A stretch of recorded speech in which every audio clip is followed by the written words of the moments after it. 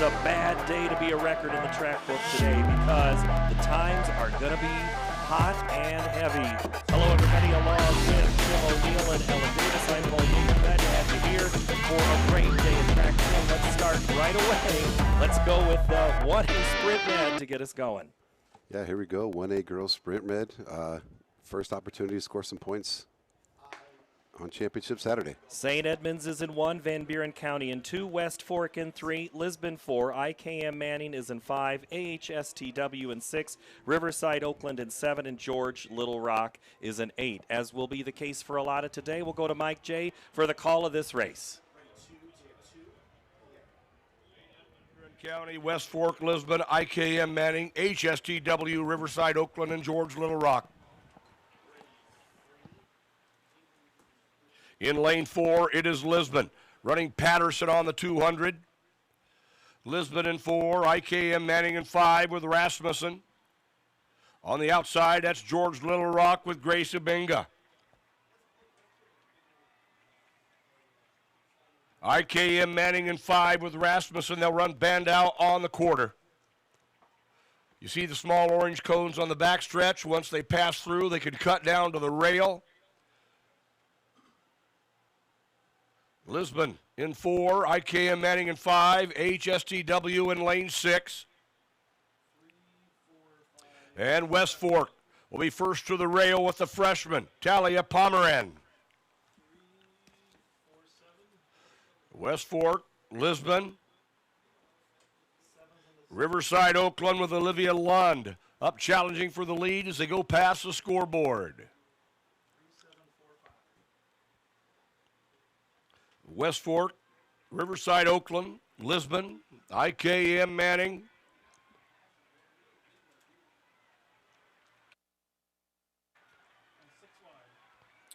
Seemingly everybody fighting for the lead here in the last 50 meters. That's West Fork on the rail. West Fork and Lisbon.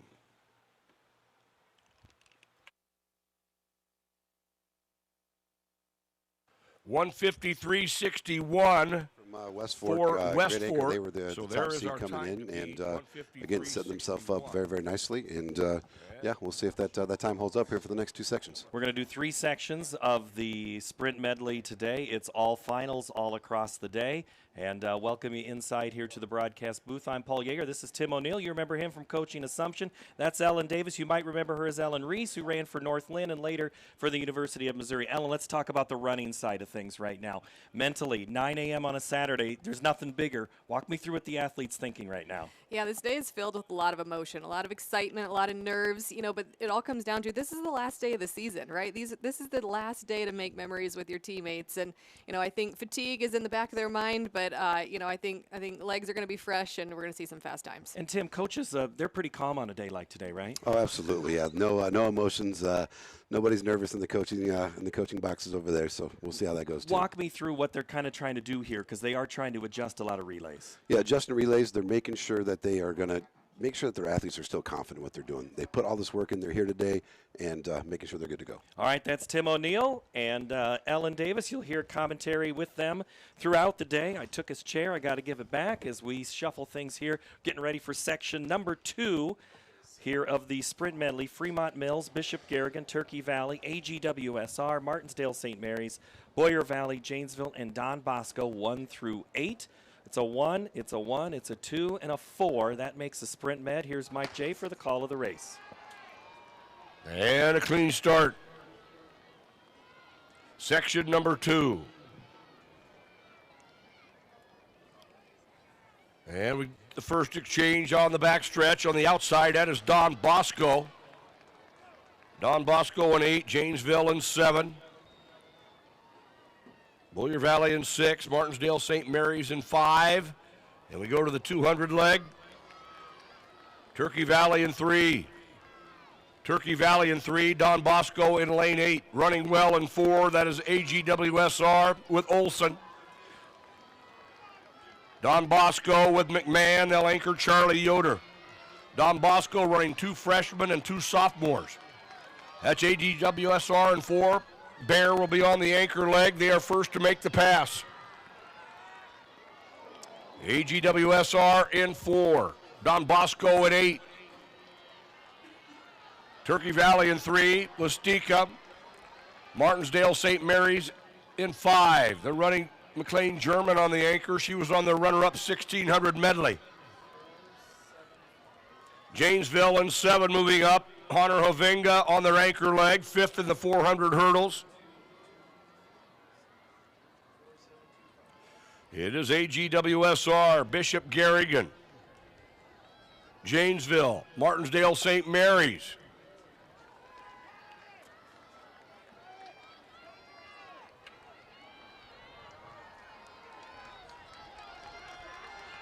And it's Bishop Garrigan with Madeline Tigas. Bishop Garrigan, Janesville, Martinsdale St. Mary's. Bishop Garrigan.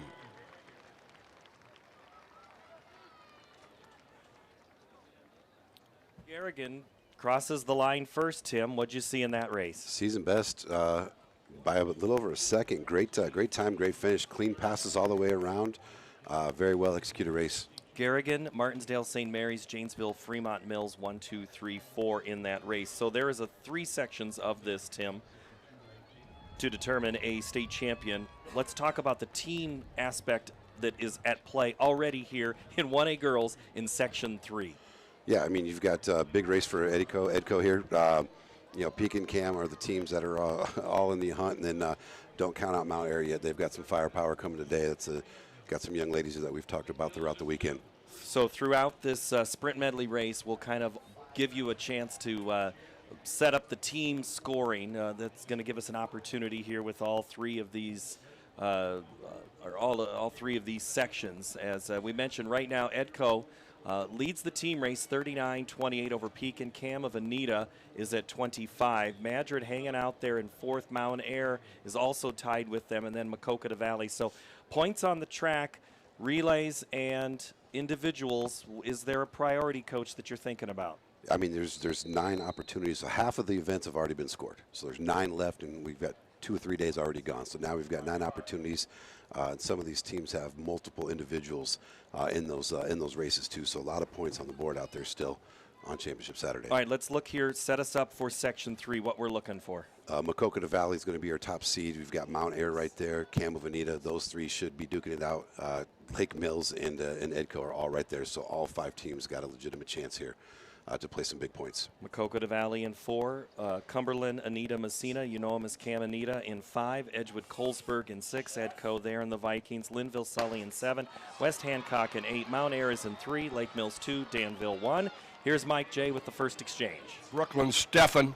They'll have Ada Hansen on the anchor leg. She won the 400 on Thursday, won the 400 hurdles yesterday. Maquoketa Valley in 4 is your defending champion. They're running Riley Reed on the second leg. They'll have Audra Burbridge on the 200. That's Edgewood Colesburg in 6 with Riley Atkinson. Edgewood Colesburg, 3rd last year. Linville Sully in 7 with Tatum Heiser on the 200. Edgewood Colesburg.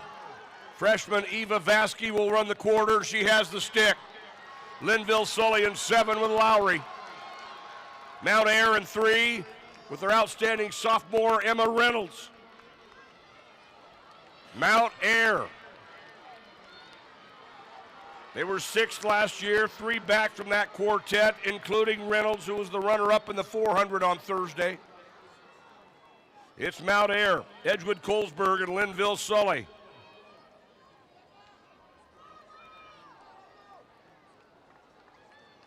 Mount Air, 152.19 is the time to beat. And here they come off the turn. Mount Air. Edgewood Colesburg with Vasky. Here comes Hansen from Cam Anita. It is Mount Air. And why not? Let's start out with a new meet record. Mount Air 147.80 Massive relay. improvements right there. Yeah, Emma Reynolds, absolutely. I know her coach, Brad Elliott's excited about her. He told me, he's like, keep an eye on her all weekend long. She is a staple in their program. Some bloodlines there with brothers, too. And gets the first ever win for a relay. So all of a sudden, shuffle it up. But Edgewood Colesburg finishes ahead of Cam Anita. So it goes Mount Air, Edco, Cam, Linville, Sully, Macocata Valley, Lake Mills, Bishop Garrigan, and West Hancock are your top 8. So there's a look at your 1A field. Let's get ready now for the 2A field, Alan Davis. So this is a overall picture. Again, only one, no prelim in this one. 3 sections. What are we watching? Yeah, we're gonna be watching. Be watching East Sac County here in Heat 1. But you know, talking about the team race, things are gonna be heating up. We've got Trainer. Probably going to score quite a few points today, and yeah, it's going to be a good day. Trainer sitting in 8th right now with 16 points. Your leader in 2A girls is Spirit Lake with 35, Grundy Center 30, Mid Prairie 27. Then it's Van Meter, Tipton, and the team also to watch, Pella Christian at 6 with 20 points and a lot of opportunities before the day is through. Yeah, we're going to see Grundy Center, Tipton, and Pella Christian in Heat 3 of this race. Expect some big things to come. Trainer Cardinals in 1, Okoboji in 2, Spirit Lake 3, East Sac County in 4. Then it goes Van Meter, Greene County, I-35, and New Hampton. So the Roadrunners in 7, Greene County out of Jefferson in 6. But watch Van Meter in 5, East Sac County in lane 4. As we get ready here, Spirit Lake, who is your team leader, Jelena Duvall to lead off. Let's go to Mike J for the call of the race. And this is section 1 in 2A.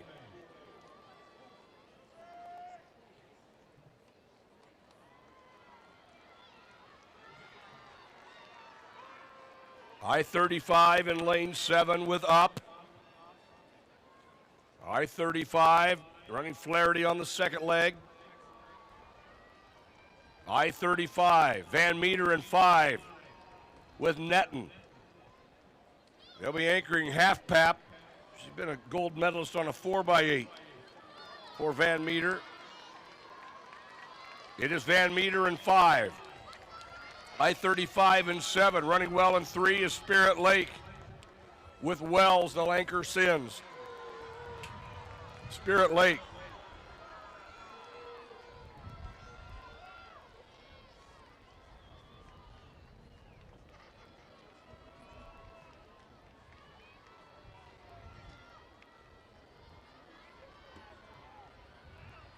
Van Meter with Olivia Halfpap.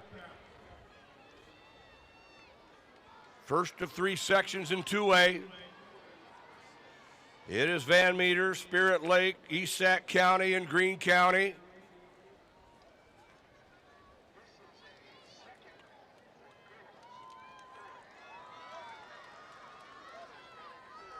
And Van Meter. Van Meter. Spirit Lake with Sins. East Sac County with Wendy Veek.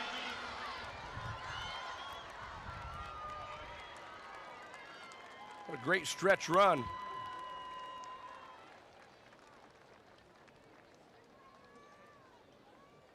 And East Sac County 152.89. So we went 3 wide right there at We the did, end. yeah. Yeah, Spirit Lake, East Sac County anchor. They dug deep for that one on some tired legs at 9:15 on a Saturday morning after coming back from a late section last night. You know, after I parked my car this morning, I saw teams rolling in. I saw a lot of yawning happening. So I bet they'll wake up real quick. Well, you can get by on day 1 and 2 with a little bit of youthful. Now you got to figure out what's my sleep been like for these young women. Yeah, that's right. Hopefully they've brought their own pillows and had comfortable beds in their hotel rooms the last couple nights.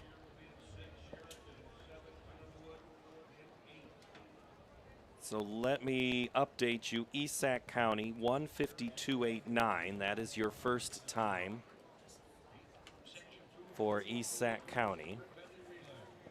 And we've already seen 15 state meet records happen. And there's the potential for there to be a couple more here before we may even get to 10 o'clock. Coming up here now in Section 2, Ridgeview, Alburnett, Clarinda, Garner, Hayfield, Ventura, Denver, Dike, New Hartford, Sheraton, and Underwood getting ready to run here on the track. What am I watching? Yeah, we're going to be watching lanes 4 and 5, Garner, Hayfield, Ventura, with the top seed time at 150.86. Denver right behind him at 150.96. This is Section 2 of 3 to determine a state championship. Here's Mike J. Section 2 of 3 here in 2A. 4 returning state qualifying teams in this section. Dike New Hartford was 7th a year ago. They opened up with Jensen. They're running Meester second. They're running in lane 6. That's Denver in 5 with Aarons. Garner, Hayfield, Ventura in 4 with Hens. Sheraton in lane 7. They went Elmore to Bishop. They're running Snook on the 200. That's Underwood to their outside with Ainsley Roberts. Denver in lane 5 with Taylor Wilson. Garner, Hayfield, Ventura with Schissel. They'll anchor Molly Maurer. And Garner, Hayfield, Ventura.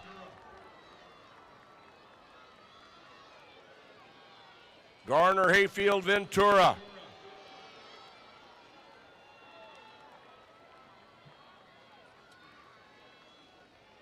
And these quarter milers passing through the cones, cutting down to the rail. Garner, Hayfield, Ventura running up front. Clarinda.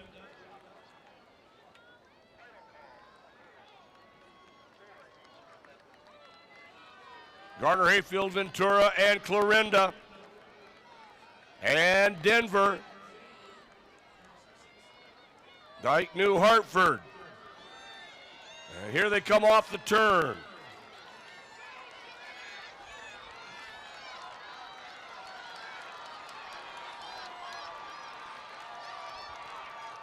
Clarinda with an outstanding finish.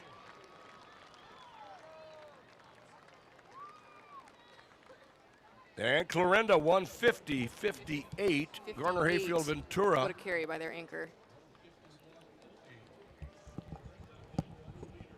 Garner, Hayfield coming in the 2 spot, 151.08. Sheraton making a run there at the end, 152 with Ellery Bird coming through, and she's been she has a busy day ahead for Clarinda. And we now move to, so that puts Clarinda in first on the compiled list. So they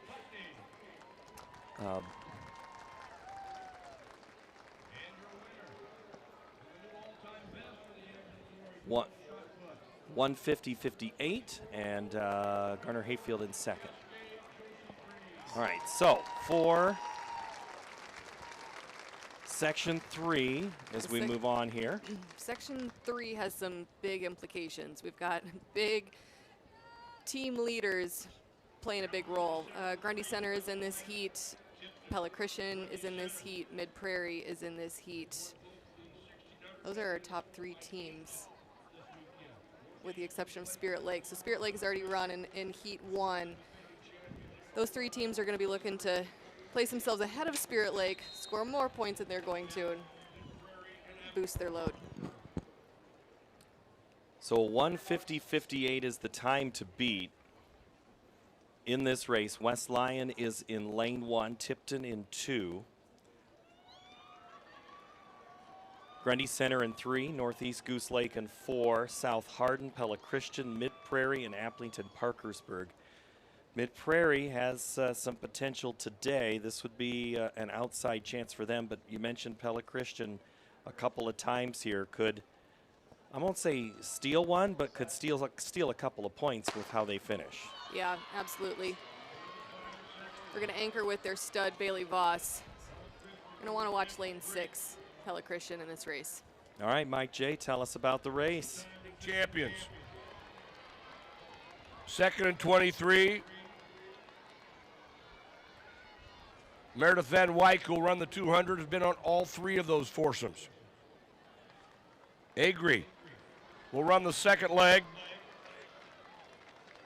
He's on the last 2 championship teams.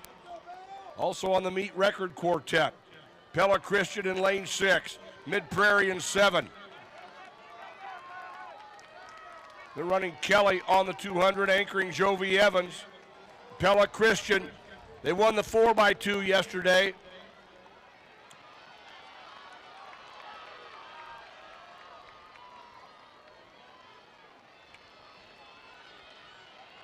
And they move down the backstretch.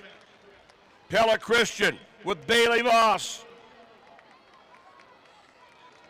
Bailey Voss, one of the most decorated female track and field athletes in Iowa history. Pella Christian, West Lyon, Northeast with Tegler, the runner-up in the 400.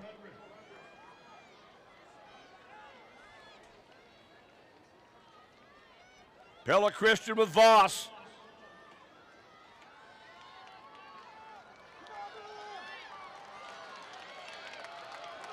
Bailey Voss, Pella Christian. Northeast with Tegler. Voss, a 2-time 400 champion. 146.04. How about another state meet for record? Pella Christian and while we're Bailey at it? Voss? Holy cow, that was an incredible effort. Woo, I got goosebumps. That's amazing. Is that 3 state meet records they've set already? I think it in the is. last 18 hours? I think so. So Pella Christian, Northeast, Tipton, West Lyon, Clarinda, Mid-Prairie, Garner Hayfield, and Grundy Center is how your top 8 finish. So that's a state championship for the Eagles at 146.04. All right, couple things I want to let you know about. We're following just a couple of field events today that are happening. One of them is the girls' shot put, and that's the para-ambulatory. And in that is Josie Green and Blake Putney. Josie Green from Cascade, we saw her on the track. Blake Putney from Indianola. Right now, it looks like Josie Green has had a throw 24.04.75. And then in the boys' shot put, it is Michael Reel from Union Liverport City, Cameron McGraw. And I think that's who we just saw throw was Cameron from Alburnett. And then it's Eli Santa from Monticello. And that is what we are following as well. But now we need to flip over to the 4A girls sprint medley. 3A We have girls 3A. sprint We med. have 3A girls first, don't we? I don't doubt the screen. I had already set it up to 3A, and I was just thinking of. I'm so excited about this 4A race with Tim. We were sharing some notes. Give me the 3A highlights. We're going to be watching lane 4, West Delaware. They've got a couple of ladies back from their qualifying 4x4 just, I don't know, less than 13 hours ago. So we'll see what they can do this morning. All right, in lane 1, Perry. Creston, Decora's in 3. Western Dubuque, Spencer in 4 and 5. Bondurant, Farrar, Grinnell. And in lane 8 is Ballard. Section 1 of the sprint med for Class 3A, 1 of 3 to get us started here. In 3A, first race of the day is off. Here's Mike J. Perry and Creston, Decorah, West Delaware. They're opening up with Peyton. They'll run Mintz in second. That's Spencer in 5. Bondurant, Farrar, Grinnell, and Ballard. West Delaware in 4. Spencer in lane 5.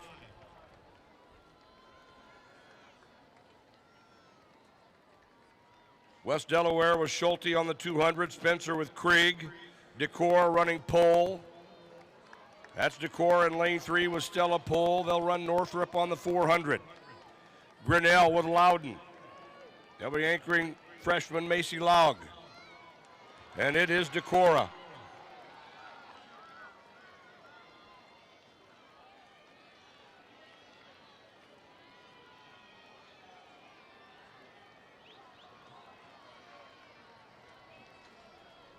Decorah on the backstretch. This 400-meter anchor leg. Decorah and West Delaware.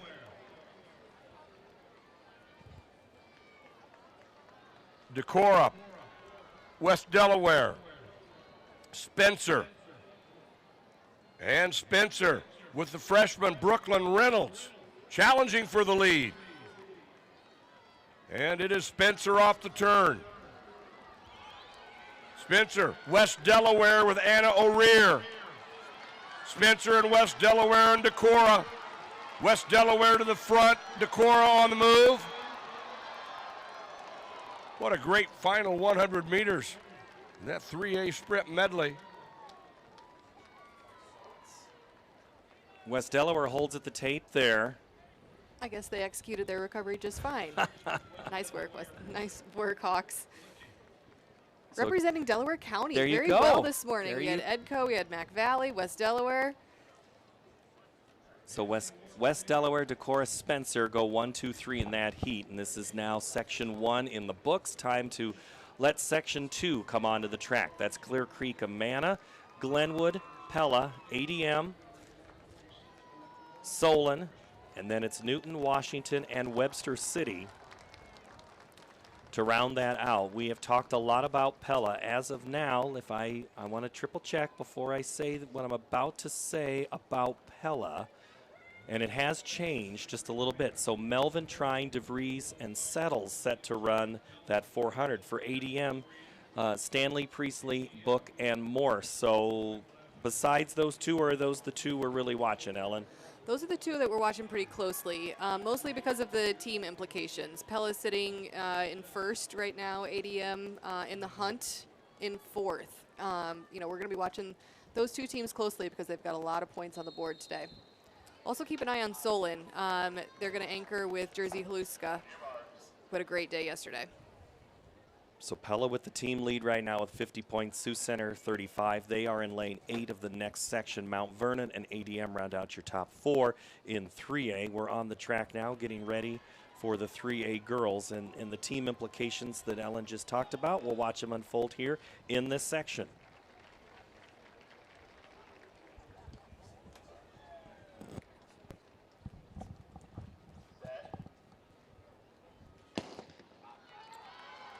Clear Creek Amana with Johnson.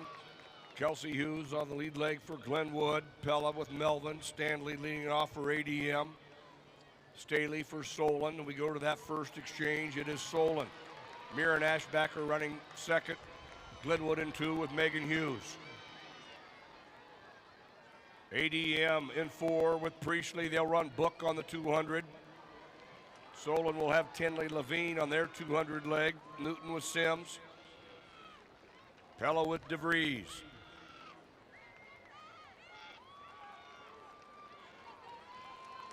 Off the turn, Newton. ADM with Isabel Book. Brook and Morse will anchor. Solon getting a good carry from Levine. They'll be anchoring Jersey Haluska. That's Pella in 3. Josie Settles on the 400. Glenwood in 2 with Hebel. ADM. First to the cones and first to the rail.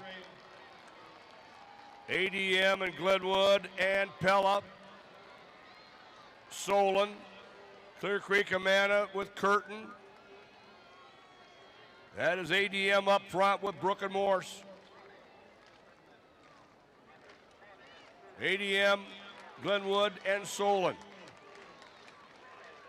Section 2 of 3 here in 3A. ADM and Solon. Haluska has moved the Spartans into second. ADM, Solon, Glenwood. 148-44. 148-44 for ADM. Solon with a really nice carry by Haluska, coming in at 149.93. So you had the daughter of 2 former Hawkeye basketball players running in that heat. Jess Settle's daughter for Pella and Adam Haluska's daughter for Solon. And I mean, just you think about how the cycles go and names are familiar. It's just super fun to see. You never know when something 20, 30 years ago is going to rear its head. All right, so that's the thoughts of Section 2. Now it's on to Section 3. So ADM's time is going to be on the board right now. ADM's 148. And in Section 3, it's going to be Wahlert, Oskaloosa, then Mount Pleasant. In the middle, Marion and Mount Vernon, Western Dubuque, Williamsburg, and Sioux Center. This key for Mount Vernon to get a good start and maybe keep themselves in the team race with this event. Yeah, this is a pretty critical event for Mount Vernon. They're going to anchor with their ace, Callie Whitaker. They're coming in with the second fastest seed time. Marion's got a blistering 146.56. But this is going to set the tone for the day for Mount Vernon.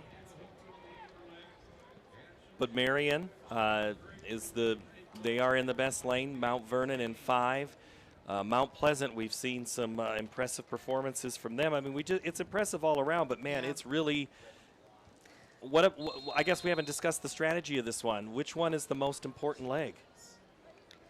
You know, again, the 400, there's the most movement in the 400, but I think the key to this race, in my opinion, is, again, the handoffs. Because you can, and you know, I say that as someone who never really handoffs were not that critical in my races, but, you know, it's easy to talk about it if you've never done it, I suppose. But well, we'll see how it unfolds here in Section 3. Wahlert, Oskaloosa, Mount Pleasant in 1, 2, 3. Then it's Marion, Mount Vernon, Western Dubuque, Williamsburg, and Sioux Center in lane 8.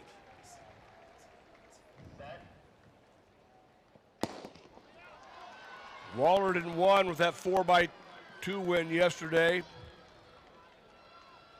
Was their 33rd state title in a relay. Sioux Center on the outside, opened up with Heitbrink. They're running Holverson. Mount Vernon in 5, running Frank on this leg. They'll be anchoring Callie Whitaker. That's Mount Pleasant in 3. Running freshman Delaney Anderson second. They'll run Scott on the 3rd leg and anchor the outstanding freshman Avery Fedler. Western Dubuque in 6 with Kolb. That's Oskaloosa in 2 with Harbor. Mount Vernon in 5 with Grace Hale. And Whitaker has the stick for the Mustangs. In lane 3, that is Mount Pleasant and Avery Fedler. 5th in the 400. Whitaker won the 400, and Fedler takes the Panthers up front. And here comes Whitaker. And Mount Vernon to the lead. Mount Vernon. It is Mount Vernon. Marion with Hayden Dietz. Mount Vernon and Marion. Marion came in with the fastest time in 3A. It's Mount Vernon up front with Whitaker. And a great close by Williams of Western Dubuque.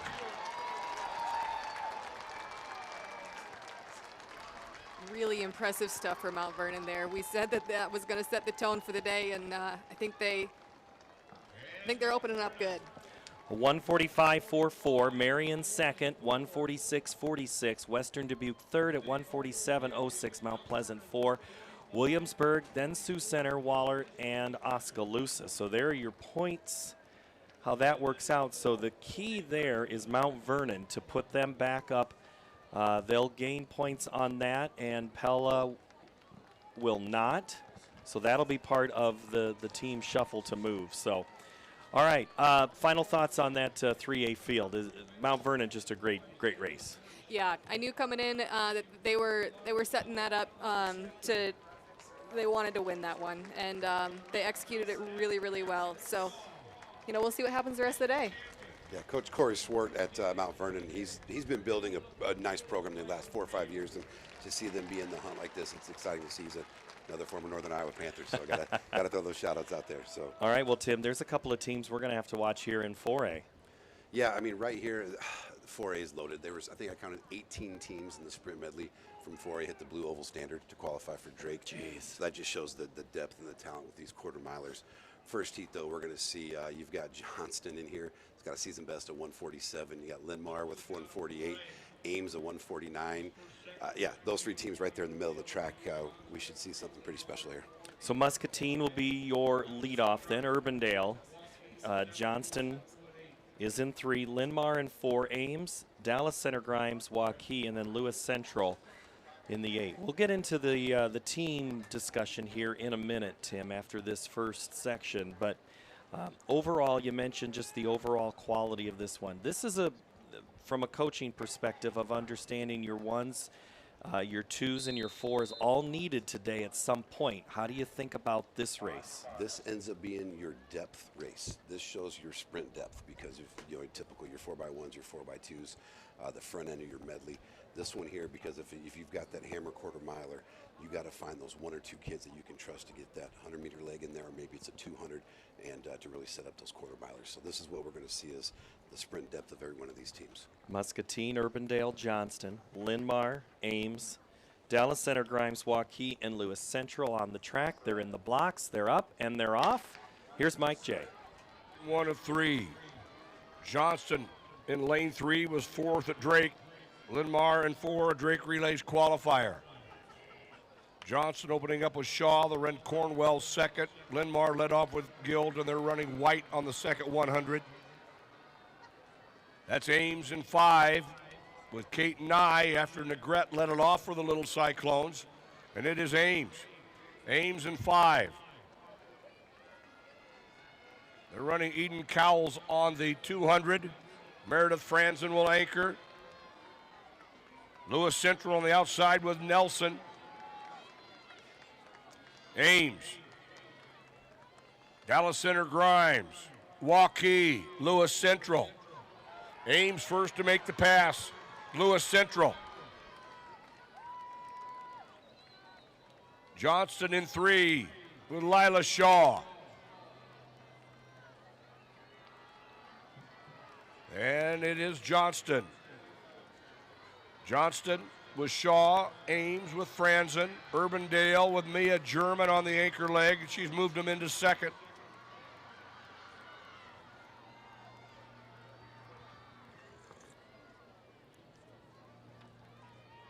Johnston, Urbandale, Ames, Lewis Central.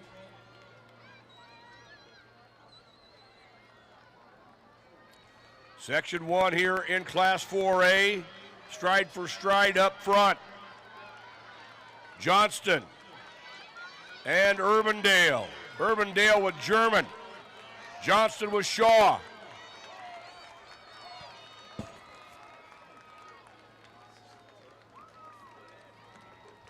And Urbandale 149.07. So Urbandale edges right there at the tape in front of their neighbor. I think they have the high V bowl still with football. That's what they could call that one, 149.07 and 149.24. You like Johnston in that race, but Urbandale comes out of lane 2. Massive season best there. At 2.5, almost 3 seconds there on their season best time. Great race for them. That was the trio of Spencer, Schneider, Mulligan, and German. German with the great leg there right at the end. Reed also had qualified, who had been listed as an alternate on that race. So again, you talk about depth when you're trying to shuffle things around. So that's section 1. Let's move on to section 2 if we could. Cedar Rapids Kennedy, Dowling Catholic, Ankeny Central Ankeny Centennial 1, 2, 3, and then it's Valley, Iowa City High, Indianola North Scott, and Iowa City West. Valley we're going to talk about a little bit later. Centennial, you and I, Tim, have discussed quite heavily. But City High is the one team we maybe not have mentioned as much when it comes to being on this track. So what are we looking for them? Coach Joe Graff and Terry Coleman been rebuilding that program here a little bit, and they're back into the mentions here. I think they still got a little work to do, but great to see them. All 3 of these teams, fireworks are coming. They've all run sub 148. We've got every team in this heat that's broke 148 mid. So or I guess even Cedar Rapids Kennedy's at 149 flat. So should be an interesting race here, and we'll see. I think the 200-meter girls are going to be the crucial separator in this race.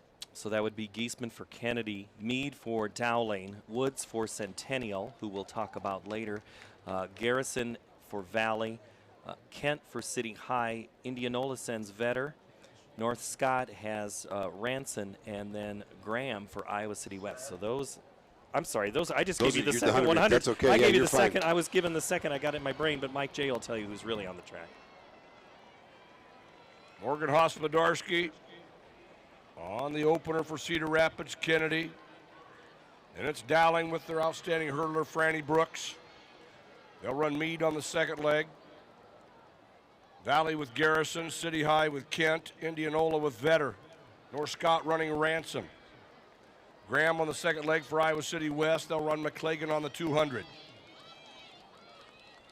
West Des Moines Valley in 4 with Sidney Small. Brooklyn Brown will run their 400 meters. Out there in 7 is North Scott with Ramirez. They'll anchor Graham. City High with Ellie Fraga. And Maeve Bowen Burt, the Drake Relays 400 hurdle champion, is anchoring for the Little Hawks. To her inside, it is Valley with Brooklyn Brown. Balashitis on the anchor for Centennial in 3.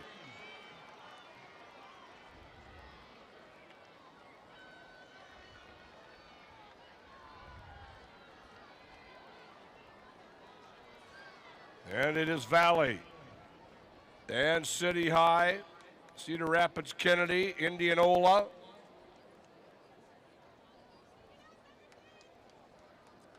West Des Moines Valley with Brooklyn Brown. City High with Maeve Bowen Burt.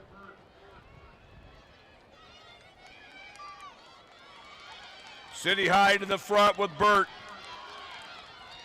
Indianola with Emma White. Valley in second with Brown. Iowa City West getting a good carry from Matthias. Great finish there by City High.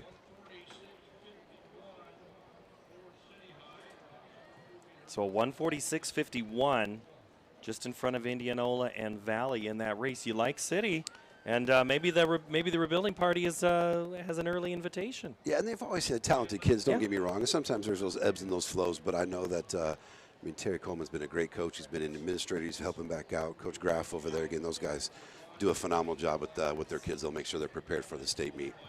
All right, you prepared for this Section 3? I am. Hempstead is in 1, Bettendorf in 2, Ankeny 3, Cedar Falls 4, Northwest in 5, Pleasant Valley 6, Cedar Rapids Prairie in 7, and Southeast Polk is in 8. Couple of things here for Ankeny. Morgan Fisher is one of those runners that she is the anchor of this for the Hawks. Had a great day yesterday and Thursday. Where do you see this race as the key? Well, Chloe Nison's anchoring from Cedar Falls, so she's the creme de la creme of the 4A 400-meter sprinters right now. You're going to see some new names for Waukee Northwest to talk about that sprint depth. You'll see Annie Adams leading this off, daughter of Chris and Audra Adams, former Leathernecks down in Western Illinois. And then, you've got, again, Morgan Fisher. Uncle chimed in, sent me a message from North Carolina. He's watching from all the way out there. He strength coach for some special ops for our military. And so people are loving Iowa track and field from all over the country here. But this should be explosive. Pleasant Valley, I expect them to be in the mix. The McDermott girl will run the 200. She'll set Kitzeman up here for a nice anchor leg. Hunter for Prairie to run the third leg for Southeast Polk. It would be Ruddy as their anchor, who we've seen on the track a couple of times this week. But 1, 1, 2, and 4, the last sprint med for the girls, is on the track now. And they're set and they're off. Here's Mike J. And Section 3.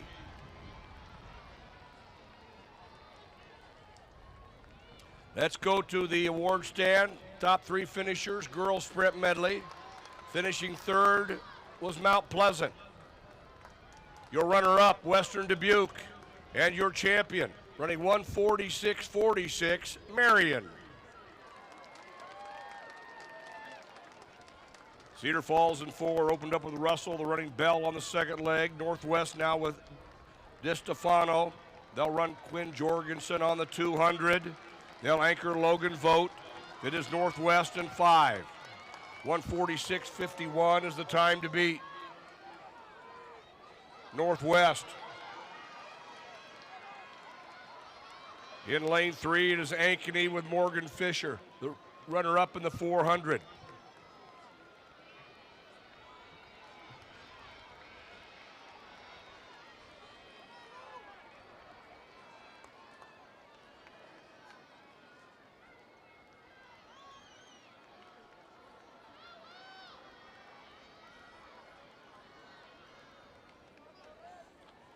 And Waukee Northwest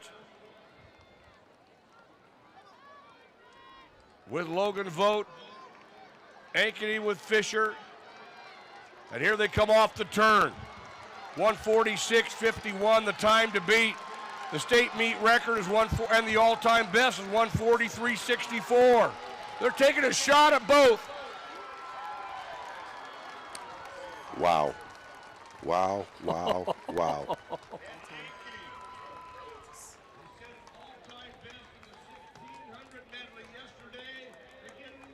Today, the all-time best at 143.06. Incredible Track race and by field those young fans. ladies.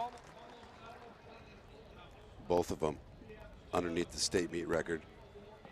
And as I mentioned, Pleasant Valley got a nice carry there. 200 Lake McDermott set up their anchor. Little 145.11 for them. Chloe Nissen was a little bit behind, had a lot of work to do. They had put so much distance. Ellen talked earlier about how important those exchanges are. That's exactly what happened. Is those first 3 legs got up there, got her.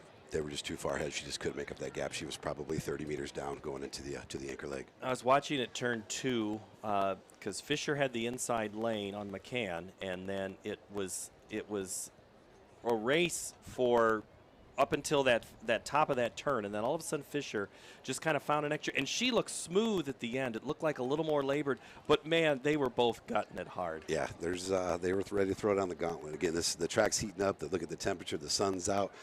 Oh, it just keeps getting better and better every race. All right, that's how it finishes as we move over to the boys' sprint medley. It's going to go back to Class 1A, as it will have 4 classes, but we're going to have 3 sections of each race here. So on the track first is Starmont, Mount Ayr, GTRA, Janesville, East Marshall, North Lynn, Maquoketa Valley, and North Cedar. Give me an overview real quick of this race. Yeah, East Marshall and Janesville and GTRA are going to be the class here. Those four teams are going to have the best times, seed times coming in, and overall season times. So they're in the blocks. They're ready to go. Here, Heat 1 of the Sprint Medley Relay to get us going on the boys' version of the track meet today.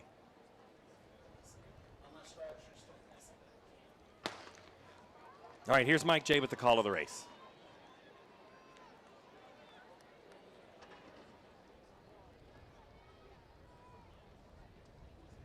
And this field on the backstretch, 1A boys sprint medley.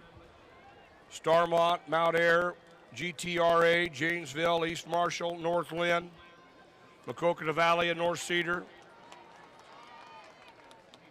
Mount Ayr won it in 24. They have 2 members back here today.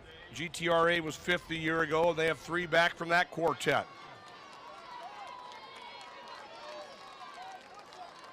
East Marshall in lane 5 with Burns on the 200. They'll anchor Cale Murphy. That's Janesville in 4. Taylor Kibbe on the anchor. In 3, Grettinger Terrell, Ruthven Ayrshire.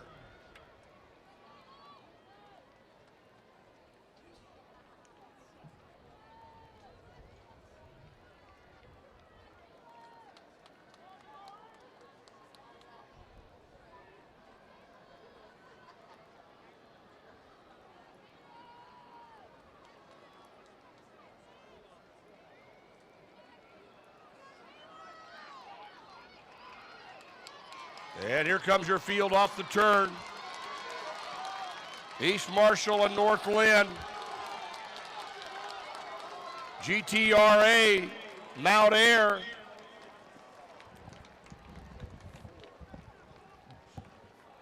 To the award stand, our top 3 teams in the sprint medley relay. North Lynn, Finishing 136.34. East Marshall, 136.40. Very close right there at the end. 2, 3, almost 4 wide as we finish that race, Tim. yeah, that was great. You know, that North Lynn presence I feel in this press box up here. You know, you never know. Might have got a little extra help from someone up here. So I guess just sad none of you had an opportunity to say Hoggenberry Oh. on the air. That was Hoggenberry. So we always made Tim yesterday give all the North Polk bios. What were the North Lynn bios there? Those. of yeah, those guys. the Hoggenberry kiddo Jackson is a son of, I don't know, is it Luke or Brett? I'm not sure, but really, really good family. And yeah, I got to see their grandma just last weekend and told them I'd give them a shout out. So here we are. Glad that it worked out. All right, Heat 2, Turkey Valley, Jackson Junction, West Hancock of Britt, Nashua Plainfield, Sibley Ocheyedan, Midland of Wyoming, George Little Rock, Woodbine, and Audubon set to take the track here in the second heat. 4 teams in this heat that are 136 flat or better. So George Little Rock, Midland, Sibley Ocheyedan, and Nashua Plainfield, all right there in the middle of the track. Should be fighting this one out. But this heat is a lot tighter than the last one as far as seed times coming in and season bests. And that's saying something because it was pretty tight right there. Yeah, we had a group of 4 there within the last 5 meters, and they kind of separated themselves with some leans and some lunges. So that's what I love about it. The thing about the sprint medley, though, is that this is that race that, you know, it's kind of touted as a small school because, you know, sometimes you don't have 4 great quarter milers or 4 great 100-meter guys. So if you have, you know, 2 of those short sprinters, one of those, one good quarter miler and a good 200 guy, this is a great event to really highlight those abilities. And it hasn't always been a boys varsity event. It's not super long in history, but it is nice to have it for the boys. We've always had it for the girls. Relatively new, yeah. Yeah. All right, we're off with Turkey Valley, West Hancock, Nashua, Plainfield, Sibley Ocheyedan in 4, Midland, Wyoming in 5, George Little Rock, Woodbine, and Audubon. Here's Mike J. And this is section 2. Woodbine in lane 7, the defending champion. Running Moores on this leg. He was on that winning quartet. They'll run Bloom on the 200. And they'll anchor Brody Pryor. He was on that winning team last year as well. It is Woodbine. Woodbine and George Little Rock. And Woodbine, Sibley Ocheyedan. Tate Marco, the 400 hurdler, gave him a fine at 200. They're anchoring Ben Byers. That's West Hancock in 2 with Brody Dixon. It is Woodbine, West Hancock, Sibley Ocheyedan.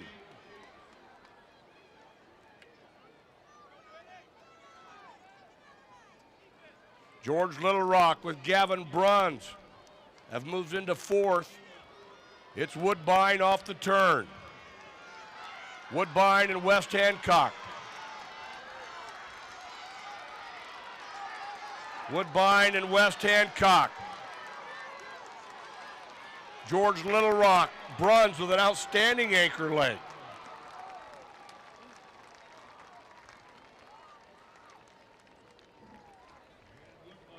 We were bunched up, just not where we thought we would be. You know, that runaway for Woodbine there. Woodbine, I know, we talked about it earlier this week. They were really trying to make a statement here, but that 134.05 now moves them into first place. Sure. The other part of that side is the, you know, we talk about the sprint depth, but it's also like if that's all you have, you're putting all your eggs in that basket. Some of these kids might be overloaded, and coaches have 3 days to figure out we got this many events that they're running where there might be a team like Woodbine that might only have 1 or 2 or maybe 3 events. So definitely a conundrum to think about as a coach, but it creates opportunities for teams that we may not be talking about. So a 134.05 for Woodbine, George Little Rock, a 134.9 for West Hancock, Sibley Ocheyedan, and Midland, Nashua, Plainfield. Audubon and Turkey Valley is how your Heat 2 finishes out for the 1A Sprint Medley. So we've got one more heat to go, and this one features English Valleys in lane 1, Camavanita in 2, Edgewood Colesburg in 3, Riceville, Pekin, ACGC in the middle, Lennox, and the Warriors of Wapsie Valley on the right side in lane 8 out of Fairbank, Reedland, and Orrin. In Heat 3, Edco, we've talked a lot about the girls, but what about the boys here in this race? Well, so they've got the 3rd fastest time of the season coming into this event. We've got only 2 teams that have just beat what we just saw in the last heat that set the standard. So I see Riceville and Pekin have great times, but Edco is right there along with ACGC. As we approach 10 o'clock here, we're almost through the 1A version of the sprint medley on boys. Still have 2, 3, and 4 to go. Let's see how this Heat 3 unfolds here. From Des Moines, a crowded Drake Stadium for the state track meet. Hardest thing to find is an empty seat here this morning. And they're off. Here's Mike.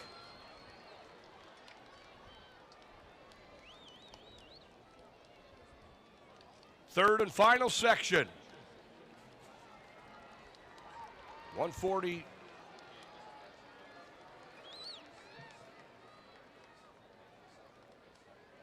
$134.05 is the time to beat by Woodbine.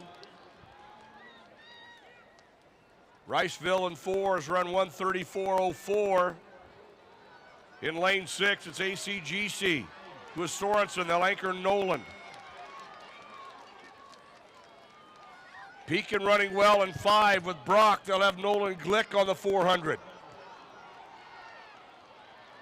Pekin.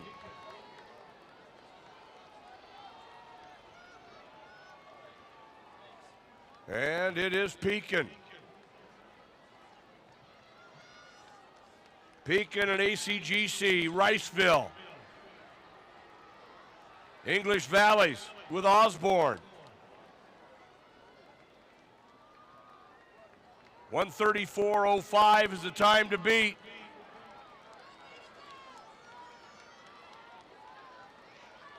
Pekin and Riceville.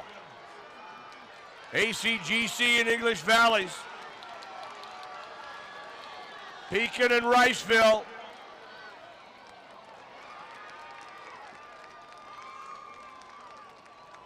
And Pekin. Your sprint medley champions in Class 1A. Pekin with a great finish there to win the championship. A 133.30, Riceville a 133.52. Wapsie is third, ACGC 4, English Valleys in 5.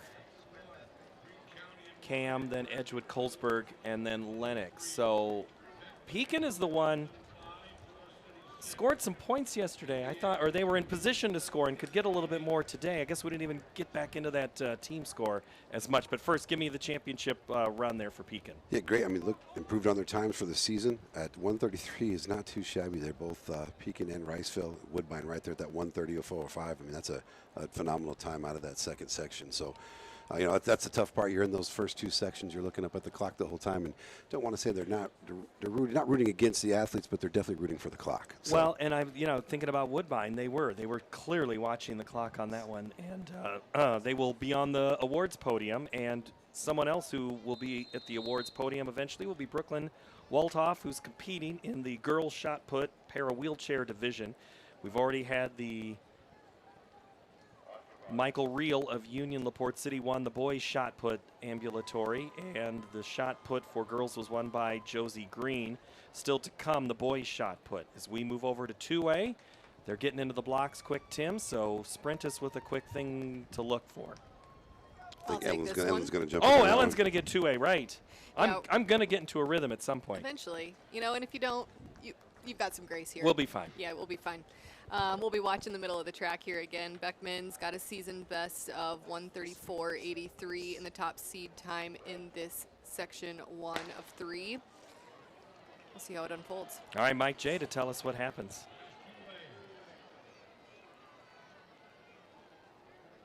Beckman in 4 with Wessels. Hudson in 5 with Colson. MVA OCOU running well in 7. They led off with Scott. Dixon on the second leg. And they've got Cameron on the 200. MVA OCOU out here in lane 7. In 4, it is Beckman with Kramer. Beckman in 4. Greene County on the inside. Mid-Prairie in 2. Mid-Prairie with Bronx Miller. They'll be anchoring Juergens. Mid-Prairie in 2. Union LaPorte City in 3. Dyersville Beckman in 4. Stephen Gert. Beckman, Mid Prairie, Hudson, Union LaPorte City. Dyersville Beckman with Stephen Gort.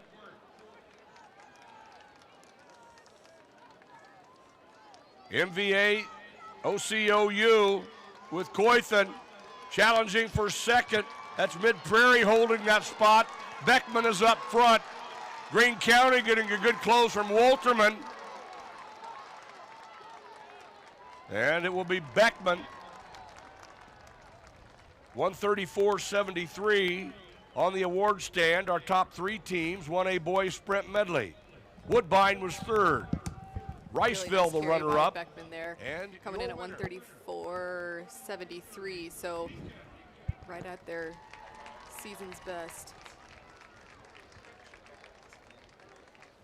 Beckman had qualified in the 4x1, 2, and 4, and here in the sprint medley, they put the best time up at 134.73. Greene County, it's over in the Jefferson area, and then Mid Prairie runs third. We move over to heat number 2, Osage, Denver, Prairie City, Monroe, Albia, Cascade, Shenandoah is in lane 6, West Branch is in 7, and then in lane 8, it's Pella Christian with a, hold on, I'm going to pause before I need to look before I speak, Ellen. I think it is. There's a Kakmarinsky. Yeah, you can never count Pella Christian out, ever, but especially if there's a Kakmarinsky in the race. We'll also be watching PCM Monroe's anchor, Kobe Durad. He put up some really incredible performances yesterday. Hovey from Denver and Topping from Cascade are another couple hammers that we're going to keep an eye on. Team race-wise, let's look at the 2A boys race. Grundy Center with 33 points, Albernet 24, and Spirit Lake with 15. Is this 2A team race over? You know, I would never say it's, no, it is not. We've got that interesting 4x4 situation that came about last night with Grundy Center being DQ'd and Albernet having the top seed time. So, no, it's not over till she sings, and we'll keep an eye on that all day. Heat 3 will bring some fireworks in the sprint med. We've got Grundy Center with the top seed time, so we expect them to score some points there. And we'll see how that unfolds. This is Heat 2, Osage, Denver, Prairie City, Monroe, Albia, Cascade, Shenandoah, West Branch, and Pella Christian. They are off. Here's Mike J. Section 2 of 3. 3 of last year's top 6 teams in this section, Osage, Denver, and PCM.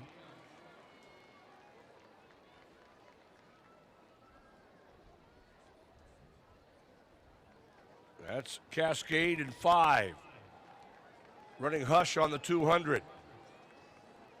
Shenandoah in 6 with Buttry, West Branch. Running Weckman on the 200. They'll anchor Neighbor. They were both on the winning 4x2 yesterday. Cascade will anchor Topping, and they'll be first to make the exchange. Cascade and West Branch. Shenandoah. Pella Christian out there in 8 with Ritzert. It is Cascade and Pella Christian. West Branch and Shenandoah.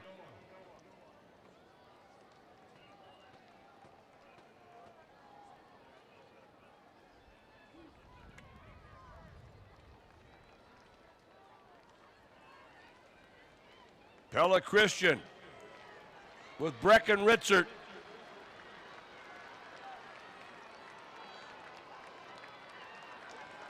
Look at this battle up front. PCM.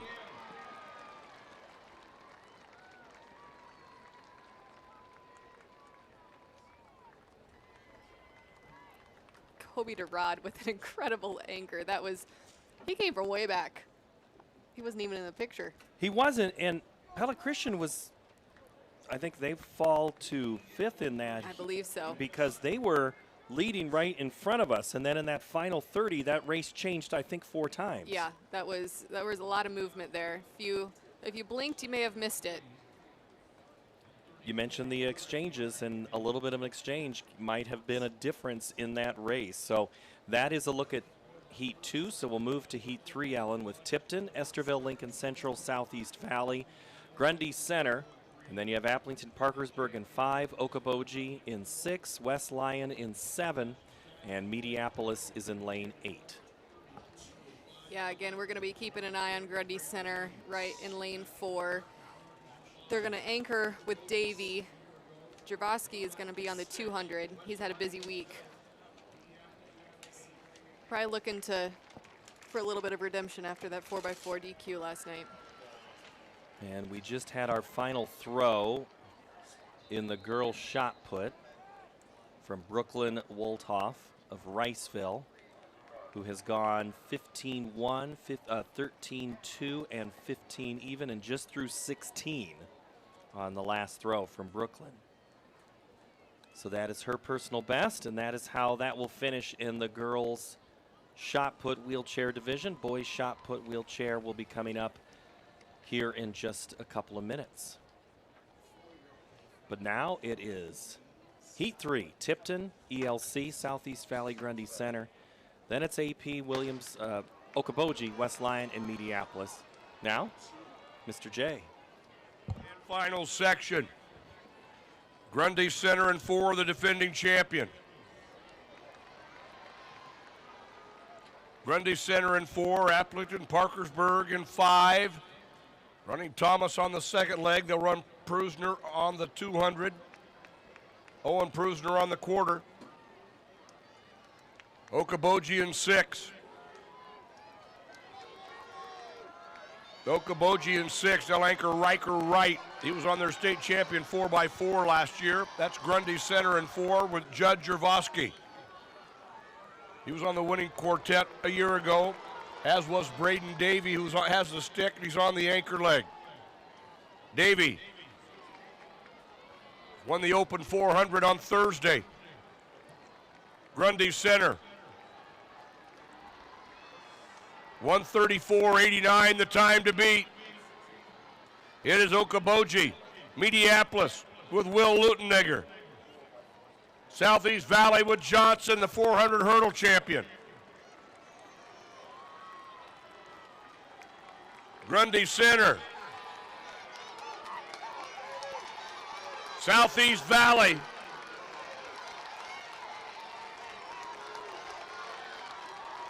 Esterville, Lincoln Central. Southeast Valley at Grundy Center. Grundy Center, 1:31.47, and that is a new 2A state meet record. Put another tally on the board, Ellen. Those spikes are still hot.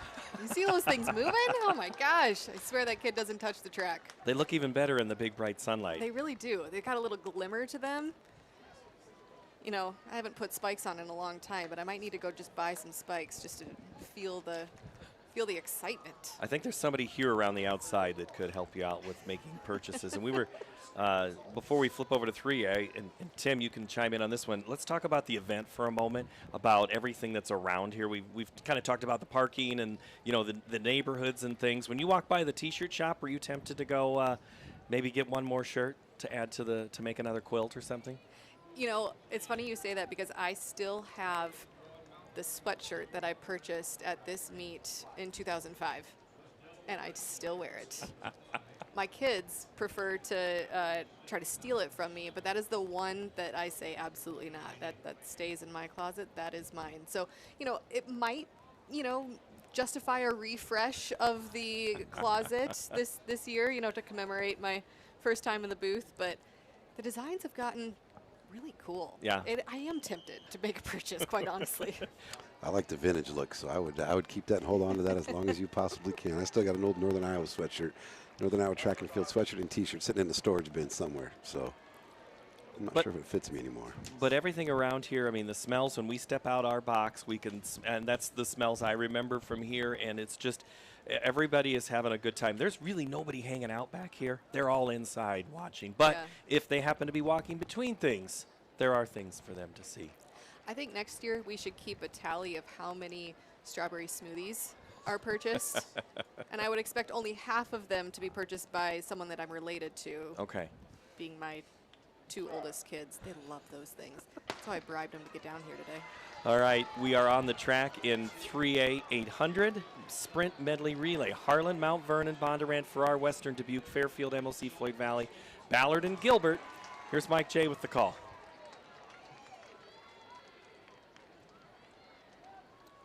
West Delaware in 4, Fairfield in lane 5. In 6, MOC Floyd Valley, the running cat on the 200.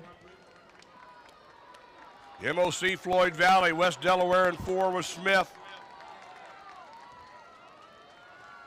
MOC Floyd Valley in 6. Fairfield with Hoffman, they'll anchor Biscard. Then Ravenhorst on the anchor leg for MOC Floyd Valley. On the outside, Gilbert with Stensland. It is Gilbert, West Delaware, Fairfield. Bondurant, Farrar, MOC Floyd Valley.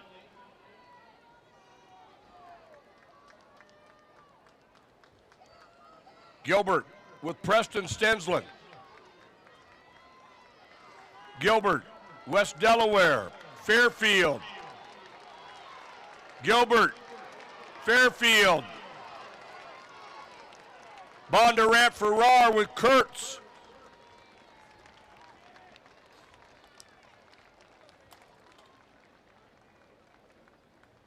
Bondurant, Farrar. The Blue Jays with a 134. That was a nice late charge by their anchor. All right, overall on this in this 3A sprint med, what are we looking at here in 2 and 3? Yeah, in heat 2 and 3, we're going to be keeping an eye on Storm Lake in lane 3 of heat 2, CPU in lane 4 of heat 2. Eventually, we're going to have an eye on Clear Lake, especially because of the team race implications that it could have here in 3A. Which we will update here right now. Pella leads the 3A with 41 points, Clear Lake 31, Gilbert 27. That's 10 of 19 events. This is 11 right now taking place. So in Heat 3 will be Clear Lake, but points still possibly could come out of this Heat 2, which is Decorah in 1, ADM of Adel, DeSoto Minburn in 2, Storm Lake 3, CPU 4, Benton Community. If you got to name them all there, you can't forget Keystone from Benton Community. Sergeant Bluff, Luton, Humboldt, and Central DeWitt over from the DeWitt area in Clinton County. Those are your Heat 2 teams.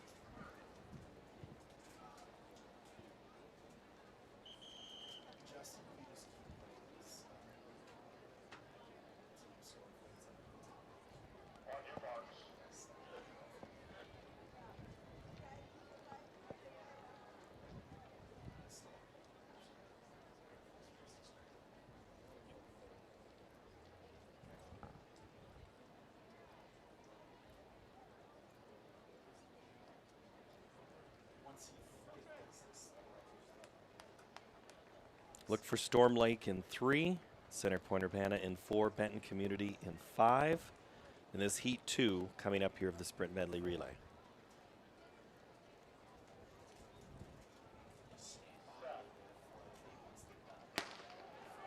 Mike J with the call of the race. Section 2 of 3. CPU in 4, the defending champions. Sergeant Bluff, Luton in lane 6. Open up with Veros to run Ehlers on the second 100. Pearson on the 200. Sergeant Bluff, Luton in 6. Central DeWitt on the outside with Palmer. They'll be anchoring Alexander Brown.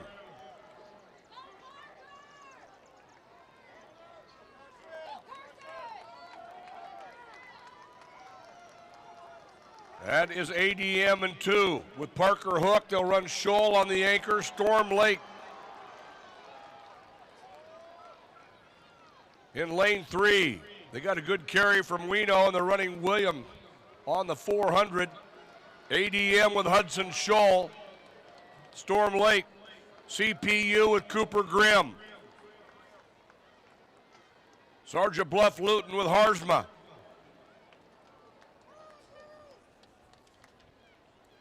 The first section went in 134.55.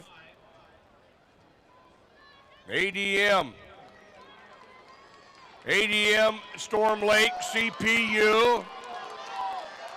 Storm Lake to the lead.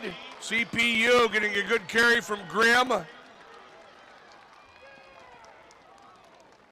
ADM was Scholl. Storm Lake, very good 133.0. boys basketball season. Pretty good track state meet for them so far, winning that heat of the Sprint Med in Section 2. ADM coming in the 2 spot. They've got such a strong and deep sprint history. It was a really impressive effort. Well, that was William finishing it off for Storm Lake and Shull for ADM.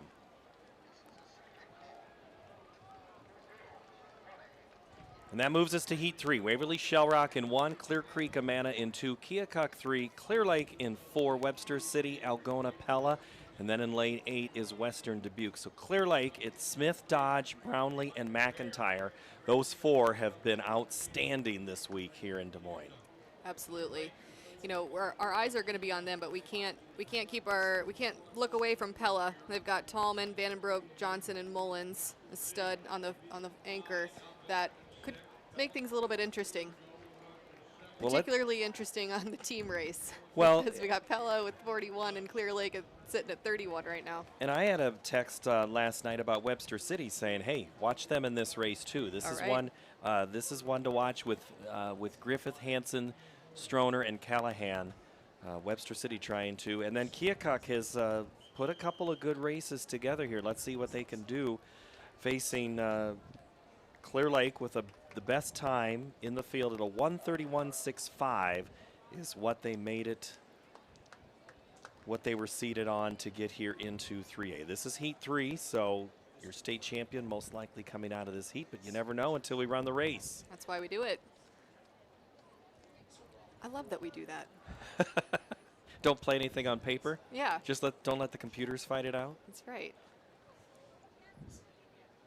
Good start, important here for this race. Waverly Shell Rock in 1, Clear Creek Amana in 2, Keokuk 3, Clear Lake 4, Webster City in 5, Algona is in 6, lane 7 has Pella running, and 8 is Western Dubuque. Mike J with the call of the race.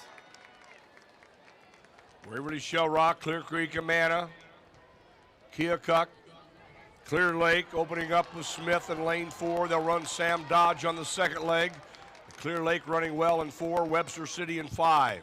Algona opened up with Weichert. They're running Walker on the second leg. They'll be anchoring Alley. Algona in lane 6. That's Western Dubuque on the outside with Bergfeld. Clear Lake in 4 with Isaac Brownlee. They'll be anchoring the freshman Madden McIntyre. He anchored the winning 4x2 yesterday. Clear Lake.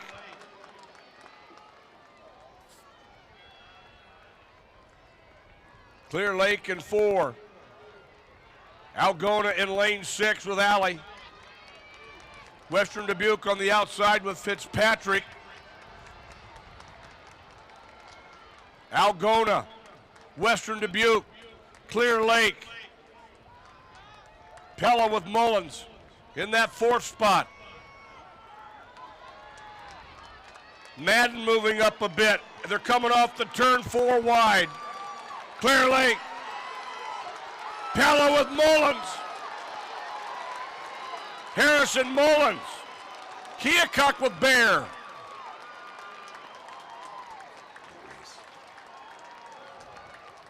And Pella, 130.91.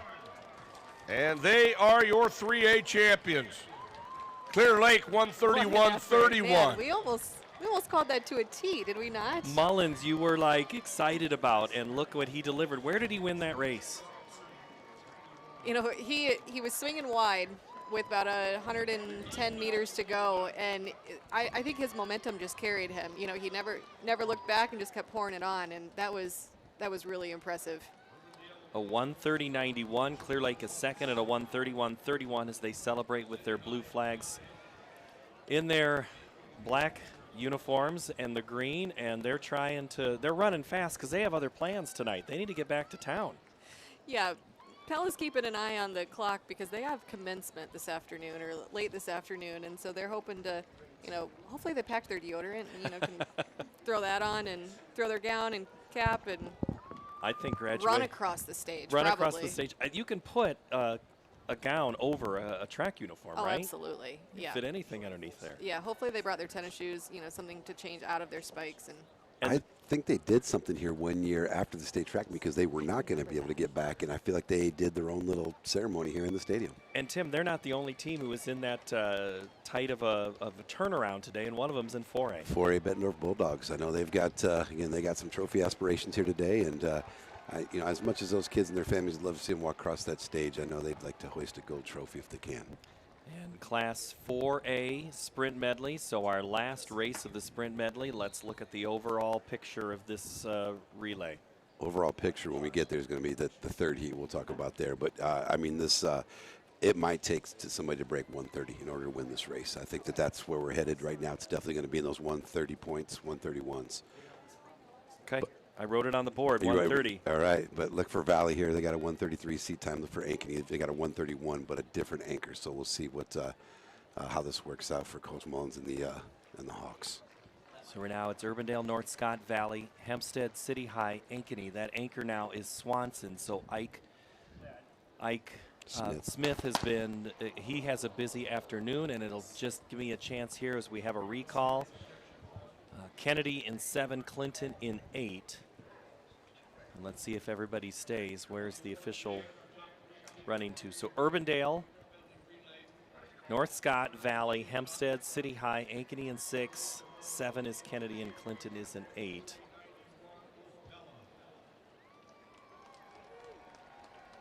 And as of now, everybody is still on the track. But here comes the hat. The red hat. Nobody wants to see the red hat walk into their lane. Walking towards the front, and it's going to be 1.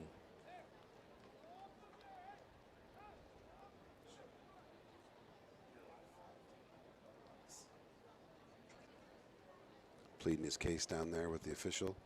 He's saying he flinched, it looks like. Saying the block slipped. He's well coached. I like it. I can tell you that right now. What do you say in that situation, Tim, if you're the athlete? You say you either heard something in the stands or you say something slipped with my blocks. That's why he was doing that. I'm not saying anyone was dishonest down there. I'm saying you got to plead your case. Look, if you're not going to fight for yourself down there, nobody else is going to fight for you. So Urbandale will live to run another race here, and we'll get all settled back in. And it gets usually pretty quiet here about the start of those races, but there is sometimes a lot of noise going on. I'm sure no officials or starters are listening to me on this on this stream. And right? you've been working with them a little bit. A little bit, yeah. I like the view up here much better. A lot less angry people up here. Here's Mike J with the call of Heat 1.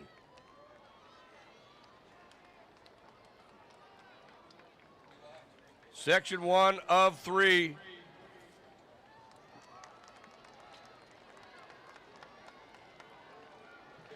West Des Moines Valley in 3, Dubuque Hempstead in 4, that's City High in 5. Cedar Rapids Kennedy in 7.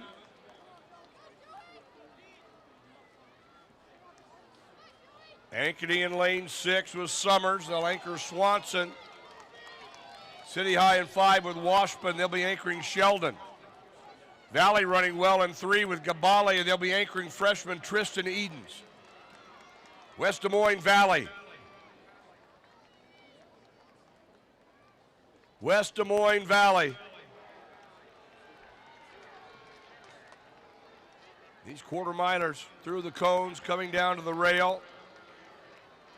It is West Des Moines Valley, Dubuque Hempstead, and City High. Ankeny.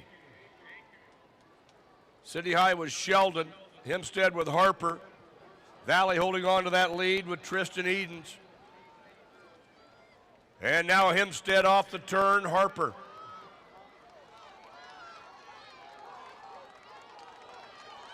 And Harper takes the Mustangs to the lead.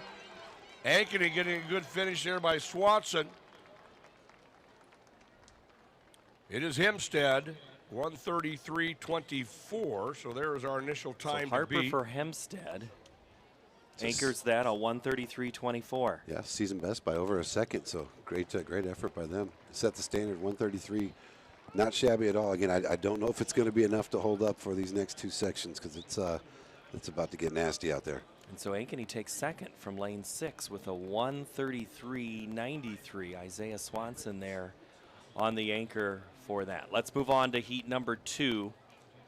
Norwalk, Cedar Rapids, Jefferson, Johnston, Indianola in lane 4, Senior in 5, Ames is in 6, Iowa City West, and Cedar Rapids, Washington on the outside to start this race. Norwalk has had some flashes, and when you talked about depth and maybe only opportunities in certain spots, maybe this is the point where Norwalk could make a little noise out of 1. Yeah, it's a tall task out of 1. I was going to save that for Bettendorf. I'll talk a little bit about that in the next heat. But yeah, they definitely going to have their work cut out to get there. You know, Johnston, Indianola, and Senior all have times that are sub 1:33, and then you've got a couple teams there with Cedar Rapids, Jeff, and Ames that are hovering right over the 1:33 mark on the season. So expect to see a very, very tight race for the first 600 meters, and we'll see how those guys separate themselves with 200 to go.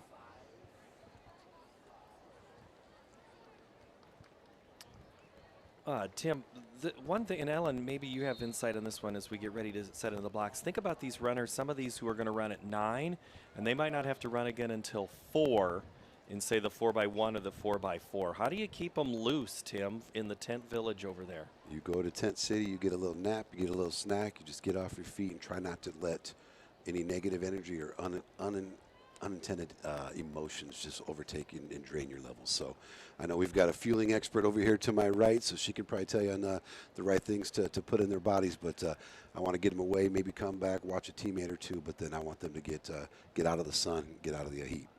Yeah, you're conserving mental energy and physical energy. And if you've got that much time, you know, you're thinking about the sheer amount of time that you're covering. You're eating a meal as soon after you get done with your first event, getting prepared for the next one. And we are into the next event. Here's Mike J. with the Sprint Med heat. Dubuque Senior in lane 5. Johnston in 3.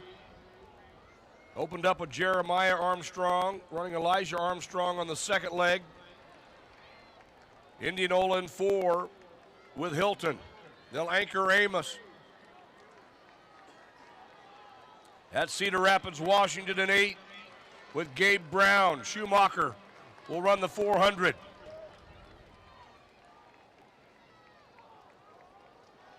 Indianola with Amos to their inside. That is Johnston with Chase Wilson.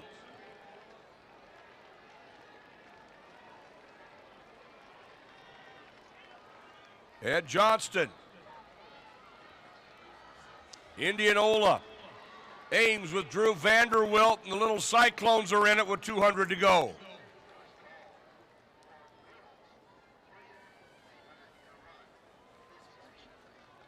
It is Johnston, Ames, Indianola, Dubuque Senior with Charles Crow. Dubuque Senior. It's Indianola with Amos.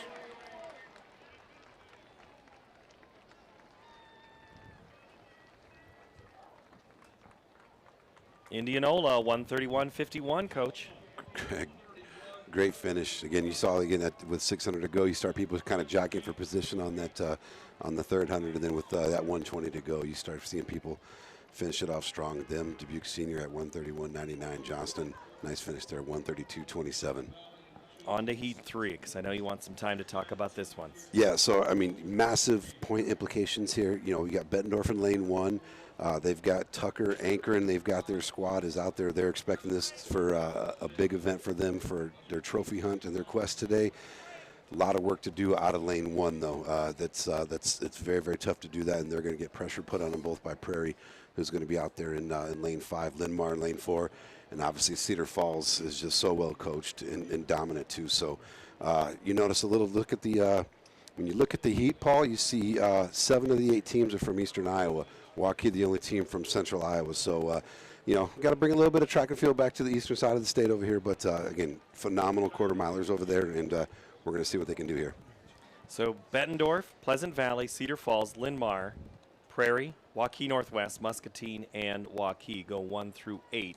But the team race right now, Bettendorf 47, Cedar Falls 36, and Indianola with 28. Now Indianola, yeah, they needed something big there. They needed something to happen. You were looking hang on. Yep, you were looking at the 130 mark, and they were a 131 in that previous race. As we scroll through the team scores, they're up on your screen with the rest of the teams that we talk about. But again, tough to win out of 1. Let's see what Magic 7 can do for Muscatine. But really, you're liking Cedar Falls here in 3. I like Cedar Falls, yeah, and I honestly I think Prairie's going to have something to say about it. I think if this race goes Prairie's way, we're going to see those checkerboards jumping up and down a lot more as the afternoon unfolds here. As we roll past 10:30 in the morning on Saturday morning, it is gorgeous outside. Those who are in the stadium are just smiles on their face because of the great track and the excellent weather. So thank you to the weather folks who did great to dial this one up today. Sprint medley, Heat 3, the last of the 4A races. Here's Mike J.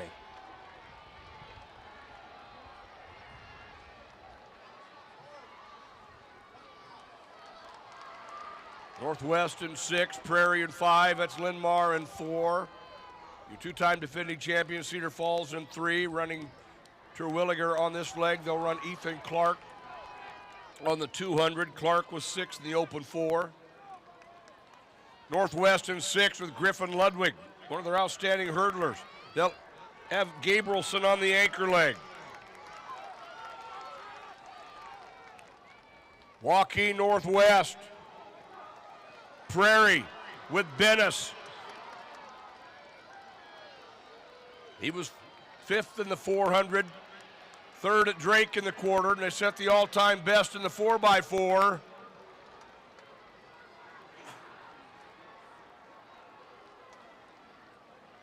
Cedar Falls with Marcus Tomljanovich. Linn-Mar with Swisher, Pleasant Valley with Herlick, Prairie with Bennis. Linn-Mar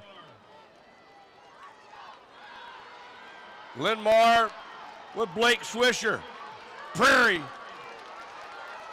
with Bennis, Linn-Mar, and Prairie. Cedar Falls with Tomljanovich.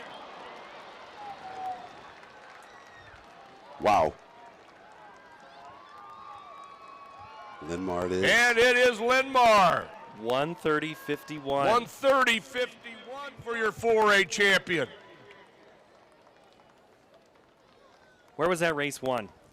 Well, I saw a couple of mishaps, and I would throw it.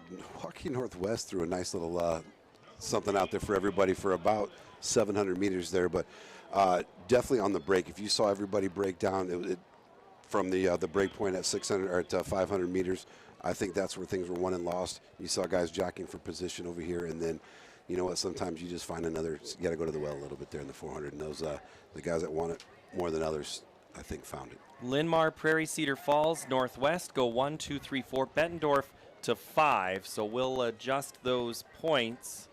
But Cedar Falls, that's a huge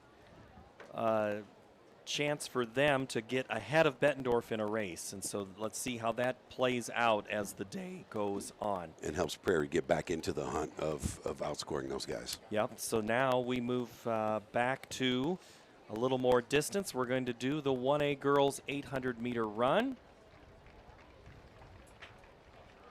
when we return from the Blue Oval in Des Moines.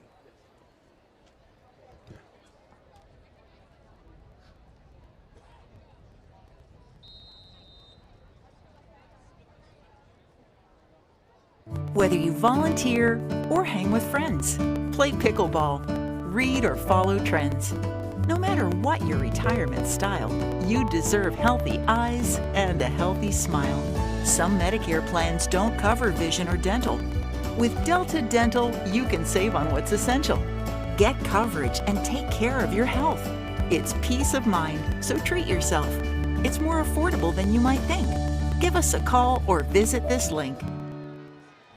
In our hometown, connections are personal, and trust is important. At Northwest Bank, we're more than just your bank. We're your neighbors.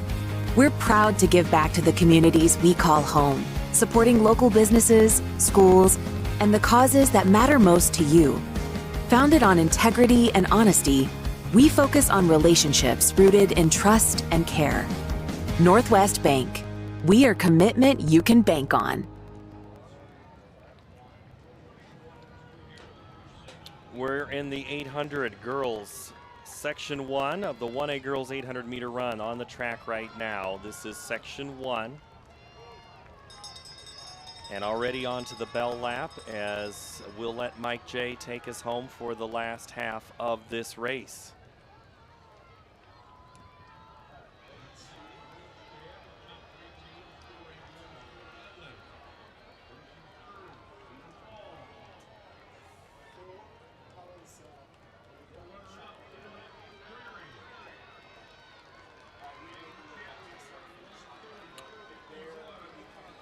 Where's Danville at? She's a 216 girl. Yeah, she's got a PB of 216. She hasn't run that fast this season, but probably talk a little bit about weather and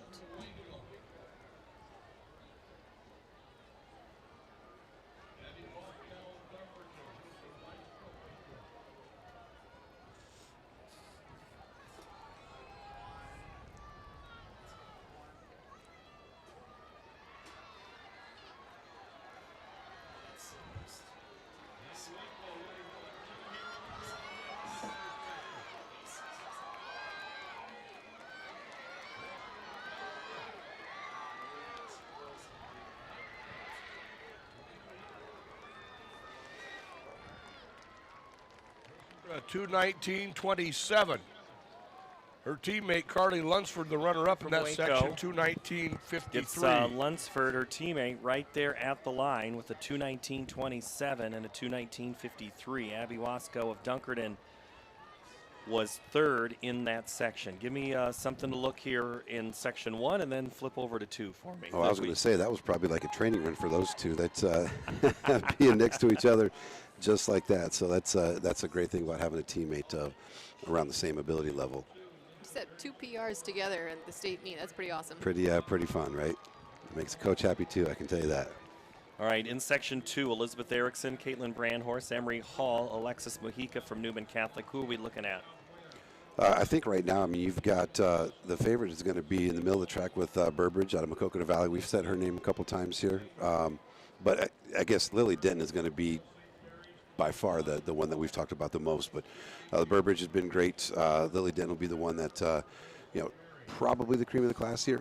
We'll see how this goes. And we'll see if she's trying to conserve some energy for a big race that she's got coming up later this afternoon. Lily Denton in a... We're going to have a restart here. Already leaning back. Had somebody get a little antsy up there, toe on the line, and you can't win that race in the first step nor the first lap, as you probably know, but sure can lose it, right? You sure can. Denton starting in 5 in the white top. And we'll let Mike J walk us through the race. Denton getting out well. She's anchored their 1600 medley to wins each of the last 2 years. She comes in as the 1A leader at 2:15.01. Lily Denton of St. Albert.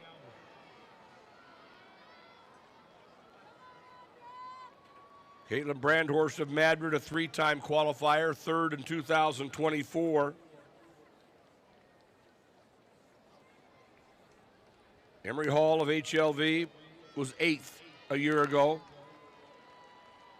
And here is your leader on the front stretch, Lily Denton of St. Albert.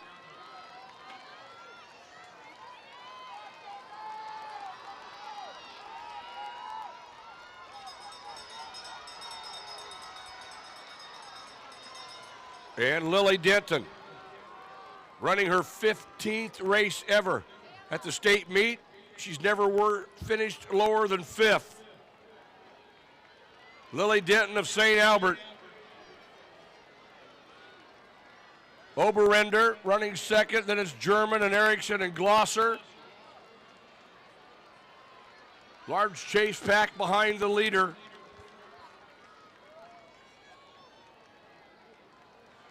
Lily Denton. She's won 6 track titles in her career, 2 in cross country.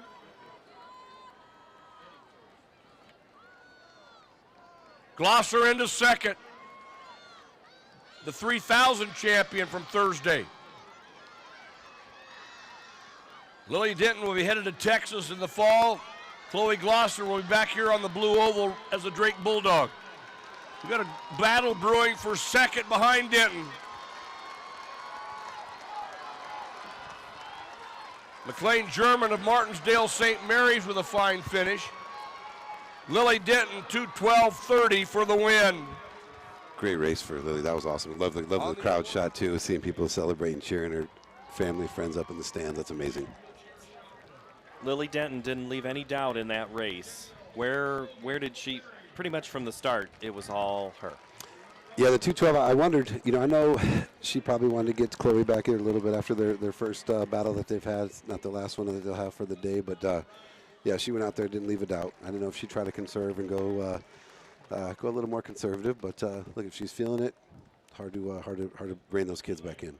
Volleyball, cross country, soccer, as well as track and field here in the spring, so very busy for Lily, headed to Texas, and we will see Lily later this afternoon. Chloe Glosser is second, McLean German is third, Piper Smith is fourth. On to the 2A girls 800-meter run final, 2 sections. Section number 1, Ellen Davis, what are we watching for here? Yeah, we're going to be watching Rachel Shanny from Emmitsburg, wearing hip number 9. She's got a personal best of 2:14, a season's best of 2:21, but we have to keep in mind these girls ran through some really crummy weather all season long, so it'll be interesting to see. We saw a ton of personal bests set in both sections of 1A. Hope to send these girls home with some PRs. Beautiful day to do that. Mike Jay's going to give us some commentary during the race.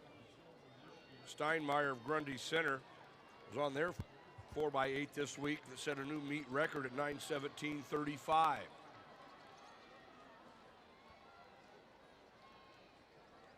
Alani, a returning qualifier. Shaney of Emmitsburg, wearing hip 9, was second last year.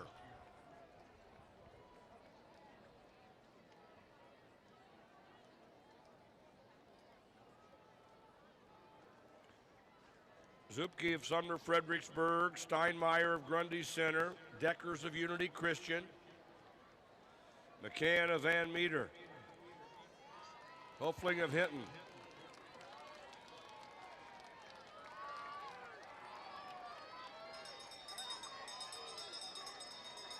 and the bell lap, 66.85 at 400. Or Shaney of Emmitsburg. Then it's Deckers of Unity Christian. Steinmeier, Hofling, and McCann in that battle for third.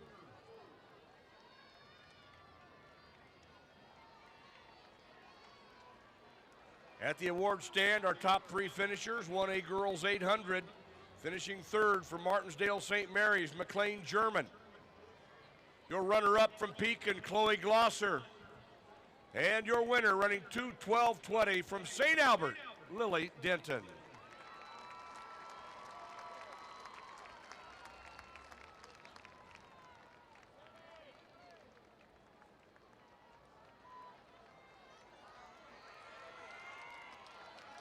Shaney of Emmitsburg out to lead this first section from gun to tape.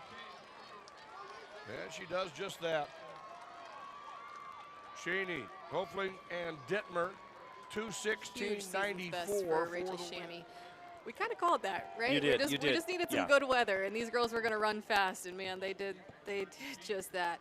2:18 for Cambry Deckers, huge personal best for her. Gosh, you love to see that on a Saturday morning. And the things you're going to love to see right now is coming up in this next race here. This 800 Section 2 for 2A. A lot of great names in here. Maybe not quite the headliners, but pretty darn good runners and having good days here. Yeah, we're going to be watching hip numbers 9, 10, 11, and 12. We've got Grace Storyhan wearing hip 9. She's from Grundy Center. She's got a personal best of 2:12, which she ran at Drake Relays, giving her 9th place this year in a completely loaded field. We've got Grace Ham from West Branch with a personal best of 2:14.62. She was also in that Drake Relays loaded heat. We've got Rachel Hotstetler, who comes from a strong bloodline of really, really great runners in heat 6 or in lane 6, and Peyton Reese from Monticello wearing hip 12. All right, we're off and into the second turn already. Here's Mike J.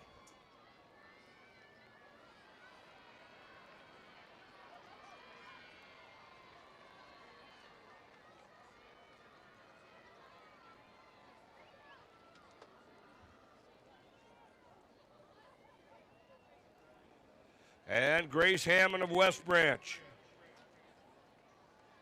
Storjohan. Storjohan comes in as the 2A leader at 2:12.94. 9th at the Drake Relays.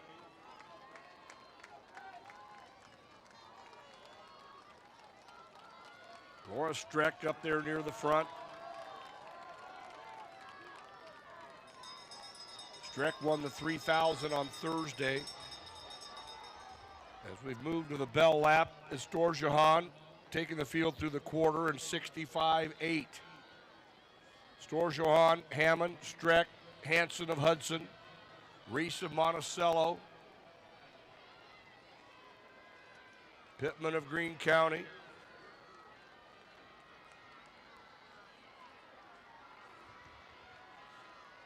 Grace Storjohan, Grace Hammond, Laura Streck, 200 left.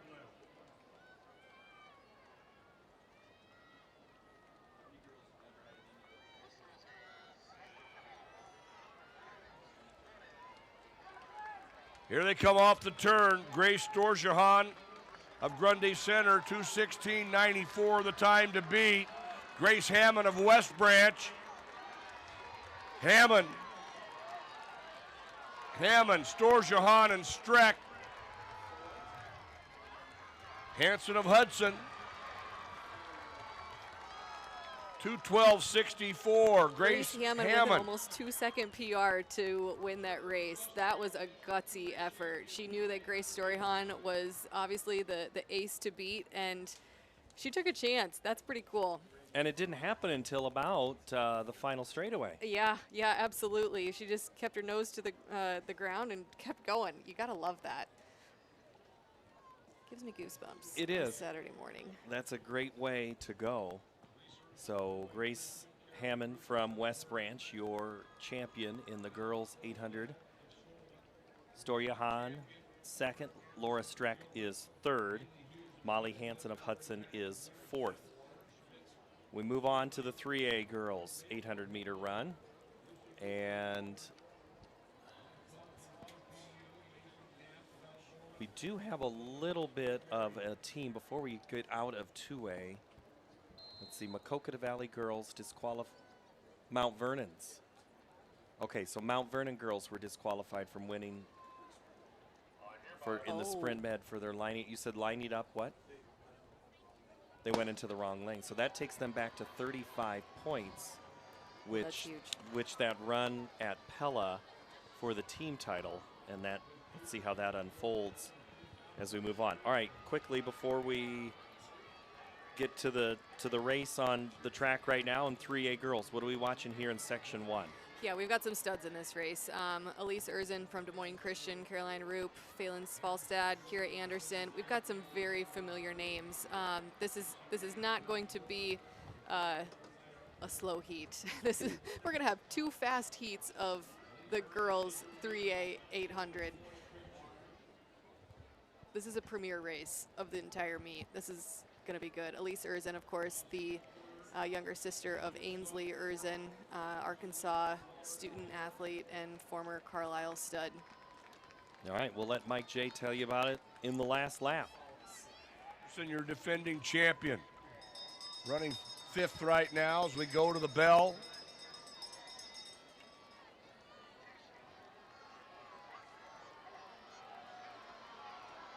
(62-15) at the end of the first quarter for Erzin.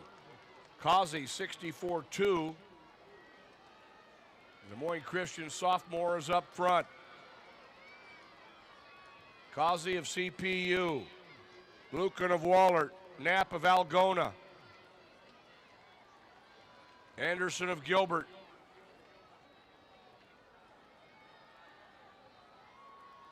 Elise Erzin. She's been our leader from the gun. Des Moines Christian sophomore.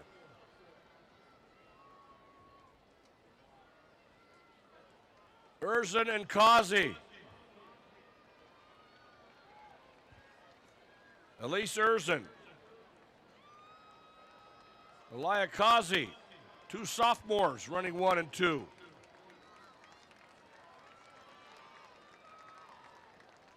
Back of Winterset, another sophomore, into that 3rd spot.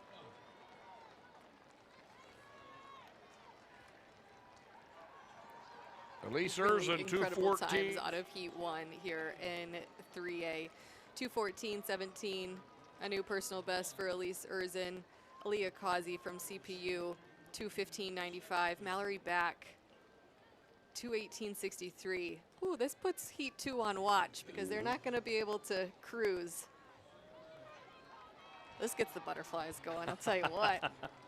This brings me back. This is exactly, I can almost feel the the flutters that I felt 26 years ago. It was a long time ago. I don't know. Math, not my strong suit, but Couple extra deep breaths being taken down there after That's seeing right. that time. Yeah. calm that nervous system, positive self-talk. Who are we watching in this race? All of them. All of them. All 12 with the This is potential. an incredible heat. We've got Evelyn Moeller wearing hip 1. Already a winner. Already a 3K winner and state meet record holder. We've got Addison Dabrowski from Marion, Elizabeth Vandevort from Pella, Avery Fedler out in 12, the phenomenal freshman from Mount Pleasant. She's out. Colby Oldenkamp, Audrina Jones, couple of runners from Sioux Center. Got some more really big team points on the line here. Woo! All right, go. before we pass this one off, let's discuss a little bit of strategy here because it's a little packed in that back.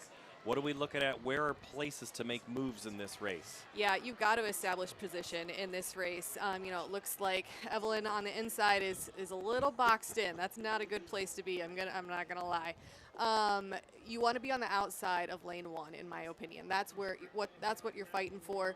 Of course, the top 2 girls, right? They can go wherever they want to go, but that pack is they're using a little bit of additional energy to establish their position, and now it looks like it's opening up a little bit, and they have some breathing room. And looks like somebody made it from the boxed-in position to move into 3rd. Yeah, Evelyn's moving into 3. She's got some work to do. She's going to have to get those legs turning over.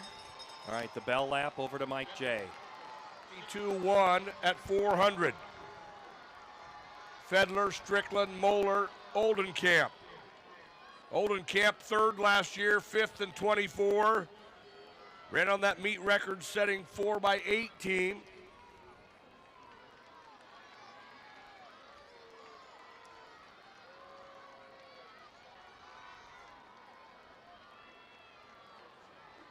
And it is Fedler. Oldenkamp. Been on 2 winning relays so far this weekend. That is Avery Fedler, the Mount Pleasant freshman.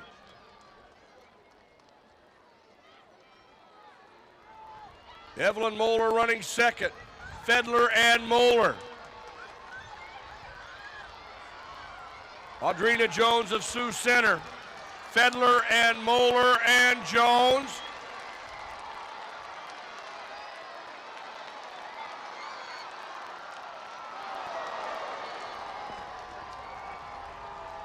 Evelyn Moeller.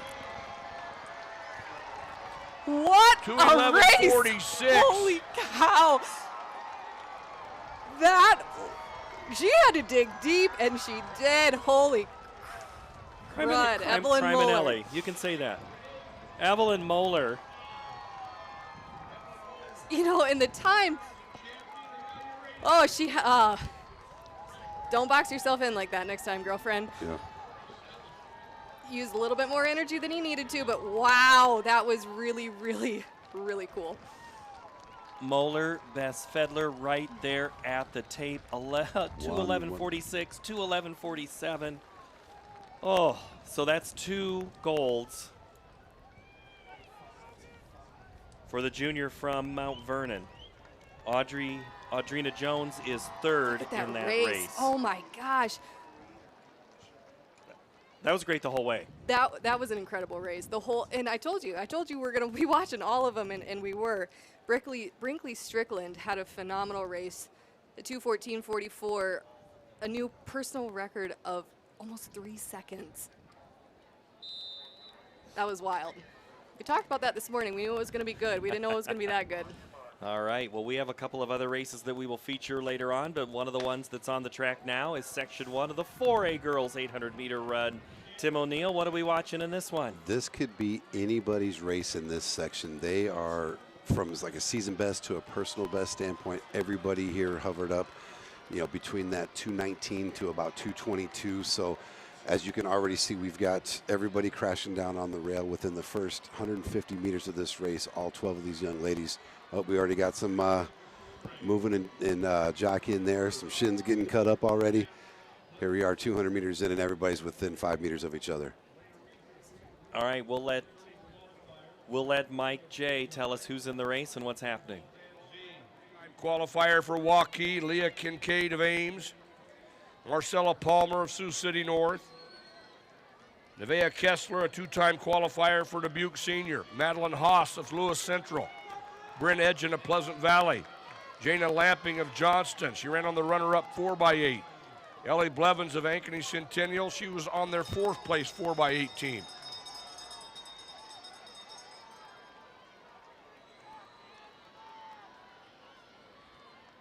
First of 2 sections here for the 4A girls, 65-7. Madeline Haas takes us through that opening 400.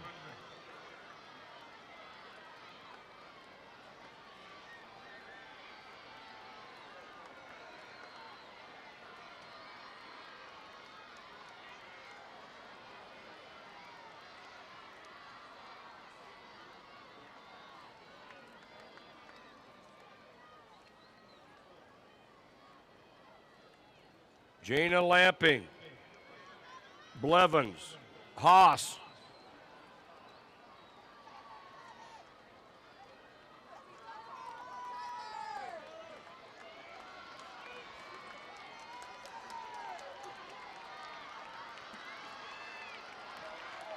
Amy Baugh Van Zee of Waukee moving up a bit. Blevins of Centennial, returning qualifier with an outstanding finish, 2:15:11. Lamping 2:15:66. Haas was third. Great first heat there. Ellie Blevins there, Amy Baugh Van Zee 2:15:11. fourth. Ellie Lamping Blevins there, puts up 2:15:66. Great start times. And again, same thing for the second section. You got to run sub 2:15 to score, but we've got plenty of firepower in this second section.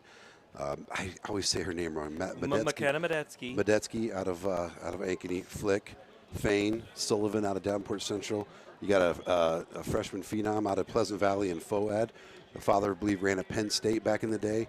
He's an orthopedic guy over on the eastern side of the state. And then you've got the tandem from Waukee Northwest and Vanderlei and Danny. So plenty of firepower here in this second section.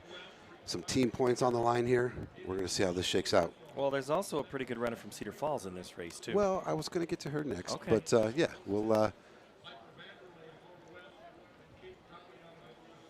was going to say that was a name. That's one of our all-time names for the weekend here. It is. So It's no Newt Rogney, but it's close. it is close. All right, this race, McKenna Medetsky, who was part of an all-time best already in the distance med, won the 800 at the Drake Relays. She is in lane 1. This race can be won from lane 1. We just saw it in 3A. Let's see what happens here in 4A as we back off. And I'm going to guess she's have a little different strategy than what we saw in that last race. And it is a sprint right there. You Oh, see absolutely. Let her Medetsky. hold her spot. She learned from watching that heat. That's right. I'm sure she probably learned that prior to that. Most of them know that. Yeah, those first 3 steps are critical. So critical. If you're in lane 1 of the 800, you have to have the mindset of a sprinter. Absolutely. That is your blocks moment. And foot speed wins all races. And Medetsky holds the lead And going big engine. into the scoreboard, into that turn, but it is all packed up right behind her. I suspect this will start opening up with right around 400, 450 to go. Fain is right on Medetsky's backside. We'll let Mike J bring this race home for us. The 400 and the 4x8 this weekend. That's Sullivan of Davenport Central. Moving up a bit on the outside. Medetsky will lead us through 400. 103.45.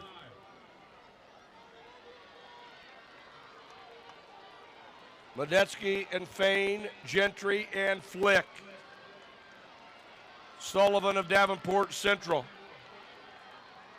Vanderlei of Northwest. Both Vanderlei and Danny were on that all-time best-setting 4x8 team. They ran 8:58.01.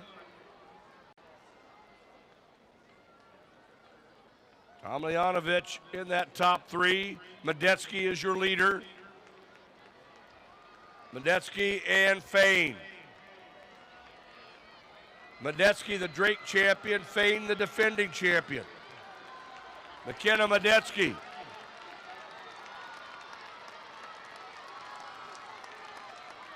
Medetsky.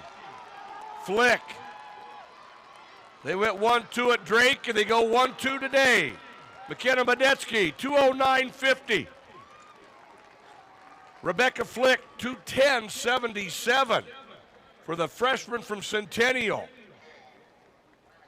I won't say Medetsky led start to finish, but it was darn close.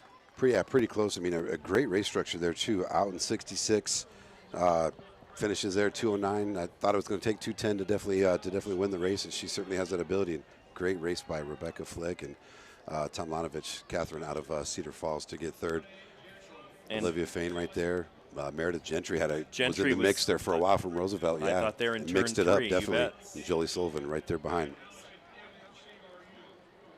All right, so that is how our 4A McKenna Medetsky gets another gold medal this weekend. Rebecca Flick from Centennial is second, 210.77, and Tomljanovich and Fain, Gentry, Sullivan, Vanderlei, and your 8th place is Ellie Blevins from the first section. We'll step away for a moment and keep running. Now the boys' turn when we return. Something exciting is growing on Iowa farms these days. Innovation. From tractors that seed, weed, and harvest with data-driven precision to drones that scout or plant cover crops to protect soil and water. Even our animals live in smart homes with round-the-clock care. Technology keeps your food safer, water cleaner, and makes us more sustainable. Because what we do here benefits everyone here. Life on the farm makes everyone's life better. It's the simplest expression. The smallest thing that changes everything. A smile. So easy. A smile lights it up. Apologizes. Unwelcomes unconditionally. Because the shortest distance between two people is a smile. Thank you. Hy-Vee, where there's a helpful smile in every aisle. Back here at our state tournament, or state track meet coverage brought to you by Farm Bureau. The 1A boys 800-meter run is on the track. We're already on the bell lap. Mike J will get us through. for the final 300. Talby and Osborne. Rogney, the 3,200 champion for Lake Mills, is running 5th.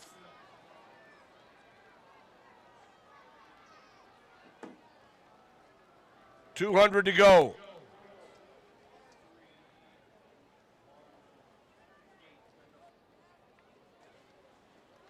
Tyler Talby of Springville, Noah Horn of Danville. Horn to the front. Noah Horn, the Danville senior. Newt Rogney of Lake Mills with a late close. Osborne of English Valleys. Newt Rogney.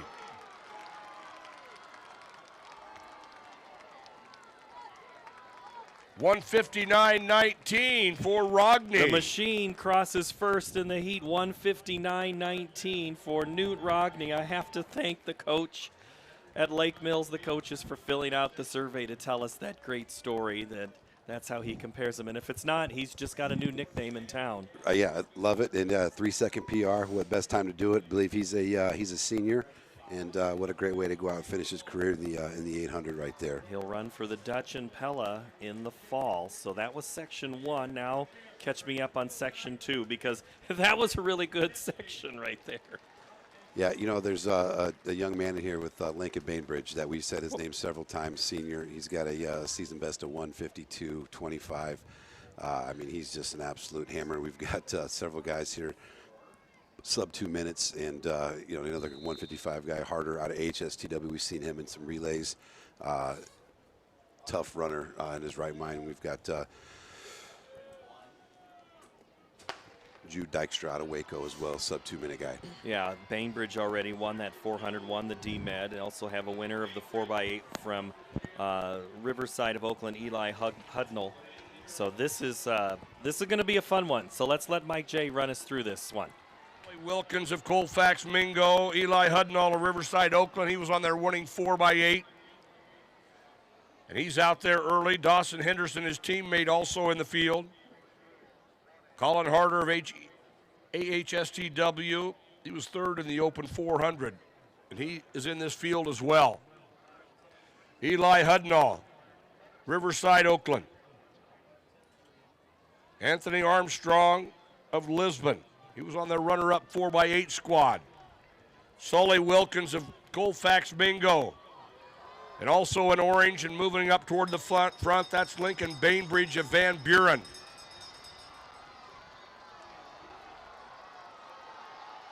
Bainbridge anchored their 1,600 medley to a win. He won the open 400. Bainbridge came into the state meet as the 1A leader in the 200, the 400, the 800, and the 400 hurdles. Bainbridge with 200 to go. Then it's Harder of AHSTW, returning qualifier from a year ago. Dawson Henderson of Riverside, Oakland. Lincoln Bainbridge. He's run 152.2 this year. Harder of HSTW. Lincoln Bainbridge, Van Buren County. 153.76. Great race. Harder 154. So he does it from lane 1. Adds another gold, a 400 distance med. And now the 800 for Lincoln Bainbridge. The senior with a fantastic race right there. Didn't have quite the drama of the other races. Colin Harder from AHSTW from Avoca there is in 2nd. Dawson Henderson from Riverside is 3rd.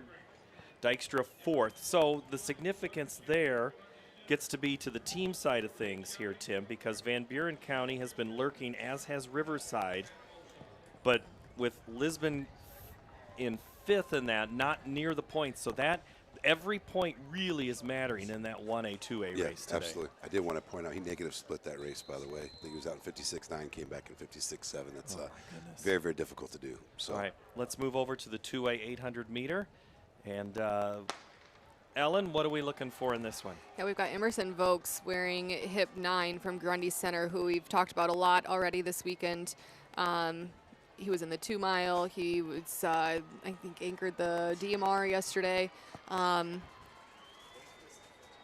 looking for some fireworks out of Heat 1 in this section.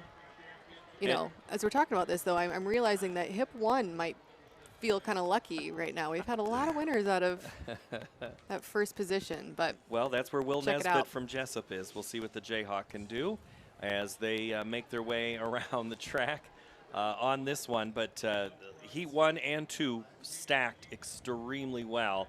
Mike J to call the race for us here in the 800 Heat 1. Jackson Burrell of Anamosa in the 3rd. Stoltz Appella Christian. Shuknek takes the field through 457.7. At the award stand, your top 3 finishers, 1A Boys 800. Finishing 3rd from Riverside, Oakland, Dawson Henderson. Your runner-up from AHSTW, Colin Harder. And your winner, running 153.76 from Van Buren County, Lincoln Bainbridge. And Vokes to the lead with 200 to go. Vokes, Shuknek, Stoltz Appella Christian. He was on their 4th place 4x8. Will Nesbitt of Jessup. He's moving up through the pack, challenging Vokes for 2nd. Griffin Stoles, Pella Christian. Emerson Vokes of Grundy Center. And Stoles will put up our time to beat 158.03. 158.03. Griffin Stoltz with a big PR, running 158.03. We've got 5 runners in that race under 2 minutes. And if I am correct, I don't think any of them had been under 2 minutes prior to this race. So we like to see that. Okay, I don't know. Is this more of a condition of the spring was so much of a struggle weather-wise, or is today's perfect conditions state meet adding to this? We watched this incredible times coming in today. You know, I think it's a multifactorial thing, right? We've got perfect weather, very low wind, and we had poor weather all spring. These guys did not have great conditions to run in, but you know, these coaches are really smart. They have them peaking at the most appropriate time, and you know, this weekend is on. You look at this and you work backwards on your calendar, and you know, these coaches know what they're doing, and they've done their homework, and they've got their guys and gals ready to run their best when it matters the most. All right, Heat 2 is stacked.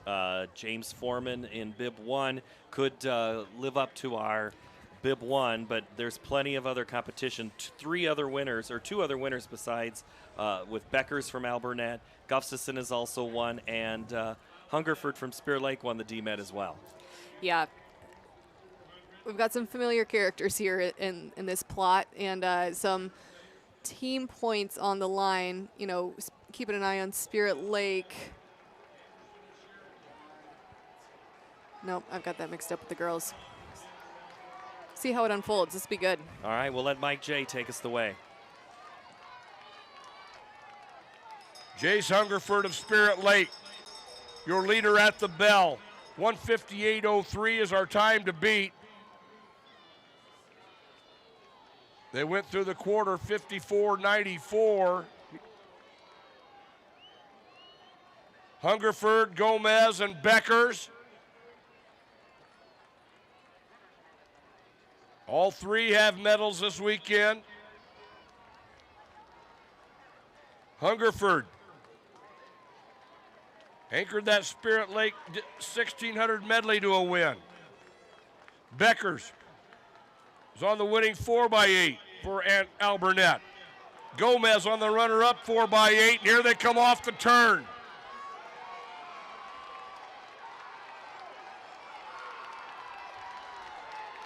Caden Beckers of Alburnett. Beckers on the winning 4x8, fourth in the 400. He's your 800 champion at 151.86. Caden Beckers of Alburnett. Really gutsy performance from Caden Beckers from Alburnett.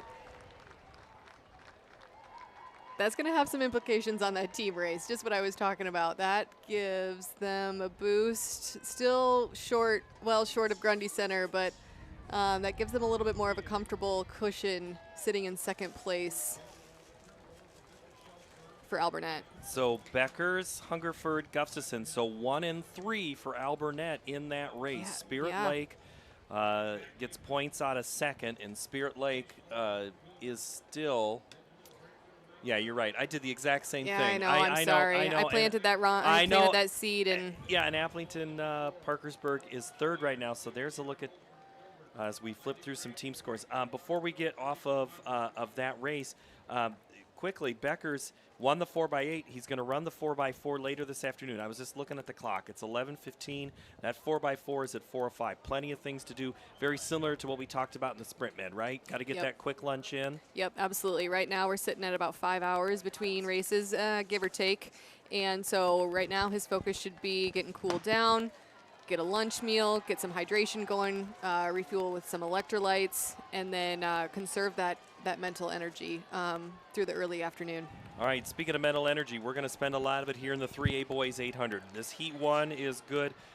Heat 2 might just be even better, and we'll tell you about we're on the Quentin Nauman watch here. But let's start with Heat 1. What are we looking for? Yeah, we're watching Carson Squires wearing hip 11 from Gilbert. He's got a personal best of 154.42, been a part of all those really successful medley relays, 4x8, state champion cross country. He's just a strong kid.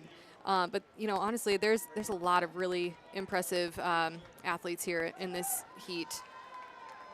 Looks like we've got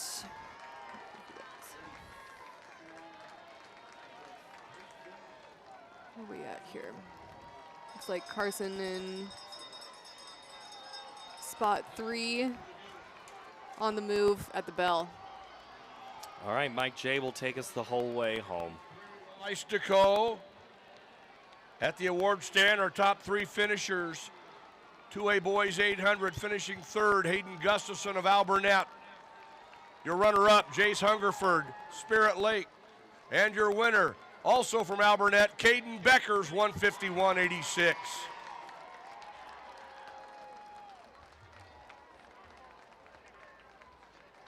Carson Squires of Gilbert. He was on the runner-up 4x8 team. Bennett Koppel of Decorah. Their 4x8 was third.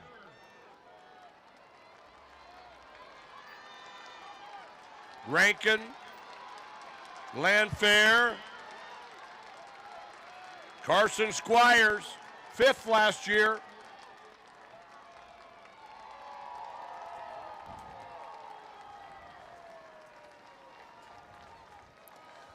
.155.57 for Carson Squires. That's a really great time out of Heat 1. We know we've got some big players come in Heat 2, but I expect that to shake up the top 8. That was an interesting race for a couple of reasons, because there was a lot of movement happening there from first to second lap, not an overall dominant performance that maybe we're going to see here in Heat 2. But I think we're going to have top dominance by not just one runner, but we've got multiple runners here in this second heat. Yeah. This is going to be a fun race. Of course, you know, we're going to talk about a guy from Western Dubuque here in a little bit, but we've also got to give some kudos, some incredible kudos to Cannon Dunham out of Pella, Max They're both on your screen right now, 9 and 10. Yep. Who are incredibly familiar with one another. You know, they feel very comfortable running next to each other. It's going to be sad to see these seniors go, I'm going to be honest. We saw Max Volstead from Solon with an incredible performance yesterday in the DMR, just a freshman. We're going to keep an eye on Murphy out of Assumption as well. Oh, this is going to be good. Dawson Scheil from Mount Vernon in spot 4. Logan Blight, Gilbert in spot 2, and they're called up. A little bit of probably some butterflies down there. Yeah, that 4 spot. Lunge forward a little bit there. I love this race. I think this might be my favorite race in track and field. I really think so. Really, the 800? I do. This was the event group that I coached, and so my last decade, I think probably. And yeah, this was just my go-to. All right, they have to stay in lanes right at the start, but then it is on the inside anyway, and then they'll cut here in the back, but off to the lead. Nauman jumps out first as they make the cut. Real quick analysis, Ellen, before we toss this one over to Mike. What do you see early on in that pack? Yeah, I see Quentin. You do? Because I can't. It's so hard to see. I know. It's tough to see that far. I think the sun is kind of shining a little bit in our eyes, but looks like, who is that? I can't even see who's in front. That's 11, so that's Svalstead from Svalstead, Solon. there we go. Okay, that makes sense. And then we got Cannon Dunham in 2 and Quentin Nauman in the 3 spot. Dawson Schile in 4. This is shaping up just exactly as we expected it. We got Logan Blight coming on the inside in lane 1. Gonna pass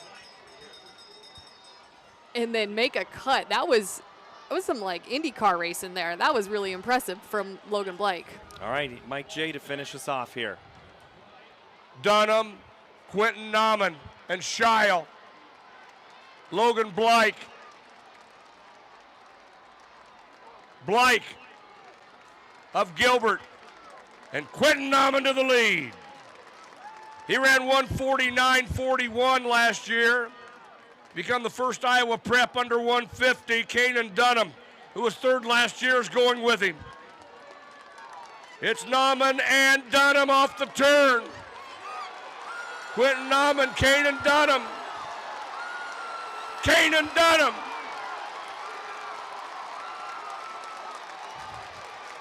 Svalstad into 3rd. Cannon Dunham of Pella.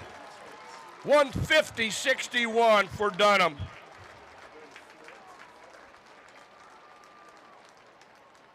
Cannon Dunham, oh my gosh, give that kid his flowers. He has been in every single race with Quentin Nauman, and to my knowledge, never taken the tape. That was was really incredible. Look at him right there. I'm in telling the middle you, of the track. incredible competitors, really good friends. That's what you love to see. Quentin Nauman with such a gutsy performance there. That's a photo that I think we'll see for a couple of years right there with those two arm in arm, and they're not done. They are not. Max Volstead coming in 3rd. Logan Blake with, again, a really, really gutsy move. All right. Great stuff. Dunham, your champion in the 800. Nauman, 2nd. Svalstead, 3rd. Blake, 4th. To the 4A 800-meter run.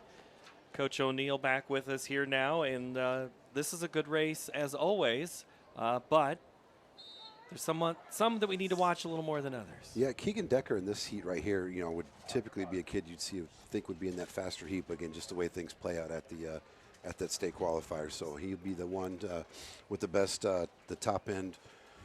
As far as performance, he's gone sub 155 with a 154.44, and we've got several guys there. Tay Orr Rottler from Johnston at 157.84.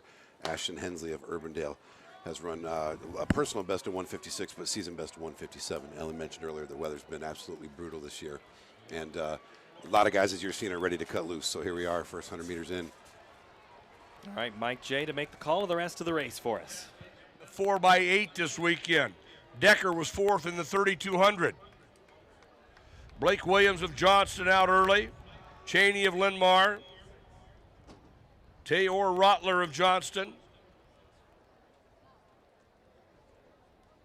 Tayor Rottler and Cheney. Decker in 4th.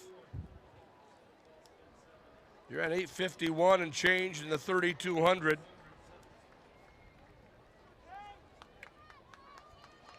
Hensley of Urbandale in 3rd. Decker in 4th. McMahon of Kennedy.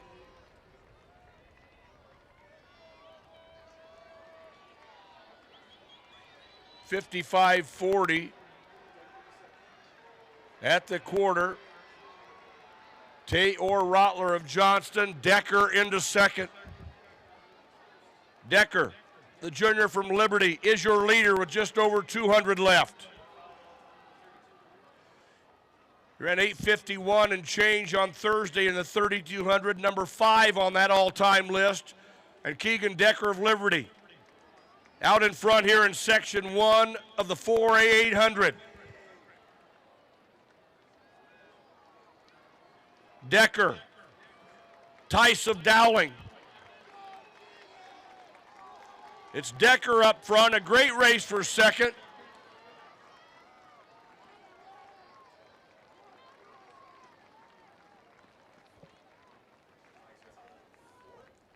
Decker, lifetime best 1:53.40.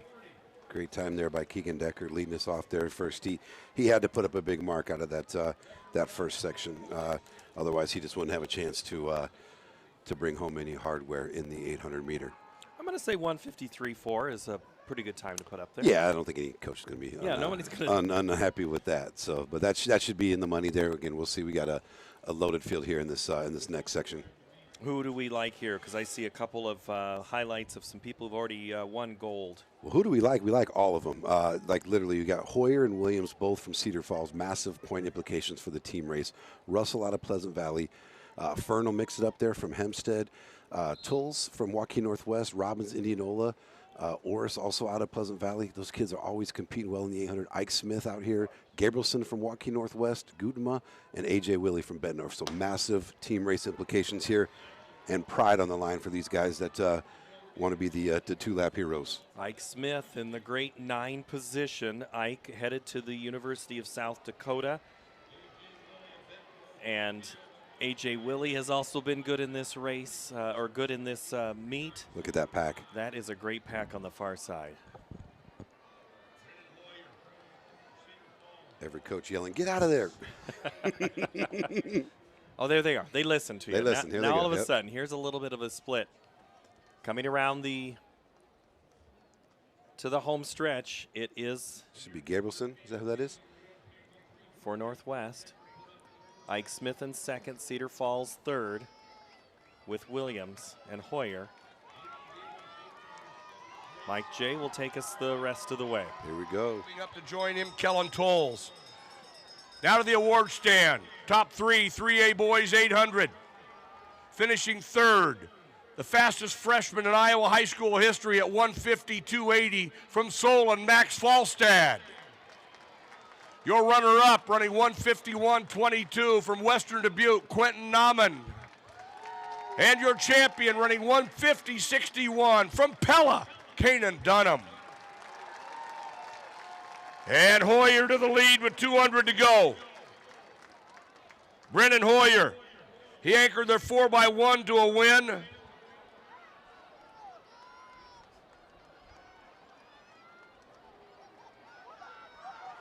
Gutema, Sioux City North moving up. Here's your battle for the lead. Kuma Gutema, Sioux City North. Smith of Ankeny.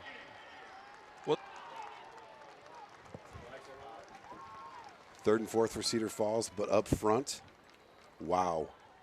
Gutema for Sioux City North, your state champion, 1:51.14, holds off Ike Smith of Ankeny. 1:51.37. Hoyer and Williams for Cedar Falls go 3-4, and that is big on the point implications for later. Willie in fifth for Bettendorf, but Gutema's 1:51.14. Gutty performance, bunched up hard, but really on the third, on the backside where that changed. Yeah, absolutely, all of them. It was fantastic. That was a great look. I mean, look at that. The bill we talked about, it was right there. Everything we were looking for. All right, we're going to change to the look of the track. We're putting some hurdles down when we return. We'll have some more finals. It's time for the shuttle hurdle when we return from Des Moines. Beautiful day here at Drake Stadium. We're not just lighting a stadium. We're creating lasting memories. We're not just installing a mini pitch. We're empowering youth to learn and grow. We're not just retrofitting an airport. We're creating an environment where workers can feel safer. This is why, whether it's a game down the street professional stadiums around the world, or treasured monuments and landmarks, you always know when it's must go. Hey, Frank. Oh, it looks like you spilled some grease. Grills are multiplying and you need flavor that's bold. There's nothing left for you to do but to go to Fairway, your dream for Midwest meat. It's the one you need. Yeah! Fairway, it's the one you need. Something exciting is growing on Iowa farms these days. Innovation. From tractors that seed, weed, and harvest with data-driven precision to drones that scout or plant cover crops to protect soil and water. Even our animals live in smart homes with round-the-clock care. Technology keeps your food safer, water cleaner, and makes us more sustainable. Because what we do here benefits everyone here. Life on the farm makes everyone's life better. A new day means so many things. Possibility and potential. New opportunities and challenges. And when you're building something that matters, you need a partner who truly understands. Iowa banks get this. Their customer relationships are built on shared values and earned trust. From homeowners to small businesses, Iowa banks know what it means to invest in the future. Iowa banks, your partner through it all. Flat out gorgeous day here for indoor, maybe outdoor activities. How about heading up to that barbecue and looking for some cookies? They've got epic sauces and bold seasonings. Remember, smart cookies use cookies. I'd like to be on the grill later on this afternoon. A lot of teams going to be celebrating after their great performances here at the state track meet, and it's also because of the Iowa Farm Bureau, proud title sponsor of the IHSAA and the IGHSAU Championship Youth through sports and education. And also Hy-Vee. They are the ones who make this broadcast possible. From the IHSAA State Track Meet, it's brought to you here on the Hy-Vee Championship Network. Thank you to all of our sponsors to make it through. Think anybody from Cookies can bring something up here for us? I smell those turkey legs out back when we walked up there to catch some air. I don't know how much you know about some of the other things I do, Tim. One of them is the state fair. You want to talk about smells and cookies there. When you see Speed Herrig running around, it's fun to just, hey, that's Speed Herrig right there. He'll just wave at you. But, you know, the sights and smells and the sounds, there are some great Iowa traditions. You know, the fair's one. But this is...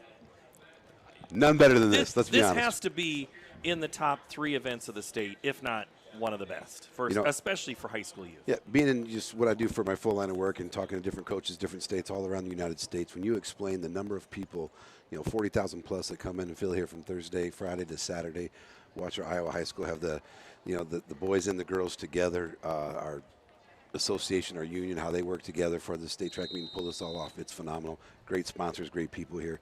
This is an amazing venue. And we are now to the 1A girls shuttle hurdle relay. We're going to start with 1A. We've got the shuttles and the hurdles up. Belle Plaine, Springville, Baxter, and Stanton here in Heat 1. What are we going to look for here in this race as we are off? And we'll let Mike J. do the call. Springville in lane 3. Baxter and Stanton. Belle Plaine, a returning qualifier, out well with Walton. Belle Plaine, Springville. Belle Plaine. Running Kennedy Coover on this second leg. Springville with Merritt. That's Baxter with Wonders, and Stanton with Foster Say.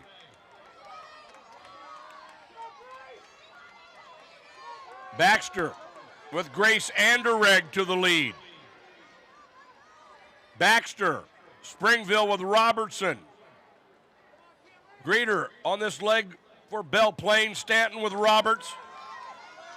And here comes Baxter. They were a finalist a year ago. Russell on the anchor on that quartet. Springville with Jacoby.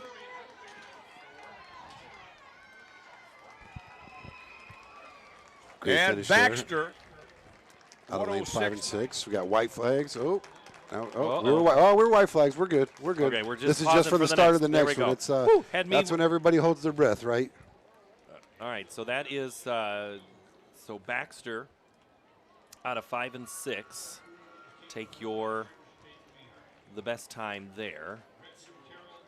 And that was Swihart, Wonders, Anderegg, and Russell. So it's on to Heat 2. 2 of 2 to determine a state champion. GTRA, Fremont Mills, Central Decatur, and Key High is how they qualify. So based off of qualifying times, that puts them into the second mark. So that's a great time for them, for others to chase right there. So that's going to put the pressure. Fremont Mills was slightly under that out of the prelims, but Key of Lansing, Central Decatur, and GTRA, that's something that's going to put a little extra pressure on them to try to execute their races here in this second section.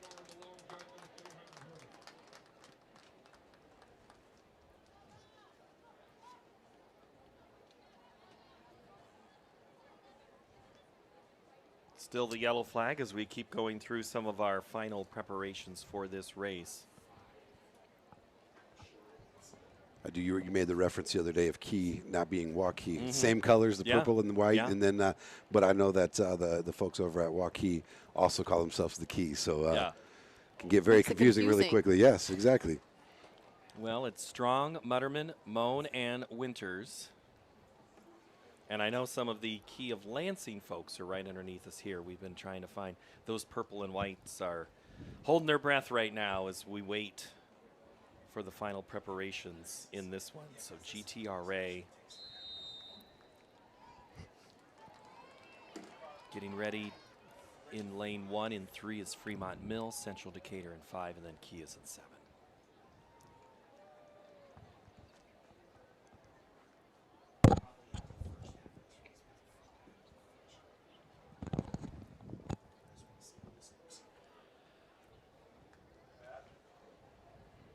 Here's Mike J with the call of the race. Section number 2, Fremont Mills in 3 and 4, last year's runner-up. Opening up on Knuckles, they'll run Gute on the second leg. On the inside, it's GTRA. They went out with Huff, and they're running Anderson second. On the outside, it's Lansing Key with Mutterman. Lansing Key in 7 and 8. Fremont Mills with Gute. They'll run Malcolm third. Moan on the third leg for Lansing Key. Lansing Key and Fremont Mills. GTRA on the inside. Central Decatur in 5 and 6. Fremont Mills with Lena Alley, the reigning 100 hurdle champion. Central Decatur with Lindsay. Lansing Key coming on with Winters.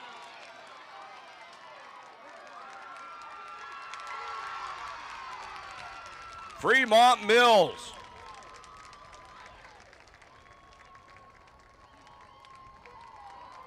Fremont Mills, last year's runner-up and this year's champion. Lansing Key, the runner-up. Baxter was third. Yeah, Fremont Mills, great. Congratulations, state champions, 105.35. Key of Lansing, 106.86. Baxter, 106.92 out of the first section. Set that standard pretty high. Central Decatur here, 107.12 in 4th. Really, Malcolm and Alley were really good in the legs 3 and 4 for Fremont Mills. Yeah, brought him back in and gave him a chance there. And then you ended up with Springville, GTRA, Belle Plaine was 7th, and then finished up staying in 8th place. All right, 2A girls in a moment when we stay here at the state track meet, but you go away for just a moment. Yes, those are chicken tenders. And yes, they're on a plate with your favorite Pizza Ranch items. Which means, yes, chicken tenders are now available at Pizza Ranch buffets. Make it a buffet day at Pizza Ranch. Picture perfect day. Here from the state track meet, the fans. Everybody's pretty friendly in the stands. Ellen, how many times did you actually sit in the stands as a spectator? Oh, as a spectator, I mean, when I was competing, 0 times. But I think I've been at the state meet almost every single year since I graduated from high school. And is there a spot you always sit? I typically sit in section P with my family. That's where they are all taking stand today. And so I think I think it's going to be a whole family affair. Well, I think all of my kids are here, but we'll see them later. But yeah, that's typically where we like to sit. You got a good shot of the finish line. You can typically hear Aunt Ellen, billowing her voice. But Well, yeah, now we just there's not a bad spot No. at Drake Stadium. That's the cool thing about being here. We just made it easier for you to be heard now with a microphone. I know. You can't turn I Ellen might be off. reconsidering that Yeah. later. But All right, let's preview the 2A girls shuttle hurdle, and we're already off here in Heat 1 with Pleasantville, Alburnett, Waukon, and Mid-Prairie. To Mike J. Alburnett with McGraw, Waukon leading off with Reagan, Mid-Prairie with Miller. Mid-Prairie. Alburnett. They're running Nanelli on the second leg. That's Mid-Prairie with Hirschberger. Alburnett and Mid-Prairie. Waukon and Pleasantville. And Alburnett with Cushman. Alburnett. Pleasantville on the inside with Vestal. Alburnett and Mid-Prairie. Alburnett will have Miranda Neighbor on the anchor, two-time state runner-up in the 100 hurdles. That's Mid-Prairie on the outside with Ruby Miller. Pleasantville with Phipps. It is Alburnett and Miranda Neighbor.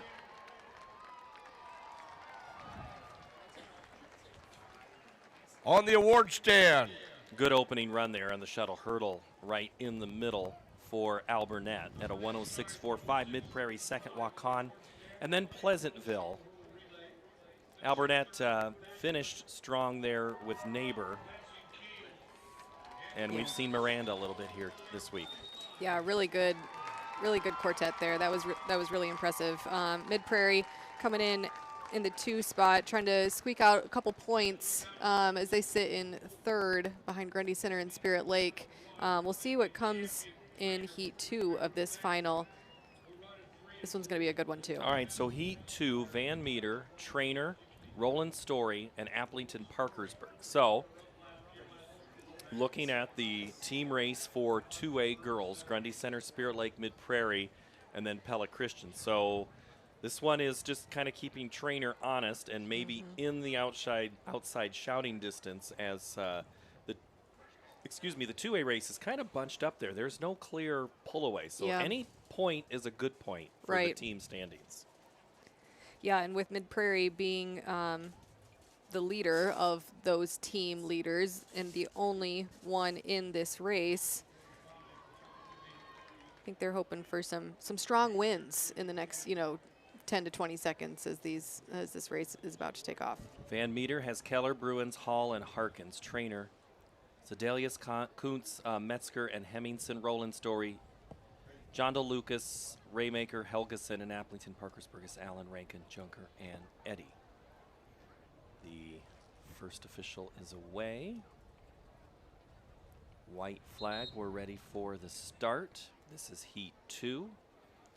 The time to beat is Alburnett's 106.45 state championship. On the line here in the 2A girls shuttle hurdle relay from Drake Stadium in Des Moines, class 2A.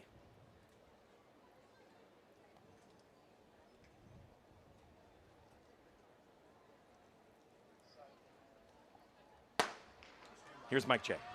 Van Meter, Trainer, Roland Story, Applington Parkersburg. Van Meter opening up with Keller. Zadalis for Trainer. Jondo leading it off for Roland Story. Applington Parkersburg with Allen, 106.45, the time to beat. Van Meter with Bella Bruins. Applington Parkersburg in 7 and 8 with Rankin.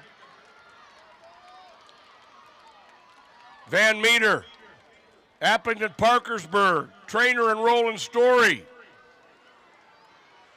Van Meter now with Hall. Roland Story with Reckhammer. Applington Parkersburg with Junker. Trainer in 3 and 4 with Menser. They'll come back with Hemmingson. Roland Story. Hellickson will be on their anchor leg. Helgeson of Roland Story. Van Meter into second. Here comes Henningsen and Trainer. Roland Story and Trainer.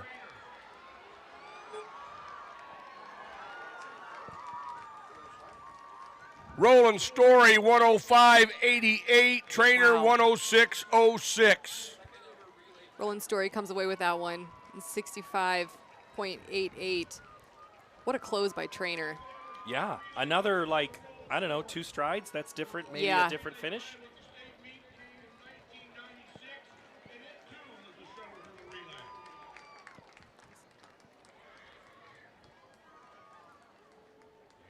So our finals All right. there. Yeah, go there's ahead. there's our finals. So Roland Story, your state champion.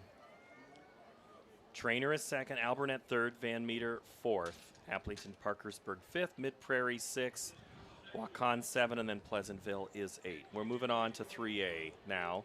Heat 1 is Benton Community, Newton, Clear Creek, Amana, and Lamar's. Lots of these athletes going to be competing yet this afternoon. Yeah, many of them, at least some of them, coming back in the 100 hurdle finals shortly here. We're going to be keeping an eye on Heat 2, where ADM of Adel is going for their 3rd straight state championship in this event.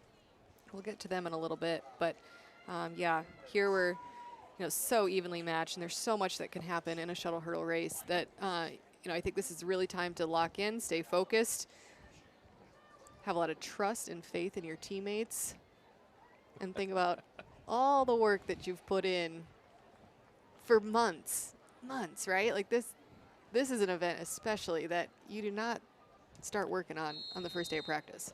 Well, and I can't remember which one of you I talked about this with, and granted over a few hours, we can repeat ourselves just a little bit, but the shuttle hurdle is a little different mentality than the 100 because you have space. Right. And when you talk about that locked in, I don't know, is it easier or harder to get in and out if somebody hits a hurdle next to you in this race?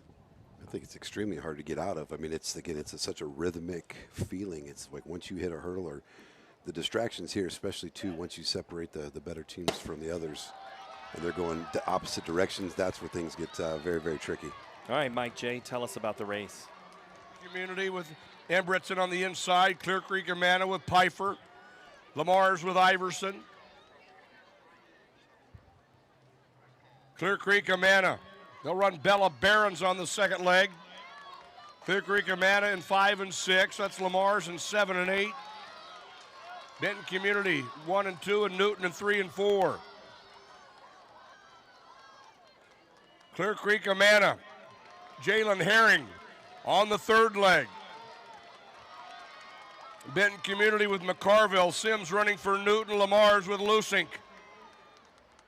Clear Creek Amana. Newton. Sims giving them an outstanding leg. They'll be anchoring Torrey White. Clear Creek Amana comes back with Addie Sheets.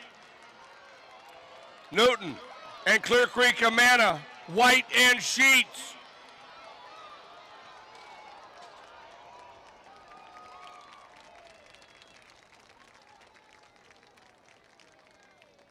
Clear Creek Amana 106.26. Before you give the analysis of the race, the end of the race, when everybody starts cheering, the madness, we talked about the madness during the race. I think there's just as much craziness after the race because you're looking for somebody to hug.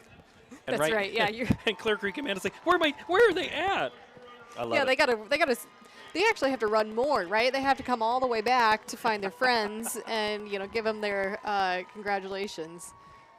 So that was a great race. Clear Creek Amana there, Newton, Lamar's, and Benton Community. So Clear Creek Amana sets the pace at 106.26 to set up this second heat. West Delaware, ADM, Adel, North Polk, and Western Dubuque. So you talked about geographic variety. Well, we've got 2 from, 20 minutes away and 2 from 25 minutes away here going to do battle. Again, a lot of red and black. I love the West Delaware, shaking it up a little bit. But again, we're watching ADM here in lanes.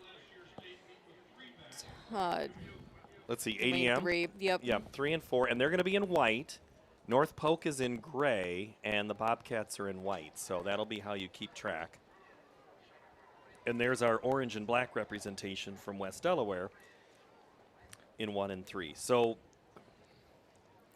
again, anything can happen in any given race, but West Delaware in 1, ADM in 3, North Polk in 5 and 6, and then Western Dubuque here next to the stands in 7 and 8.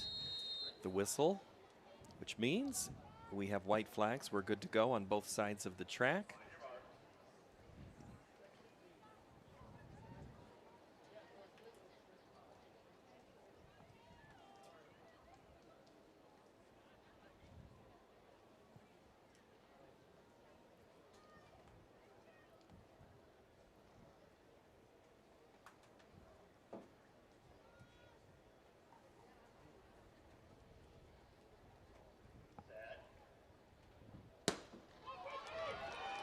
To Mike J for the call. Nora Payton, ADM with Nelson, North Polk with Huther, Western Dubuque with Vogel.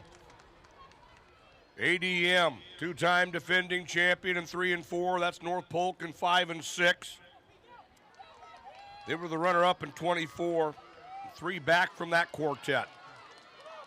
ADM and North Polk, Western Dubuque and West Delaware. North Polk with Dirks. They'll run Weiser third. North Polk with Allie Weiser. ADM with Bella Smythe. Western Dubuque in 7 and 8 with Moore. On the inside, it's West Delaware with LeClaire.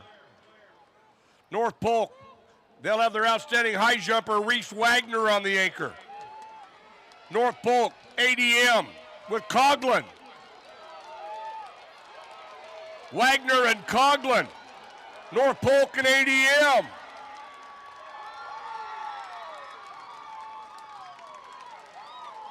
North Polk 102.59, and they'll be your 3A champions in the shuttle hurdle relay. 102.59 is a really impressive effort out of North Polk, coming in and taking down the two-time defending state champs at ADM. Do you think they know each other? Well, being 25 minutes apart. Yeah, there's some. Yeah, and they're playing or hanging out at certain places in same sports or, clubs and things like that. But yeah, they know each other, and that's how it goes. North Polk, see ADM, each other all the time. Western Dubuque, so many meets, and West Delaware. Yeah, that's the thing. Track is different than say the conference of the other sports. Yeah, you do see a lot of them at the same meets. I think I've seen ADM and North Polk at the same meet a couple of times this year. So, all right. What are we doing?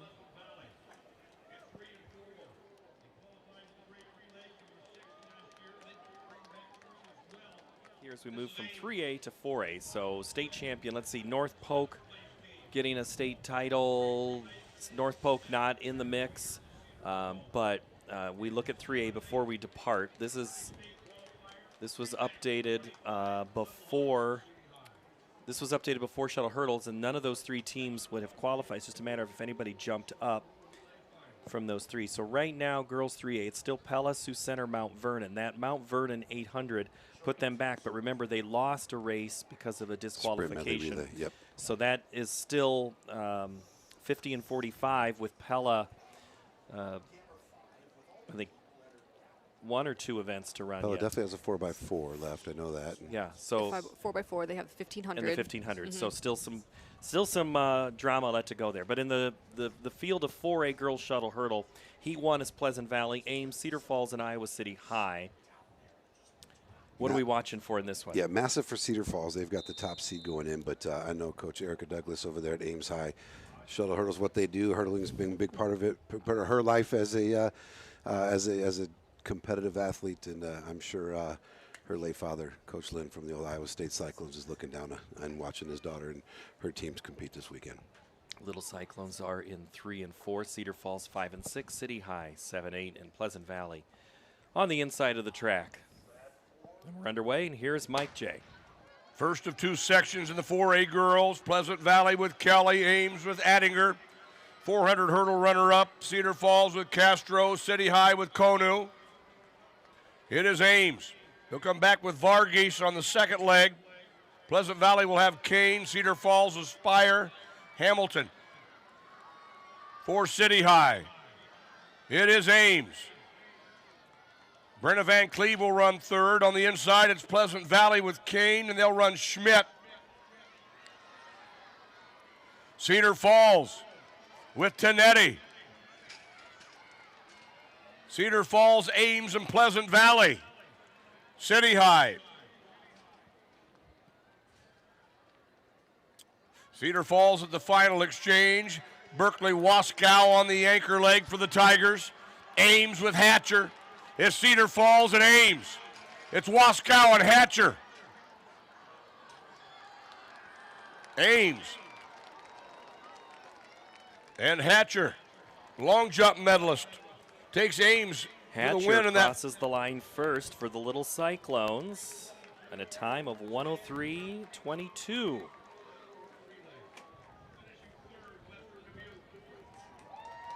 And that race had a lot of back and forth between it. Yeah, great competitiveness there. All right, Heat 2, Waukee Valley, Waukee Northwest, Ankeny Centennial. We've been quietly maybe underselling the quality of what this race is about to unfold. Well, I mean, all four teams have already cleared what, Ames and Cedar Falls have just run. So that right there is like, that's not a concern for them. This is just a matter of going out and who wants to win it here. Valley and Waukee Northwest have gone back and forth. Valley set some fireworks off here in the prelims. Love to see them have the chance to go under a minute. And the way that the weather's broke right now, I think we got a great chance to see that. Carr to lead off for Valley, Hughes to anchor, Willits for Northwest to lead off, Johnson to anchor. Those are two that we're watching in the middle. Right, and I wasn't sure. I had a hunch that Willits was going to run this in the final, and she certainly is. She's was in the 100 hurdle final, also in the 200 final, and they had a relay to play with what they were going to put her in. Was it going to be this or was it going to be the 4x1? Looks like they're going to roll with what they did in the prelim on the 4x1. She's here in the final of the shuttle hurdle. But let's not rule out Waukee and Centennial in this conversation either, because when you have Woods finishing for the Jaguars, that's a pretty good anchor too. Yeah, I mean, listen, we're going to see some legitimate fast hurdling here with these young ladies. This will be a fun one to watch. And then for Waukee, it's going to be Sitzman and Mari, who's just been great too this week. Yeah, she's a stud. All right, we'll let the drama build, and when the next noise you hear, it'll be Mike J on the call of the race.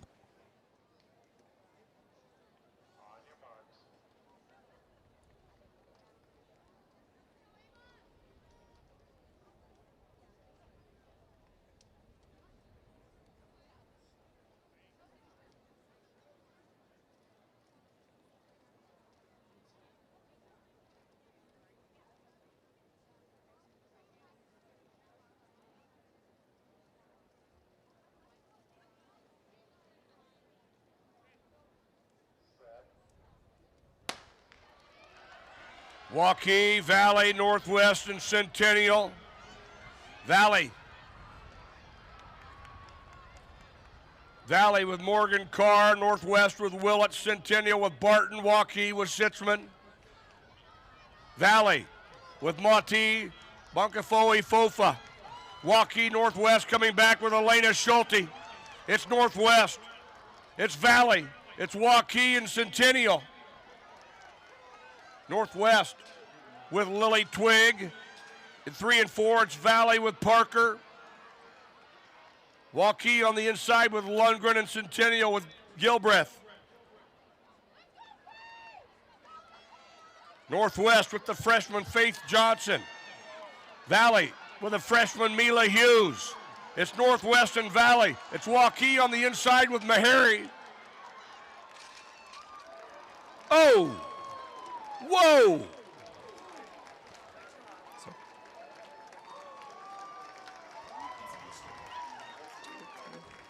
Much like the 4x2, it seemed like forever if we ever got a team to go under 1 minute in the girls' shuttle. Then we get a 59 and change from Waukee at Drake. Now we run 2 under 59. Northwest, the all-time best, 58.61. Valley, number 2 all-time at 58.92.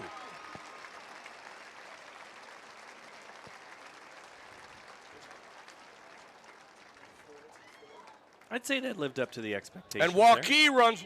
I thought we were going to see sub 60 for sure. I didn't think we'd get sub 59 again. We had Joaquin ran a phenomenal race in third place there. What a great relay there in the shuttle hurdle from the 4A girls. Joaquin Northwest. So now make it 20 records broken in the last little bit. Joaquin 60.51, Ankeny Centennial 62.05.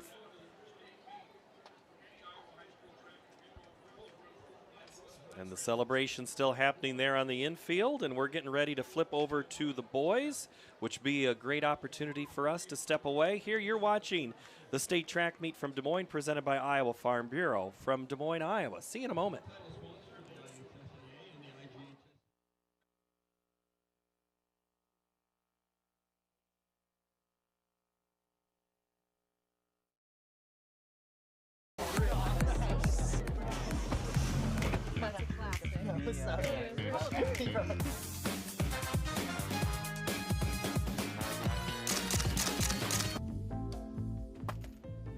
Excuse me, man. You dropped this.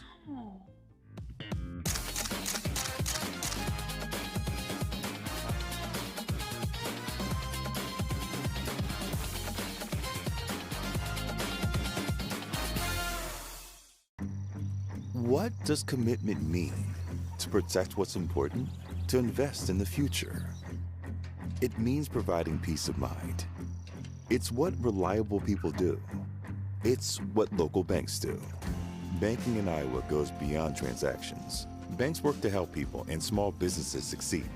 And Iowa banks are proud to be trusted partners in building confident banking relationships.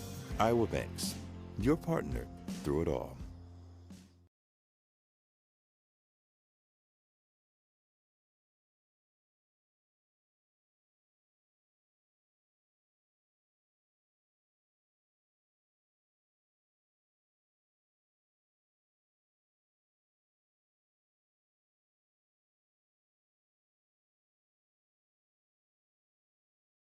Coming up, Van Buren still sitting at 33, Lisbon at 29, Riverside of Oakland's at 29, Iowa Valley 25.5, Woodbine snuck up there at 23. So all those teams right there still leading in Class 1A for the boys, which will impact Linville, Sully, Iowa Valley, North Butler, and Riverside here. So what is at stake now in the shuttle hurdle is we're about to see Iowa Valley, North Butler, and Riverside all in that second heat, but not Van Buren County or Lisbon. So right. A chance for some movement to happen. West Hancock is in Heat 1, Bedford Bulldogs, the Chargers from ACGC, and the Tigers of Lenox in Heat 1. And then it'll be Linville, Sully, Iowa Valley, North Butler, and Riverside in Heat 2. And we are getting ready to go for Heat number 1 with Squire, Coleman, Scram, and Robinson on the track to our right, who you are looking at there. And then on the other side, Bixel, Fletcher, Nolte, and Brokaw waiting their opportunity to run. And you're the second, by the way. How quick do you get into the blocks if you're that? Right away, because you don't have, if something goes wrong, you've got to, as soon as he goes, you're getting them set, you're getting ready to go, and then what you're doing is you're going through your routine. You don't get a chance to pop out. They've already done that. So you're watching, you're standing there, you're making sure you're set, and then you kind of get your breathing, you get your momentum, you get down on a knee, and then once they come over those last 3 hurdles, you're kind of getting set, and then you have to be up and set when he gets into that zone. All right, we're off and running here. Here's Mike J. 1 and 2 was Squire. Bedford opening up with Coleman. ACGC was Scram. That's Lennox on the outside with Robinson. Bedford. They'll run Fletcher on the second leg. That's West Hancock on the inside with Bixel. It is Bedford and West Hancock. Lennox and ACGC. Bedford with Fletcher.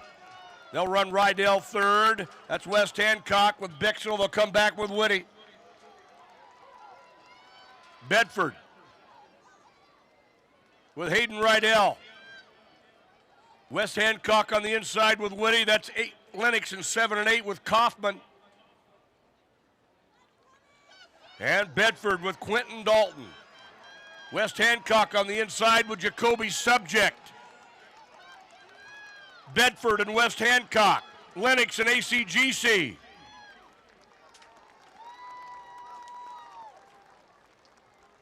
It is Bedford. The Bulldogs of Bedford win that heat.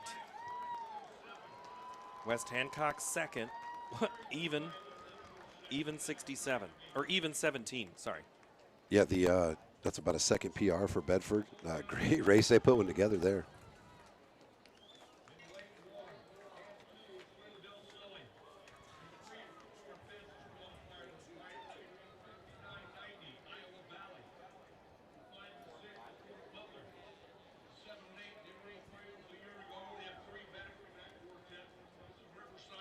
So there's your 4 racers: Linville, Sully, Iowa Valley, North Butler, Riverside. So we already talked about team implications, but this is also a huge opportunity for Iowa Valley in this race. Yeah, they're about a second clear of North Butler's best time of the year. North Butler hit that here in the prelim, which was a massive PR of about 2.5 seconds from their best time of the season to the prelim. So Iowa Valley a little bit clear of them, but 44 things can go wrong, Yes. so they got to make sure they execute this race. Especially in this race of all races. North Butler, Bartles, Schroeder, Thorne, and Bartles on the track. Riverside, Ander, Smith, and Gordon.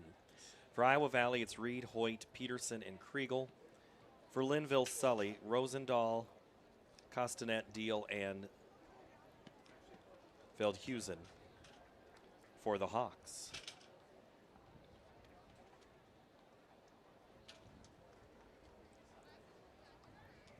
You got those last runouts there.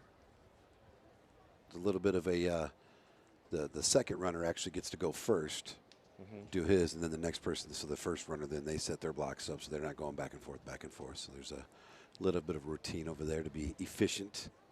And I think you talked about this week, some of these relays are stacked a little differently. Some front load, some back load, some spread middle. It's just, you never know. Yep, and you're always, a hurdle coach is always looking at the wind, right? So right now it looks like it's out of the south. So it might be one of those stronger runners might be coming back on their 2 and the 4 legs, coming back into the wind. Well, our 1 runners are getting into the blocks right now. Linville, Sully 1, Iowa Valley 3, North Butler 5, Riverside 7.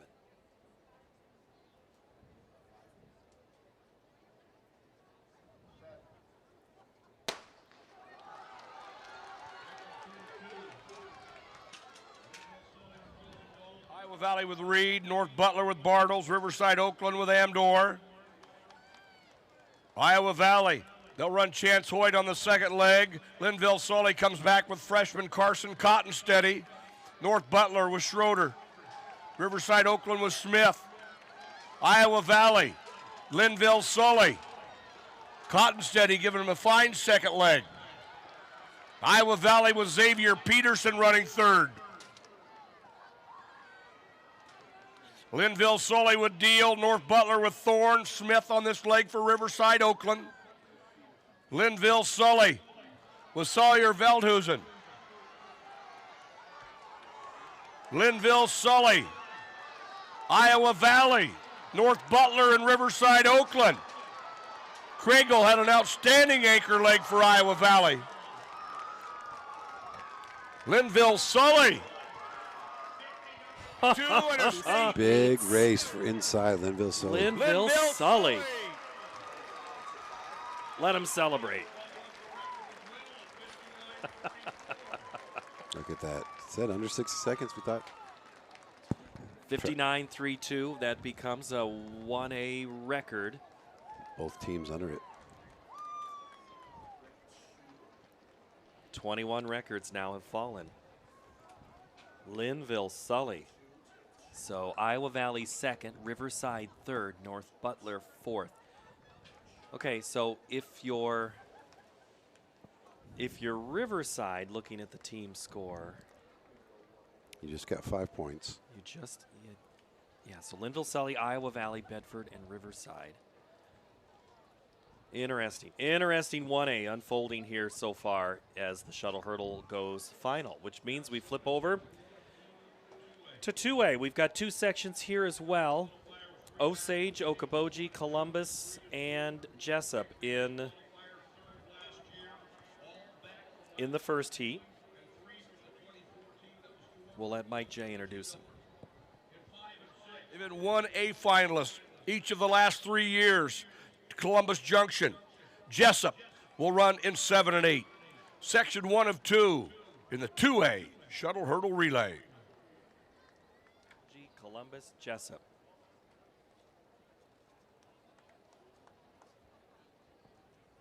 All right, Ellen, as we look at the Class 2A here field, we'll have 2 heats. Southeast Valley and Trainer looming in that next one. But what is it going to take here out of this first heat? Yeah, this first heat is going to have to put together 4 really strong legs. I really like Columbus Junction in lanes 5 and 6. I think they've just been running really consistent all weekend. But you can never count out any of them. I mean, with seed times within a second of each other, this is really anyone's race. There's really not much spread between 1 and 7 in this race. So there's really not. This one is up to see who can perform well, and Mike J's to the call of the race. Sage with Kisley, Okoboji with Graves. Columbus Junction with Tyson Kaleberg, Jessup with Munson. Okoboji, they'll run Symington second. Osage with Minor, Columbus Junction with Alexander Reese. 4th in the 2A highs last year. Jessup with Kiefer. Reese making up ground. Out in front is Okoboji with Jacobson. On the inside, it's Osage with Gallagher, Columbus Junction with Tyson Cornell. Jessup with Masteller. Okoboji with Heller. That's Osage on the inside with Dodd. Columbus Junction running Lamar Sion, the 2A leader in the high hurdles. Okoboji.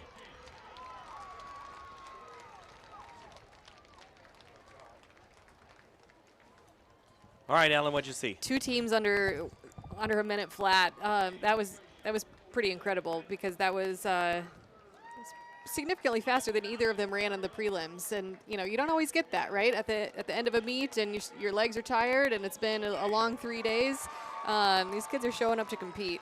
So Okoboji at 59.23, Columbus, which is Columbus Junction, 59.68, not to be confused with Columbus Catholic. Osage at a minute even on that race. So Heat 2, Central Lyon, Trainer, Southeast Valley, and Mid Prairie. Here's the introductions. 3 and 4, they are the defending champion. Your fastest qualifier at 59.16, and Coy Cones on the anchor. This is Trainer. Southeast Valley, returning qualifier with the 400 hurdle champion Colin Johnson on the anchor leg. They'll run in 5 and 6. Mid Prairie runs in 7 and 8. 59.23 is the time to beat. Trainer set the state meet record a year ago at 57.66. Southeast Valley and Mid Prairie in this race. We've liked Trainer and especially their anchor a lot this week, but Southeast Valley has made a lot of noise, Ellen. Yes. In this meet. They absolutely have. They're kind of like the little brother that just won't go away, I guess. And I would always bet on the little brother that won't go away because that's just kind of how they work. But Trainer will be tough to beat here. They've got 4 just competitors on their lineup, and Coy Cones is really one of one in 2A in his events. So this will be fun to see. Shipper to lead off for Central Lyon, Casey for Trainer. Southeast Valley has Berger there, and Koss for Mid Prairie. They're in 7 and 8. Southeast Valley in 5 and 6. 3 and 4 is Trainer and Central Lyon, 1 and 2. And we have white flags from the left and from the right, which means it's now time for the starter to get us up on the race. We'll pause and let you listen to the start of the race and Mike J call it.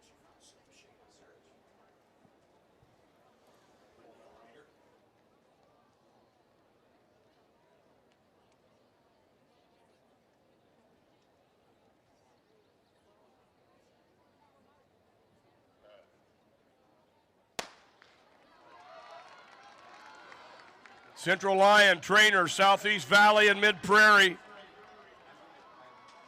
Central Lyon on the inside. 59:23 is the time to beat.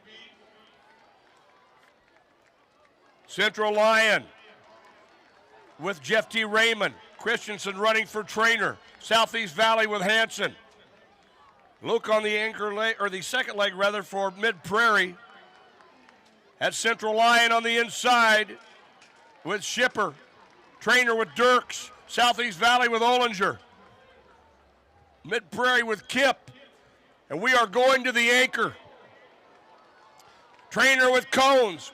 Maxwell running for Central Lyon. Johnson, the 400 hurdle champion, running for Southeast Valley. And the Drake Relays 100 meter dash champion takes Trainer to the win. 58-48 for Trainer. Defending their title in the shuttle hurdle relay. Really great race by Trainer. Southeast Valley, I give you all the credit. You've had a trip on the third leg and held it together. That was really impressive. But Trainer at 58-48, doing kind of, what we expected them to do. But a lot of things can happen in that race, and they pulled it together. Trainer, your champion, Southeast Valley second. I'm sorry, Trainer, your champion, Okoboji is second. Southeast Valley is third. Central Lyon fourth. And Columbus Junction all under a minute in that race. So here's how the field sets up for the 3A boys as we have let Trainer, they'll collect their thoughts and celebrate. They'll be on the podium soon, but here are the introductions for Heat 1, Gilbert, Benton Community, Central DeWitt, and Western Dubuque, 1 through 4. And then in Heat 2, it'll be Ballard, Pella, Waverly Shell Rock, and Clear Lake. So obvious points on the line in Heat 2, but Heat 1's going to try to make something happen, but it's been really hard so far today to get. A couple of times you can get maybe a second or a third, but it's been hard to win out of that first one. But who do you like in that first one with the best chance, Ellen?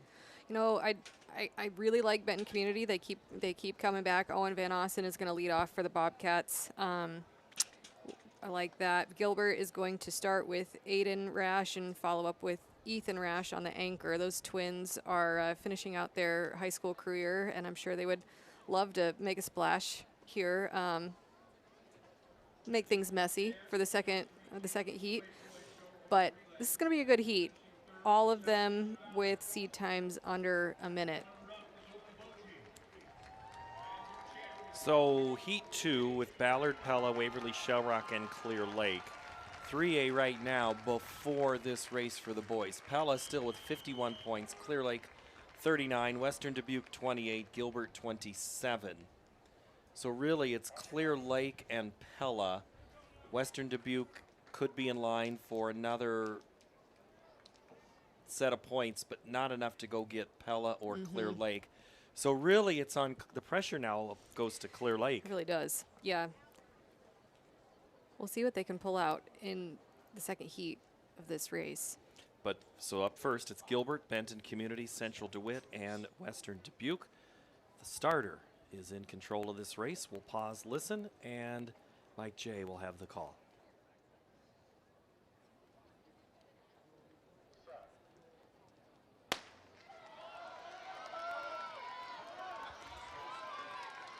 Gilbert, Benton Community, Central DeWitt, Western Dubuque.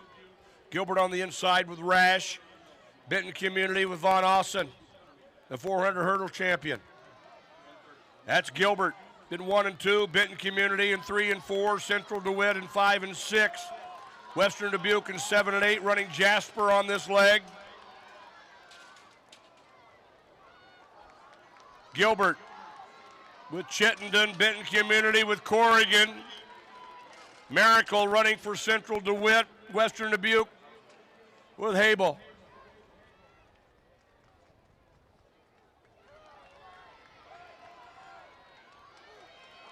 And it is Gilbert.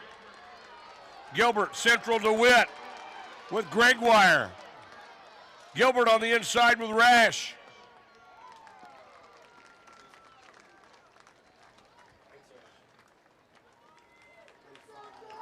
Central DeWitt 58-90. So there Central is our DeWitt with time a to really beat. good run there. 58-90. Their third leg in particular just really poured it on and set their anchor up for a really, really great shot. That was great. Western Dubuque 59-25, Gilbert 59-32, Benton Community 59-44. And then it comes to Heat 2. Ballard, Pella, Waverly, Shell Rock, and Clear Lake. Let's see who. Record at 56-65. This is Pella. Waverly Shell Rock. They've run 58-01 this year. It came in the prelims, in fact, and they'll run in 5 and 6. And Clear Lake has been 7th each of the last 2 years, and they'll run in 7 and 8. All right, so Clear Lake with Jesperson, Larson, Brownlee, and Fever. Pella. I don't know. I don't want to skip Waverly in that, or Ballard for that matter. I know. This right? is there's really I think this of any race that we've watched so far of the shuttle hurdles, I really think this could go a variety of different ways. We've seen all of them put forth their best effort in the prelims. We know that we've got some of the best hurdlers in general, some of the best sprinters. It's just littered in this heat. This is going to be fun. Again, I watched Waverly Shell Rock at state qualifying meet, and at that time, I hadn't watched a lot of shuttle hurdle races yet this season, and I thought they would absolutely be the team to beat. But now that I've had a chance to watch all of them, well, dang, they're all good. So I'm glad that we have the race to decide. Well, after this, we will move over to 4A shuttle hurdle, and then we have the wheelchair 100 finals, as well as the ambulatory 100-meter finals. Then we go 100-meter dash. Then we put the hurdles back onto the track for the first part of our day, as we're already in the lunch hour. As the crowd around here at the stadium, a few have exited to go find that turkey leg, or the lines are crazy out there. Oh, yeah. Oh, yeah. Okay. So they're This paused is- for just yeah. a moment. Mm-hmm. So this isn't empty yet. There's still going to be a lot of people. It's a beautiful, beautiful day. Look out for Caden Johnson from Pella here. Well, we've been. I mean, that's been the. Yeah, I know. I mean, I know. he has been. He's impressive to watch. Oh my gosh.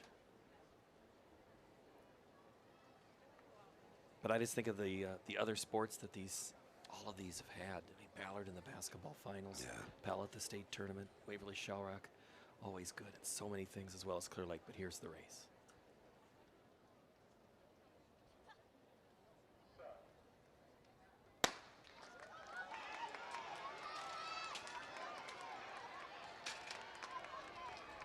Ballard, Pella, Waverly Shell Rock, and Clear Lake.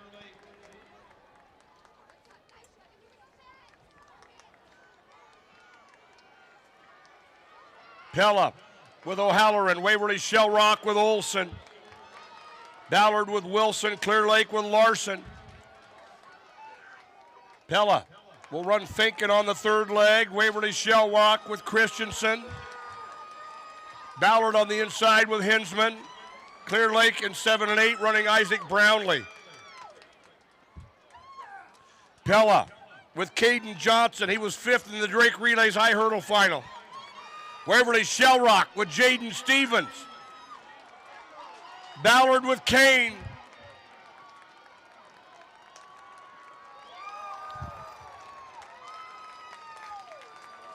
Ooh. And Pella Blistering is with right. a new state meet record, 57-17. Wow. Waverly Shell Rock ran 58-17. Yeah, they really left Pella no with a doubt new there, meet did record. they? You know, That 20, was incredible. 22 records now, 57-17 for the Dutch. Let's see. So I think it went gold to pink, purple to blue, and I might have those legs mixed up there with the hair colors at the end. I'm sure there's a good strategy for that. They were busy last night. I don't know how they got that done after they got home from their late section. Where's that in the nutrition plan? Yeah, I don't know. And the Hopefully rest. they were snacking on something while they were sitting in the chair, but So Pella takes first, Waverly Shellrock second, Ballard third, Central DeWitt fourth. We'll step away for just a moment. The 4A boys shuttle hurdle relay finals when we come back.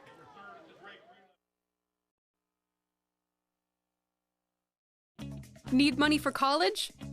Our scholarship registration is quick and easy. ISL Education Lending Scholarship is open to both students and parents. Visit iowastudentloan.org/award for details. Multiple awards are available, and you'll learn valuable financial literacy tips as part of the process. Register online today for your chance to win $1,000.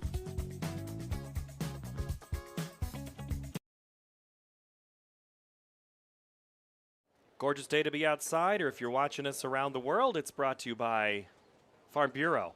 From rural roots to statewide pride, Iowa Farm Bureau proudly supports student athletes across Iowa. Across Iowa, we are pausing for this meet. It is the Memorial Day weekend, but the weekend doesn't start until about 5 o'clock for these track athletes. And then there's still graduation parties that everybody's trying to muscle in on this time of the year. And we already mentioned Pella. They're graduating this afternoon, evening. Same with Bettendorf. Just a lot going on, and you're trying to juggle it here. So we're glad that we are part of your Saturday afternoon, or part of the last Thursday, Friday, and Saturday here from Drake Stadium for the state track meet. So Heat 1 and 2 of the 4A shuttle hurdle is getting ready now. Heat 1, Dallas Center Grimes, Waterloo West, Waukee, and Ankeny. Heat 2 is Iowa City West, Kennedy, Northwest, and Cedar Rapids, Washington. Keep an eye on Ankeny here. They've got the season best time. Not sure if they had a mishap or what, but they've got the big upside potential, and it doesn't hurt when your head coach is a Big Ten hurdler, and it's an important event for him and putting some guys in there. Well, it's front-loaded. Romig, Carlson, Madsen in those middle two spots, and Norman Haw slated to run for the Hawks. They are in lane 7. Here's the race. Two sections here in 4A. Waterloo West opening up with Destin McMurrin. He can seemingly run anything. McMurrin and Waterloo West, Waukee with White, Ankeny with Romig, Dallas Center Grimes with Heitland. Waterloo West with the lead, running Jansen on this second leg. That's Ankeny with Hayden Carlson, the Drake Relays champion. And Ankeny right back in it. They'll run Madsen on this third leg. Waterloo West with Minert. Waukee with Peterson. Apoko Sekier of Dallas Center Grimes on the inside. Ankeny with Norman Haw on 7 and 8. Ankeny and Waukee. Waterloo West with Michael Cunningham Jr.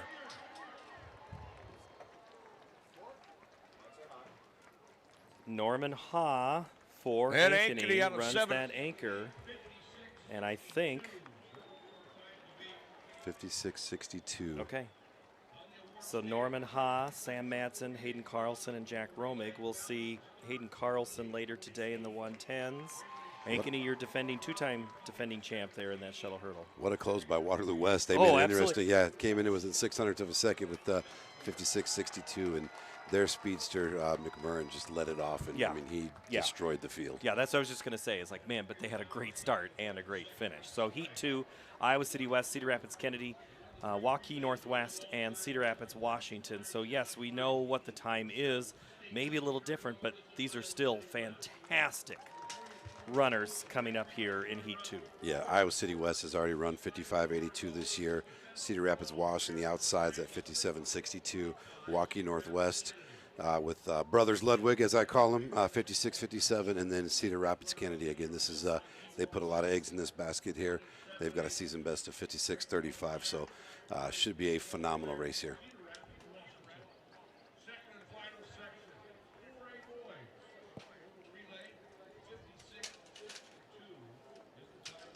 Great time set by Ankeny. Norman Haw, multi-sport athlete. He was pitching baseball earlier this week for Ankeny. Started their game against North Polk before the weather came in.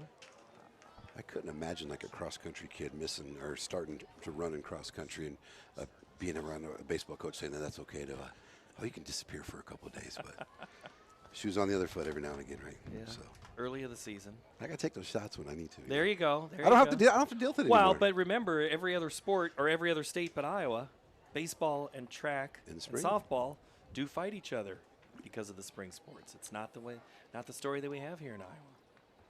And the way that the calendar falls this year, it seems as though the games have started earlier. Baseball, softball games have started earlier than they typically do, right? Yeah, we've moved up here in the last couple of years. That's what to I a little thought. earlier start. Yeah. The track gets squeezed on the basketball, wrestling end on the front end, and the baseball, softball on the back end. So I think people you are got to get those games in. You know, Oh, we don't play quite enough. Don't play enough, right? Yeah. We are running right here in this one. Iowa City West, Kennedy Northwest in 5 and 6, Wash in 6. So Brown, Ludwig, Sakar, and Smock on the track outside to in. 2. Iowa City West on the inside with Eli Smock, Kennedy with Peck, Northwest with Blake Ludwig, and Cedar Rapids, Washington with Brown. Waukee Northwest with Logan Miller, Kennedy with Zacher, Waleed Ibrahim, and Iowa City West on the inside, Cedar Rapids, Washington with Montgomery. Waukee Northwest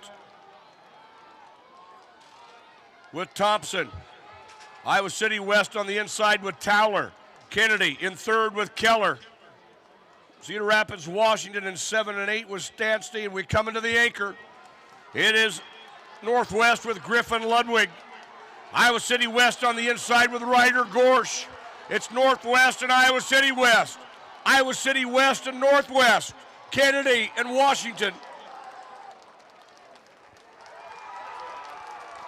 TJ Craig's boys got it done from the inside. Iowa City West. Great goosebumps. There they are. Look at that. Hair standing up on the arms. That never happens to Tim O'Neill watching a hurdle race. I can tell you that right now. I promise you that. But that was exciting to watch. The 4A record stands for a year. It's a new one. Cross out Ankeny put in Iowa City West, the Trojans.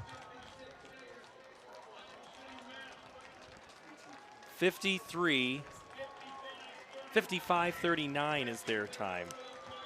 Yeah, if you tell me you're running 55-52 and you're getting beat, I'd say you're nuts. But hats off to the Trojans from Iowa City West. Kennedy sub 56. Even Cedar Rapids Washington there with the 57-43. Great racing. Smock, Ibrahim, Towler, and Gorsch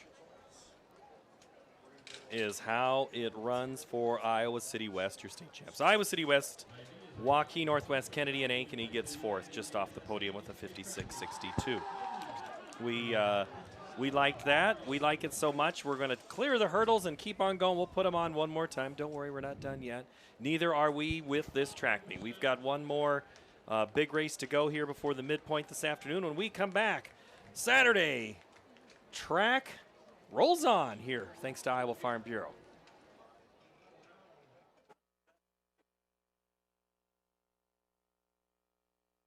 Something exciting is growing on Iowa farms these days. Innovation. From tractors that seed, weed, and harvest with data-driven precision to drones that scout or plant cover crops to protect soil and water. Even our animals live in smart homes with round-the-clock care. Technology keeps your food safer, water cleaner, and makes us more sustainable. Because what we do here benefits everyone here. Life on the farm makes everyone's life better. It's the simplest expression. The smallest thing that changes everything. A smile. So easy. A smile lights it up. Apologizes. And welcomes unconditionally. Because the shortest distance between two people is a smile. Thank you. Hy-Vee, where there's a helpful smile in every aisle.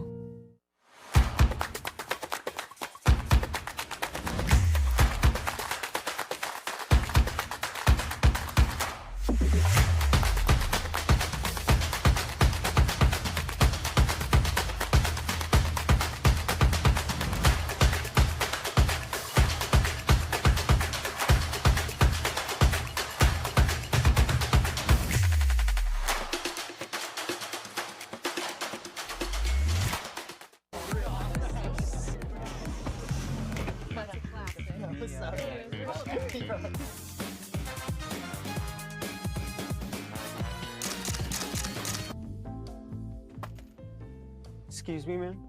You dropped this.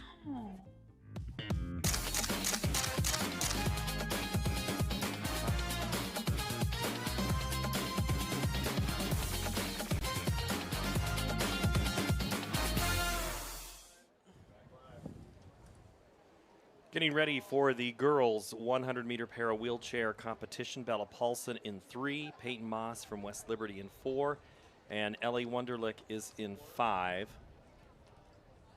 And Mike J is going to have the call of the race. Paulson in 3, Moss in 4, Wunderlich in lane 5. Peyton Moss, your defending champion from West Liberty. This year's 800 champion. Wunderlich of Thomas Jefferson in 5. She was the runner-up last year. That's Bella Paulson, the Johnston freshman, in 3. Peyton Moss will defend her title successfully. 35-35 right there. And then watching the extend and the smile, so PRs for all 3 of those. yeah, Peyton Moss there, 24.63 in the girls 100. And we now will make way for the boys. 6-17, Paulson 28-14. So the boys will be on the track. Lifetime best for all 3. Peyton Moss, your champion. We'll have the 24-63. girls para-ambulatory, and then the ambulatory boys 100. But first, it's the boys wheelchair up first. So we'll get the introductions here in a moment.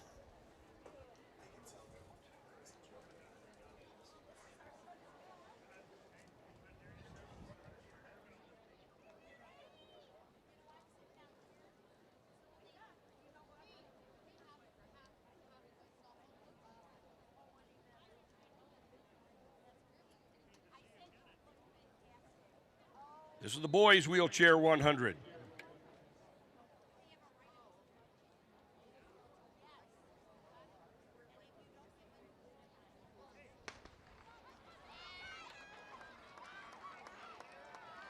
Logan Shrewy of Centennial, Josh Anderson of Washington, 4th a year ago. That's Titus Sting in 4 from Shenandoah. He's your defending champion.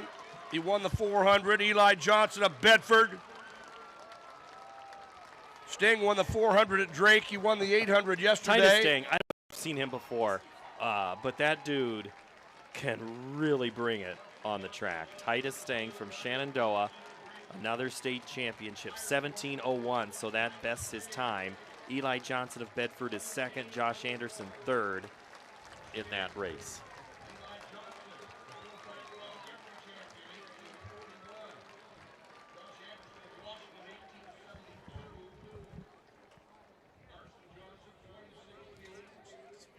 And so then now we'll get ready for the girls 100 ambulatory. And so we have just a couple of things here yet to go.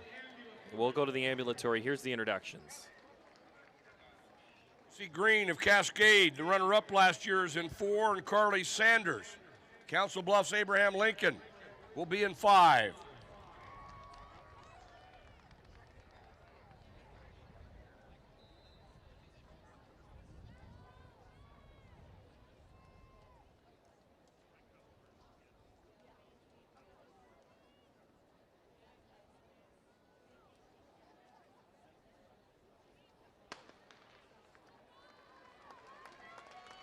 Josie Green of Cascade, the 800 and the shot put champion. Carly Sanders, Council Bluffs Abraham Lincoln. Josie and Carly here in the ambulatory 100.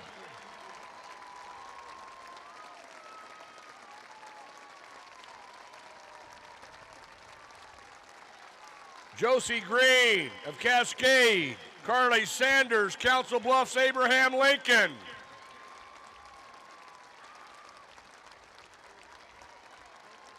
$18.14 for Josie Green, a lifetime best. $38.45 for Carly Sanders, and a new lifetime best for her as well. at the award stand. There's Carly Sanders, and you just saw Josie Green win another flag. Josie Green ran here the other night, and that was a great race. And then now we're getting ready for another one here, the boys' ambulatory race, as we have eight competitors down there, 1 through 8. And here's their introductions. In 2 from Iowa City West, Thad Longmire. In 3, Hudson Jr. Carter Swanson. In 4, he's won the 400 and the 800 this weekend, from Maquoketa to Kyle Simmons. In 5, last year's runner-up from Alburnett, Cameron McGraw. In 6, Liam Stouffer of North Cedar.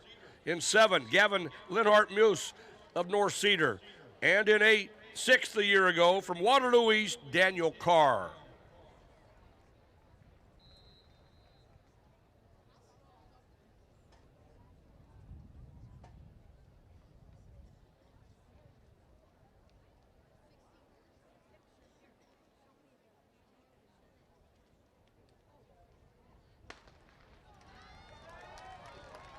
Santa, Longmire, Swanson, Simmons, McGraw, Stouffer, Linhart-Muse, and Carr.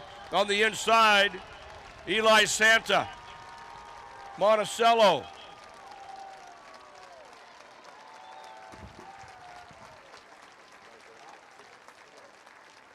It was Kyle Simmons. Another great race here at the track. So Simmons, your champion from Maquoketa. McGraw from Alburnett is second, 14.58. Carter Swanson from Hudson, 15.05. And then Thad Longmire from Iowa City West is 15.76. That's how our wheelchair and ambulatory 100s play out. When we come back, we are really going to put some fire on the track.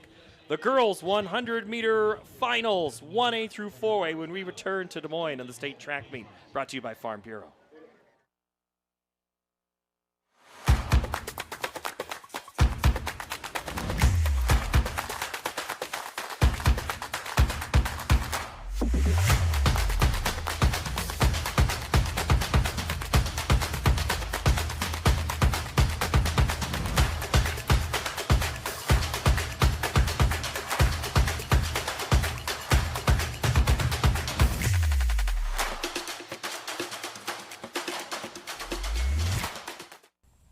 Get it.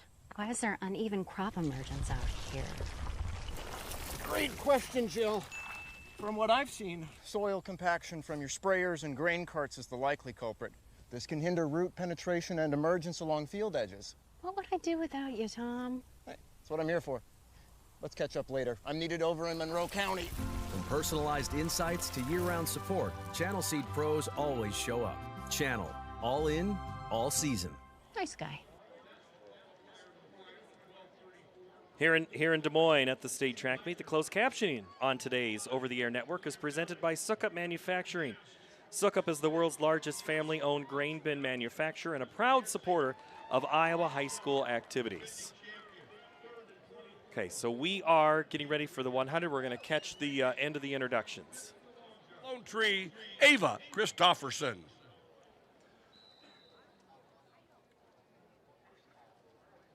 I mean it. So that was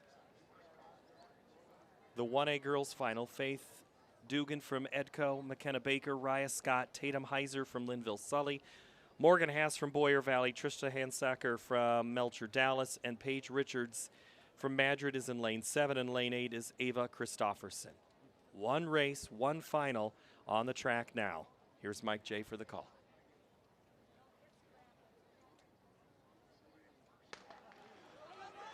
Dugan, Baker, Scott, Heiser, Haas, Hansaker, Richards, and Christofferson. In lane 2, it's Baker of West Monona.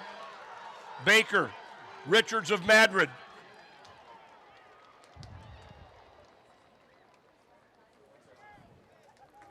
I think Paige Richards did it again.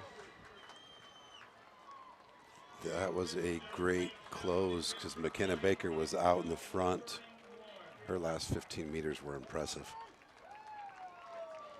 The 12:31 state championship for Paige Richards.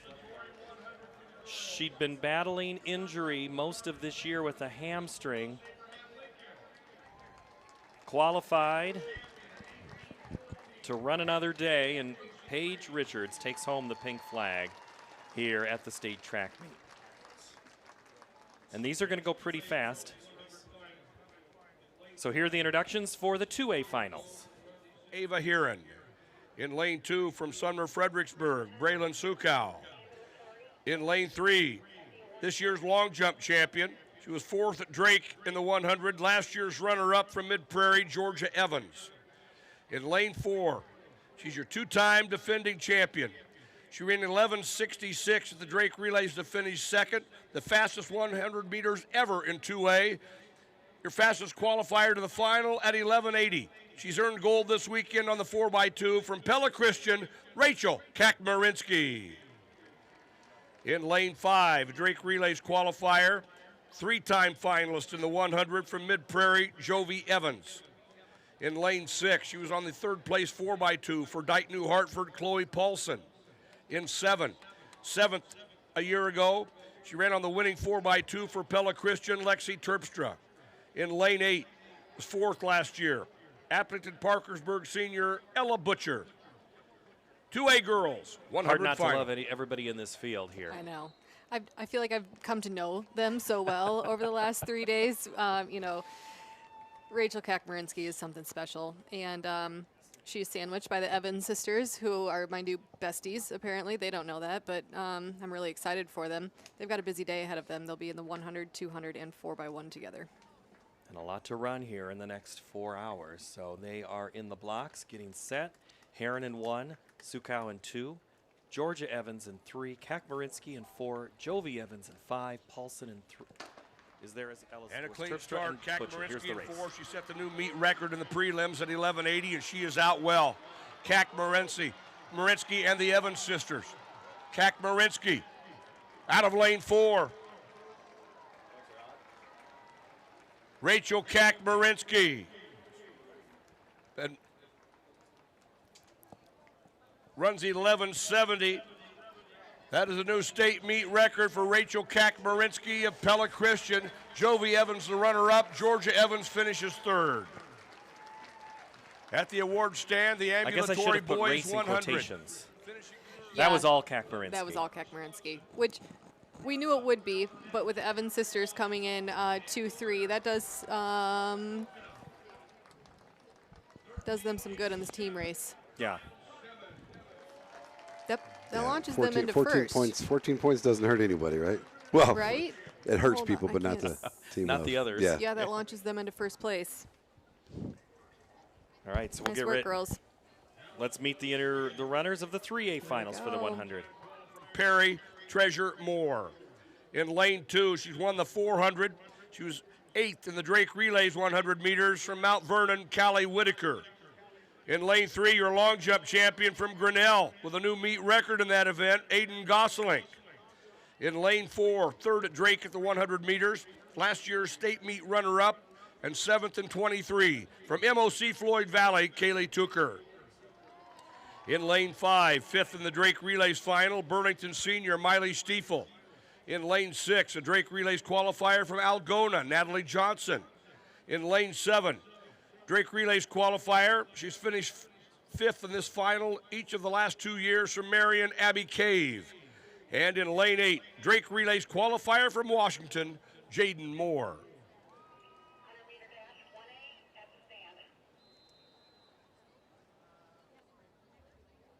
Nice things, nice things to say Yeah, here. this one's easy. I mean, oh my gosh, we just got some superstars in this heat. Callie Whitaker coming back after the sprint med. It'll be interesting to see how she responds after that DQ.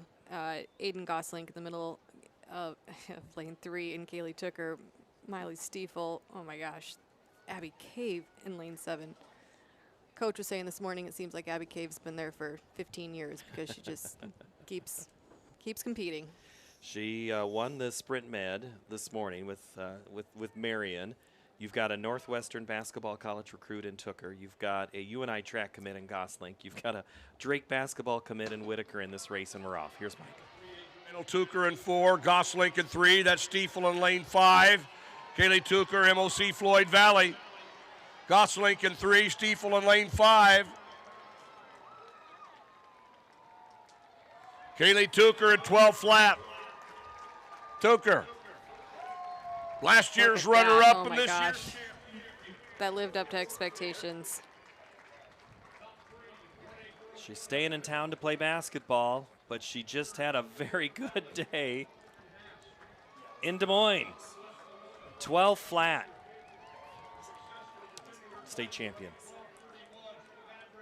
That's great. Saw a lot of familiar faces and names in that race that had some of my old athletes in there too. So it's nice to see them. And Kaylee was one of those girls that was always there, always there, always there. So nice to see, as you would say, get her flowers today. So.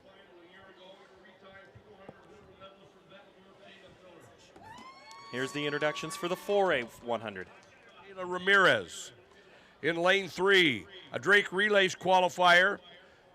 She'd been a Drake Relays champion in the 4x1 and 4x2 as a freshman in 2024. She was on that all-time best 4x2 yesterday. Waukee Northwest junior Cassia Caldwell.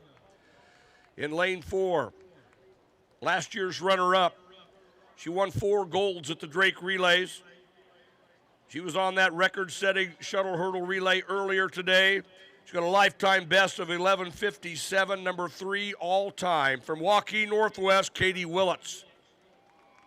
In lane 5, the Drake Relays champion in the 100 hurdles. Number 2 all-time in both the 100 hurdles and the shuttle hurdle relay from West Des Moines Valley, Morgan Carr. In lane 6, she was 6th in the Drake Relays 100 final, anchored the 4x1 to a relays win. She's twice been 5th in this event. From Southeast Polk, Elena Goldsberry. In lane 7, a 4x1 medalist a year ago for Cedar Rapids, Washington, Mari Crittenden. And in lane 8, a Drake Relays qualifier on 2 relays for Pleasant Valley, Kai Rebro. 4A girls 100-meter dash final. 4 juniors, 4 seniors in this. I think we kind of know what to expect for first place, but I really like the battle that's going to happen between Morgan Carr and Cassia Caldwell for second place. A lot of hype in this race. This is the one I think we're going to watch back for years to come. Miller in 1, Ramirez in 2, Caldwell 3, Willits and Carr in the middle, Goldsberry.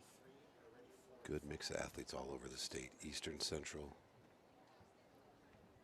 Here's the race.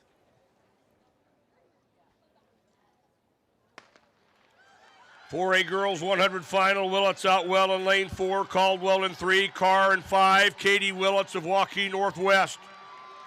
Willits, Ramirez, Katie Willits.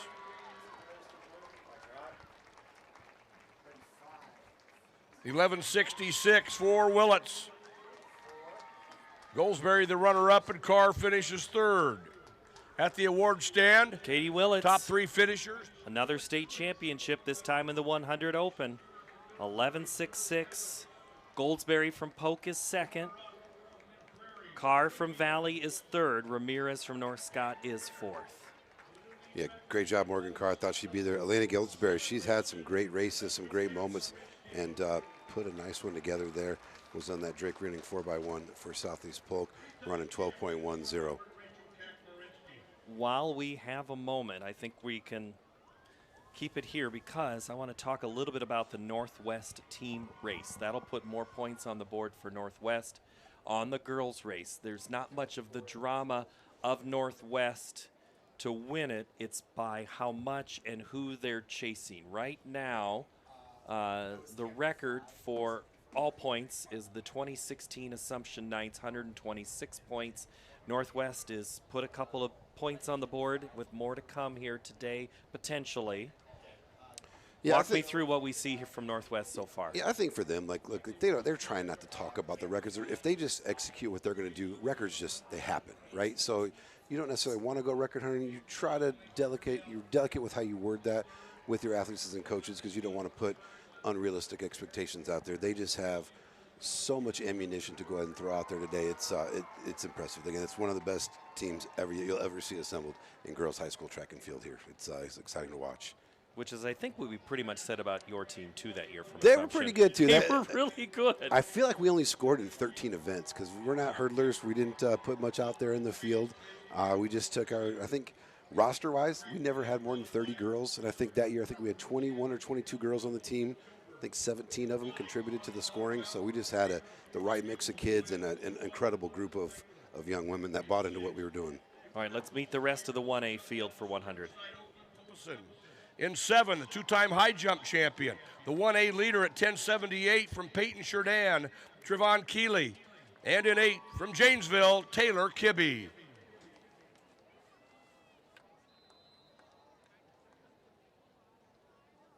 Bartles in 2 for North Butler. Clancy Van Ort for North Cedar in 3. Kilberg from Bellevue, he won the 400 hurdles. He's in 4. The long jump in the 4x2 champ, London Franklin, is part of that new London relay. Jepperson from Riverside in 6. Trevon Keeley and Taylor Kibbe in the line right now for the 1A boys 100-meter dash finals.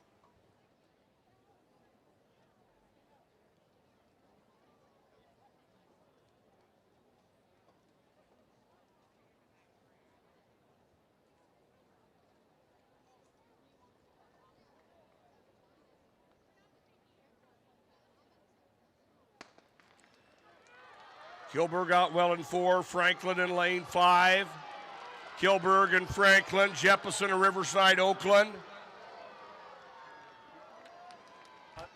He might be my new look.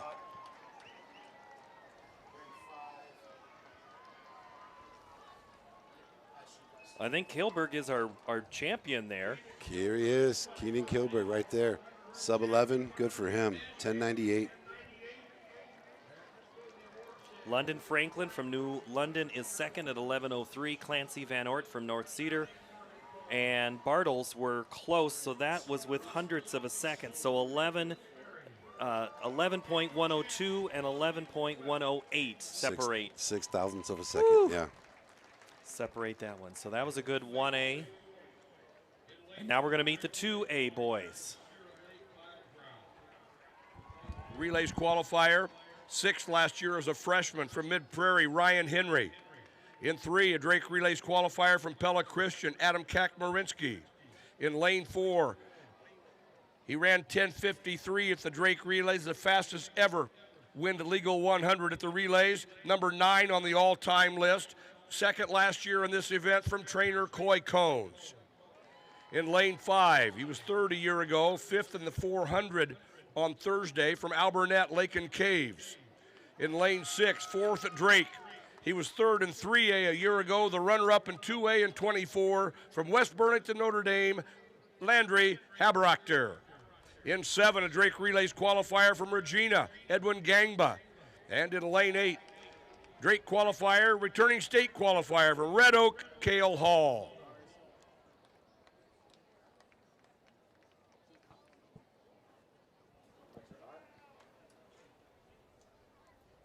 Our friends are back. Ready for this? I like Coed Cones in lane 4. Lake and Caves has some team points to snatch up here from Alburnett in lane 5. Adam Kakmarinsky. These boys have been busy. Yeah. And let's not forget Gangba in 7, Yeah. who puts play spoiler in this one. They're just, I mean, every single one of these guys has a legitimate shot. Coed Cones has been in the zone. We'll see what he can do here. He's in the white jersey, gold hair, and he's in lane 4. Here's the race.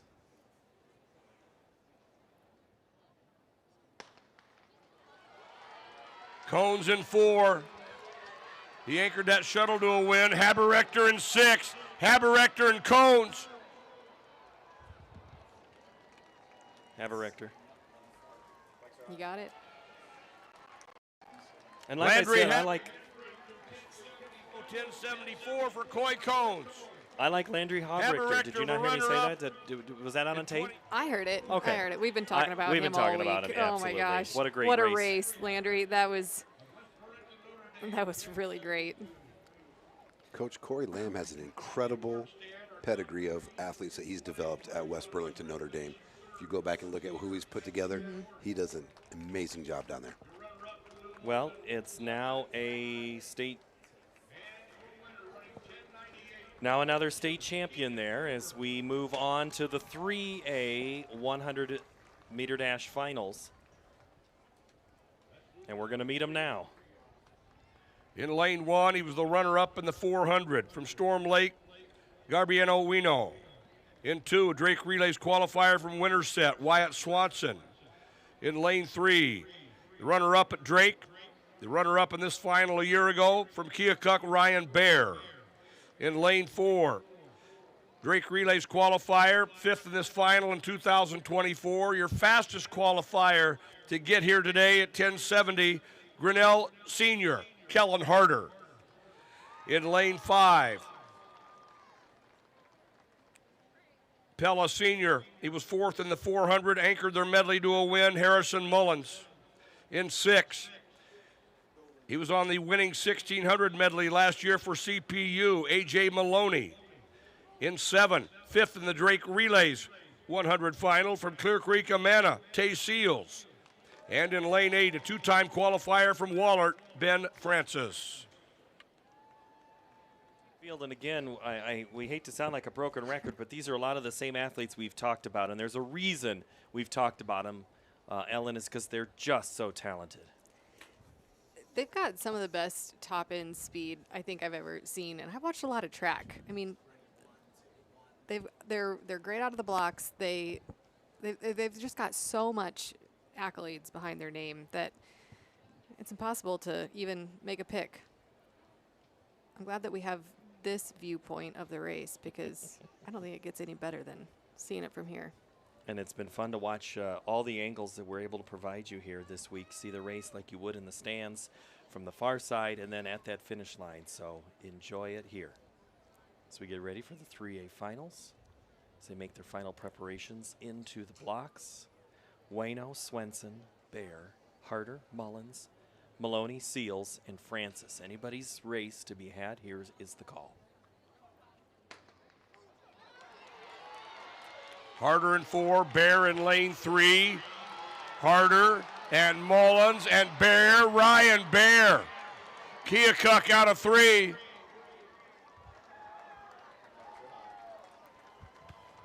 Ryan Bear, he was the runner-up here last year. He was the runner-up at this year's Drake Relays.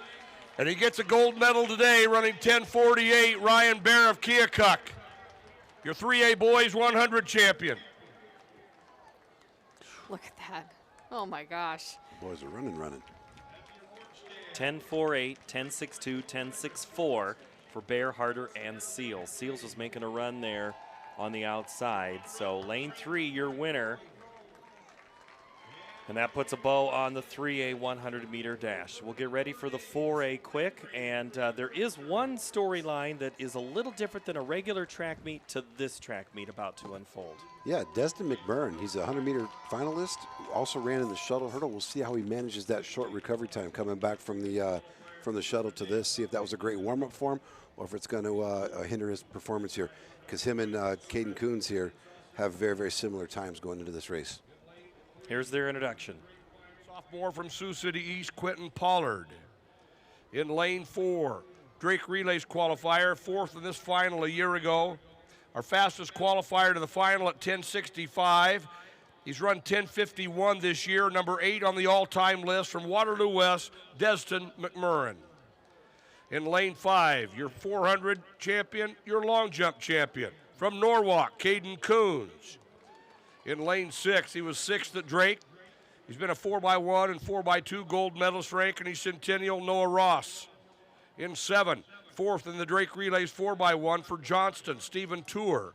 And in 8, 2-time qualifier from Fort Dodge, Noah Daniel. 4A boys 100 final.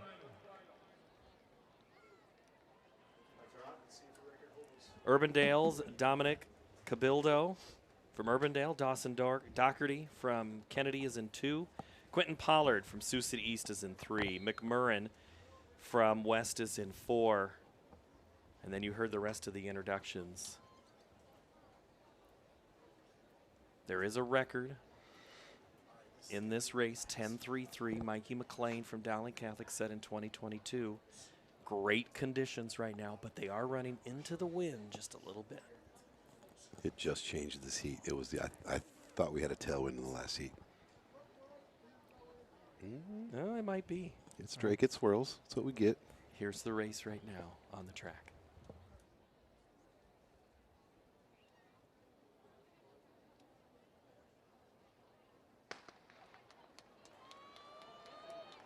For a boys 100 final at McMurrin.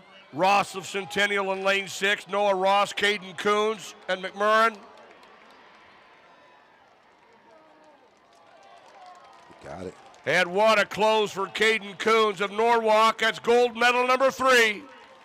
Caden Coons, 10:63. McMurrin ran 10:67. Your 100 champion, your 400 champion, and the long jump champion, Caden Coons.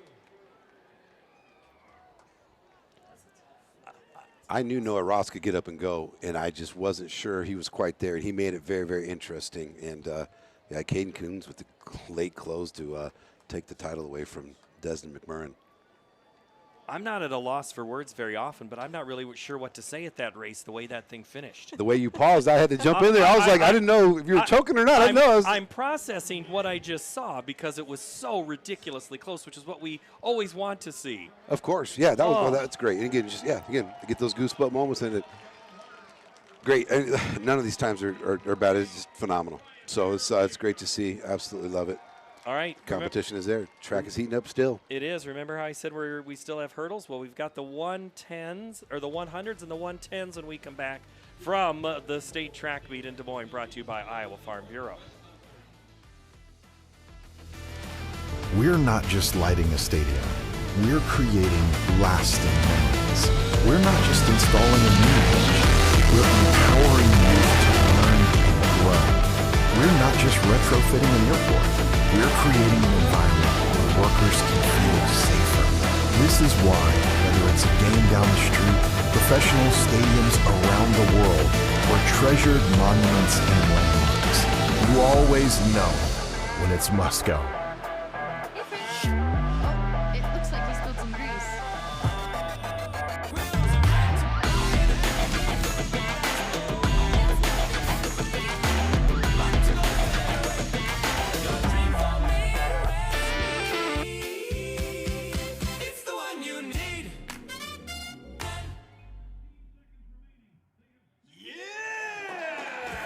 Fairway, it's the one you need.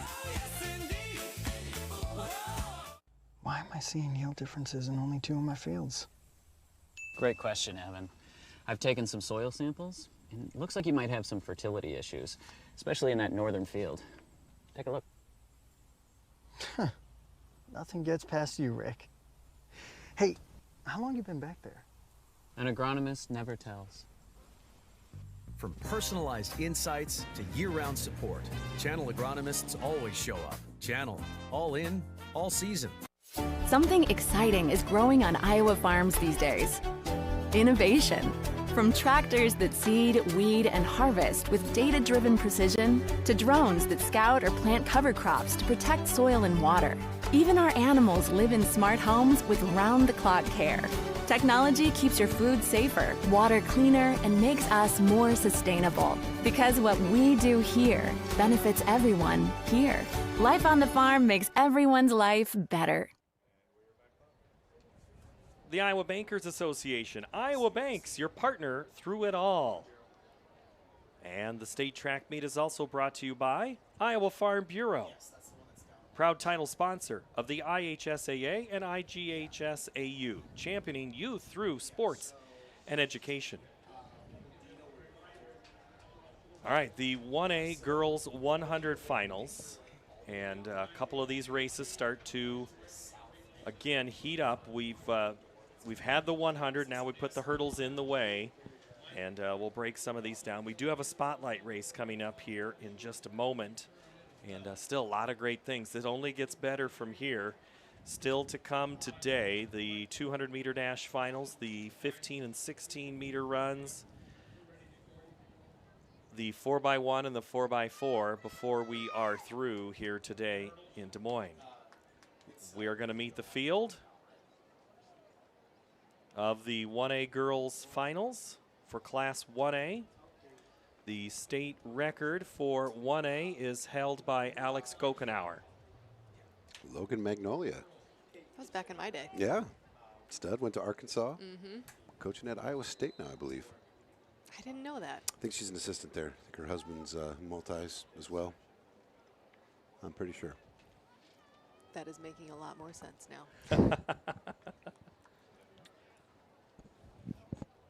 All right, so it is Malia Clayberg from Coons Rapid Baird. Addison Winters is in 2 from Key Lansing. Cameron Russell from Baxter in 3.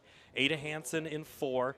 Lena Alley in 5. Rowan Jacoby in 6. Kennedy Brandt. Great jump yesterday in the high jump from Gladbrook Rhinebeck, and Honor Hovenga from Janesville, and they're off in the 110s. Here's Mike J. Final. Addison Winters in 2. That's Hansen. She's won the 400 hurdles and the 400-meter dash for Baxter. Alley, the defending champion for Fremont Mills. Lena Alley in 5 and Hansen in 4. Great finish. Wow. Lana Alley got her at the end there. Ada Hansen battled. They actually went back and forth there a little bit the last 2 hurdles. Great race.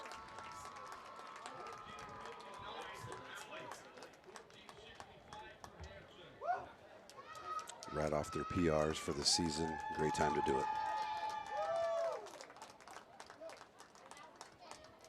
So there's your 1A champion, Lena Alley from Fremont Mills, 14.59, Ada Hansen, and then Rowan Jacoby. Here's the 2A field. As they make their way back, they're still getting their final stretches, so I'll get back to Mike. Yep, here's their introductions. 2, Leah Beloit of Spirit Lake. In 3, Isabel Jansen of Iowa Falls Alden. Riley Hemmingson of Trainer in 4. Miranda Neighbor from Alburnett in 5. Reese Nave of Regina in 6. Sarah Mead of Jessup in 7. Berkeley Harkins of Van Meter in 8.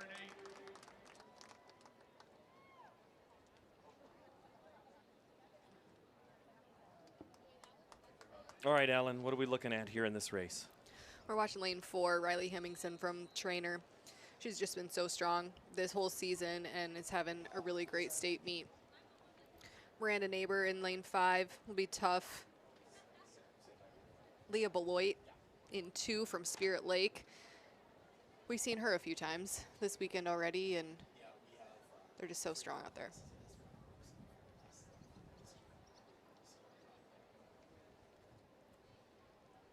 Keller Beloit, Jansen Hemmingson, Neighbor, Nave, Mead, and Harkins 1 through 8. Right into the defending champion. Mead was 5th a year ago. In the middle of the track is Riley Hemmingson of Trainer. Hemmingson was 6th last year. Riley Hemmingson of Trainer, 1463. Really you know, you got to give these athletes credit because there's so much hype and pressure coming in on them on the meet and the finals, and then they just rise to the occasion, and we just keep seeing that happen over and over and over again. It's really cool. And so now we'll get ready for the 3A girls 100-meter hurdles. As we roll through the events here, Hemmingson, the champion. Beloit, Neighbor, Mead go 1, 2, 3, 4. Here's the 3A field.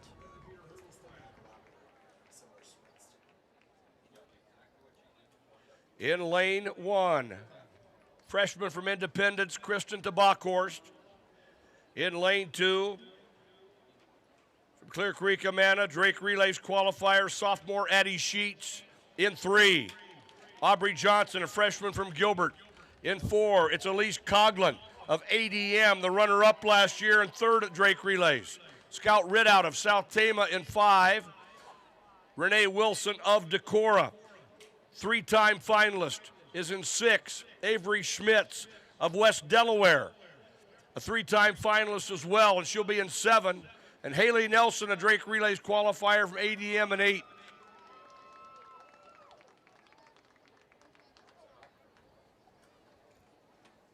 You called the last one really well, I know. Ellen. So, put pressure on anybody here? I'm feeling a little. I don't want to put pressure, but I do expect to see good things in lane 4 from Elise Coughlin from ADM. One of Iowa's premier hurdlers and defending state medalist. Busy week, comes down to this race here. As they settle into the blocks, as we settle into our afternoon of racing.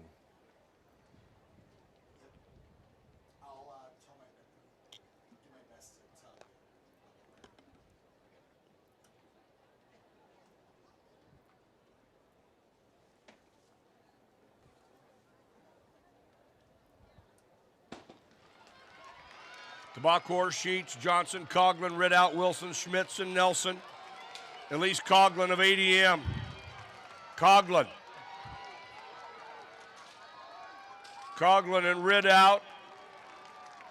Wilson of Decorah had a good finish.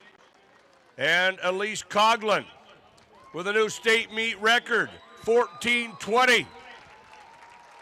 New lifetime best, state meet record to boot. Elise Coughlin of ADM, 14:20. Number 14 on the all-time list. Another at the state award meet stand, record your goes top down. 3. That is. Well, I'm glad I called it. All right, Feeling we need better. our spotter Andy Pollock's been helping us out. He just had to put another tally up. 25 have fallen so far, and we still have more to go. So now it's time for our Musco Lighting Heat Spotlight today. It's on the 100-meter hurdles in Class 4A. And this is a great, great list here. At Musco Lighting, we make it happen. And there's going to be a lot of things happening in this race. And why are we talking about this race, Tim?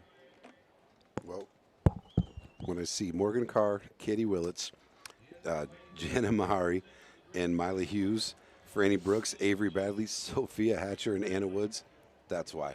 Straight firepower, probably one of the fastest from top to bottom that we'll ever see final in the state of Iowa. This will be a phenomenal setup here for this 4A final. Let's meet the field. She's a 3-time finalist in this event, and the Drake Relays runner-up from Waukee, Jana Meharry. In lane 4, the Drake Relays champion. Number 2 on the all-time list, last year's runner-up from West Des Moines Valley, Morgan Carr. In lane 5, she ran on that record-setting shuttle hurdle relay earlier today from Waukee Northwest, Katie Willits. In lane 6, from West Des Moines Valley, freshman Mila Hughes. In lane 7, from Ames, Sophia Hatcher. And in lane 8, 7th a year ago, 6th in 24, 4th of the Drake Relays final from Ankeny Centennial, Anna Woods.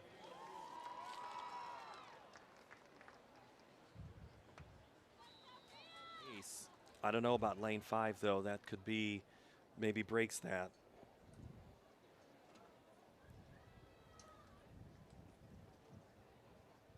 I think Morgan got a PR in the 100 earlier. She looked pretty solid here. She was pretty fired up after it.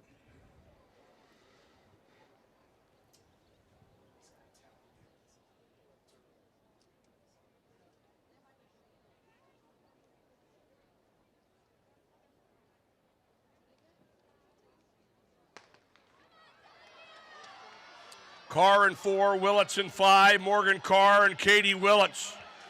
Hatcher of Ames in 7, Morgan Carr, the West Des Moines Valley senior, Katie Willits from Northwest, 2 of the very best to ever do it. And in fact, she just did it. Morgan Carr, the all-time best, 13:53. Wow. Morgan Carr, 13:53, the all-time best in the 100 hurdles. Willits went 13:70. How are them Goosebumps doing? They're still there. I don't know if they've number left. 3 I don't know. all-time. It's incredible. I just love watching kids compete like this. Look at that. And they're hopping into the stands. Absolutely. Oh. Good thing we appreciate great celebrations in the state of Iowa. Not every other state does that.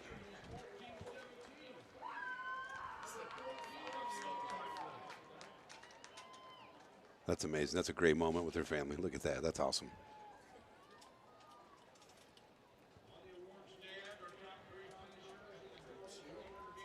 Blow a kiss. You've got a championship. And we have the boys in the hurdles when we return here from the famed Blue Oval and the greatest high school state track meet in the country here in the state of Iowa. Back in a moment. I don't get it. Why is there uneven crop emergence out here? Great question, Jill. From what I've seen, soil compaction from your sprayers and grain carts is the likely culprit. This can hinder root penetration and emergence along field edges. What would I do without you, Tom? Hey, that's what I'm here for. Let's catch up later. I'm needed over in Monroe County. From personalized insights to year-round support, Channel Seed pros always show up. Channel, all in, all season. Nice guy. Need money for college? Our scholarship registration is quick and easy. ISL Education Lending Scholarship is open to both students and parents. Visit iowastudentloan.org/award for details. Multiple awards are available, and you learn valuable financial literacy tips as part of the process. Register online today for your chance to win $1,000. Excelling in athletics takes teamwork, dedication, and a commitment to excellence. These are the same qualities that help our pig farmers and our communities thrive. The Iowa Pork Producers Association is proud to support statewide high school athletics and the student athletes who make us all proud. Visit iowapork.org/wecare to meet the people behind the pork and hear about our winning approach to caring for our pigs, the environment, and our communities.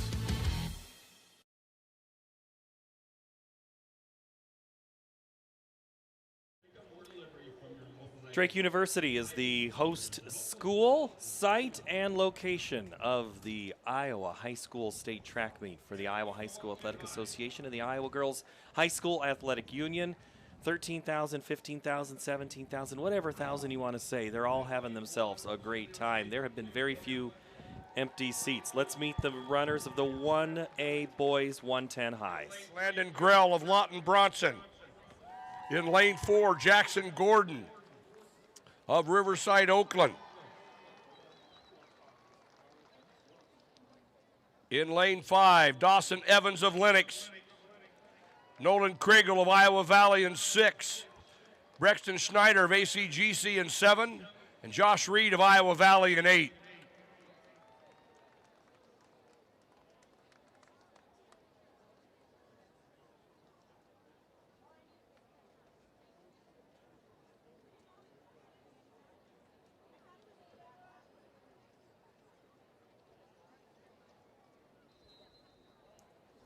All right, in this race, in this 1A1, Coach, what do we see?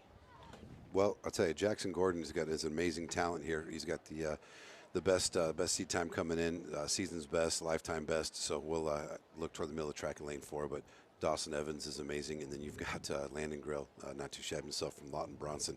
2 opportunities to score here for Iowa Valley, which ever so important in that team battle. We will talk about the team race after the boys 4A race, and now to the race in 1A. Gordon in lane 4, Grell in 3. On the inside, that's Heilman of Sibley Ocheyedan. Heilman and Grell.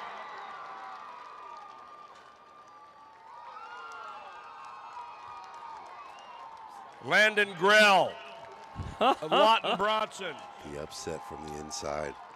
How often do you see a winner like that come from 1A, from lane 1? Not all the time, especially in this, but it is a straightaway, so there's not a mechanical or advantage versus inside and outside lanes. So it does happen every so often, but fantastic. Put it together when it counted the most.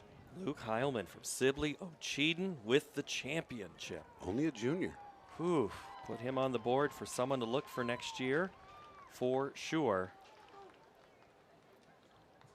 And we now move to 2A, and the field here will be introduced as they make their way through their final preparation of checking hurdle heights, locations, As this moves a little faster than it does at a regular track beat here, because it's just bang, bang, bang when we get to these 110 highs. Got a lot more officials and volunteers at this than you get the your local track meet too. So they're not making pleas over the speaker to get people. Could we get the hurdles? For Heilman, 14:55. Kriegel was third in 14:64. Now we'll move to Class 2A. They're putting Grell as the champion Lane in that 1, final. Trolling So Stories, Grell was Jaden the winner. Strum. Heilman second. Jaron Heller of Kriegel Okoboji third. is in Had to 2. sort that Pete out a little Lebo bit. of Went to the Grundy cameras Center in there. 3. Okay. Now we'll meet the 2A introduction. 1A runner-up last year for Columbus Junction is in 5. Alexander Reese was 4th in 1A last year for Columbus Junction. He's in 6. Jackson Jorger of Denver in 7. Tynan Shipper of Central Lyon will run in lane 8. Seont is the 2A leader at 14:34.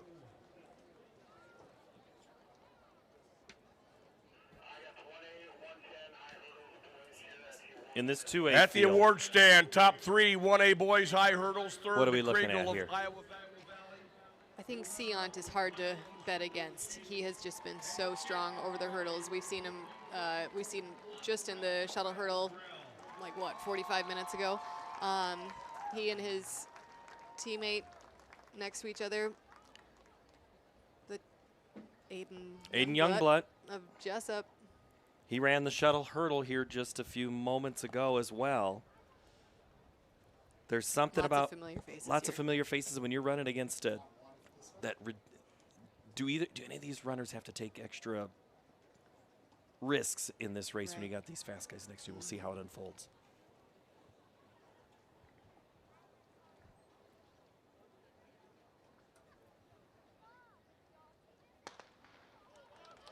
And here's your 2A final. Jorger was 6th last year. Seont and Reese both medaled in 1A. Lamar Seont and Alex Reese of Columbus Junction. Seont, Heller in 2.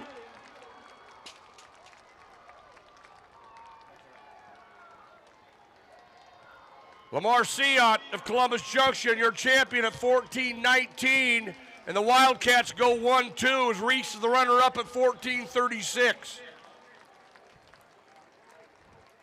Seont and Reese go 1-2. Heller of Okoboji was third at 14:51. Gosh, you love to see that. 1-2 for them. Makes the PA announcer happy too when it's It from your sure hometown, does, right? yeah. Maybe a little extra passion in his voice on that one. Give Mike J. Everybody talks about, oh, he used to announce my meets as a kid, or he still announces my meets, and everybody likes to hear that. And they just heard how Lamar Seont for Columbus with the win.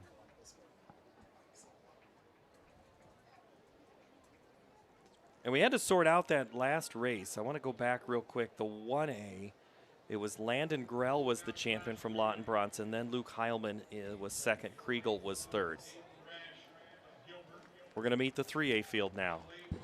From Waverly Shell Rock, Nolan Johnson. In lane 3, Caden Johnson of Pella. On that winning shuttle hurdle relay team, he was 5th in the Drake Relays high hurdle final. Tay Seals of Clear Creek Amana runs in lane 4. He's your defending champion. Your fastest qualifier at 13:77. He's number 2 all time with his winning time from a year ago of 13:58. Seals in 4. In lane 5, Logan Vandenbreck, 4th in the Drake Relays final. He too was on that outstanding shuttle hurdle relay team for Pella, and he's in 5. Jace Bellamy of Winterset will be in lane 6. In 7, Drew Farver of Bondurant Farrar, and in 8, Connor Vanderpleg, MOC Floyd Valley, a Drake Relays qualifier. You know, this is another race we could have made a spotlight race too. Right, in 3A, Yeah. don't you think? Yeah, absolutely. I think Tay Seals coming in as the defending champ and having personal best of 13:58. Logan Vandenbroek right behind him. I mean, we've seen these guys fly over the hurdles and around the track for the last 3 days, and it's really tough to pick a winner. Again, I'm glad we run the race. Seals in the blue and white checkers in lane 4. And the pink shoes. Seals here at the Drake Relays in an epic race. Had a great qualifying time to take the top position here in lane 4 as they settle into the blocks. 3A now, 4A to come from Des Moines.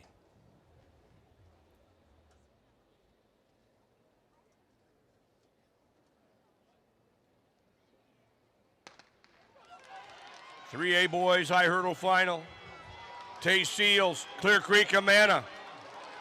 He ran 13:58 a year ago. It is Seals. It is Vandenbreck. It's all Tay Seals in 4.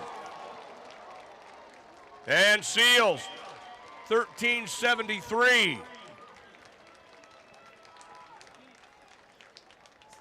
Defending his title, 13:73. Nice work Vandenbreck out of Tay Appel. Seals. More big team points for Pella. I think Pella's pretty much put it away at this point. And more Look at big that. hugs. Oh, that's great. He looked like he was on a mission. Right out of the blocks, he meant all business.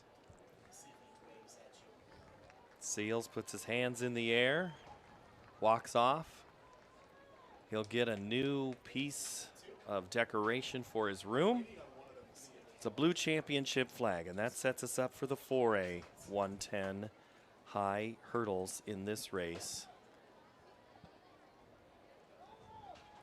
We'll meet the field in just a moment. A lot of names we've heard already. Seals, Van de Broek was second for Pella.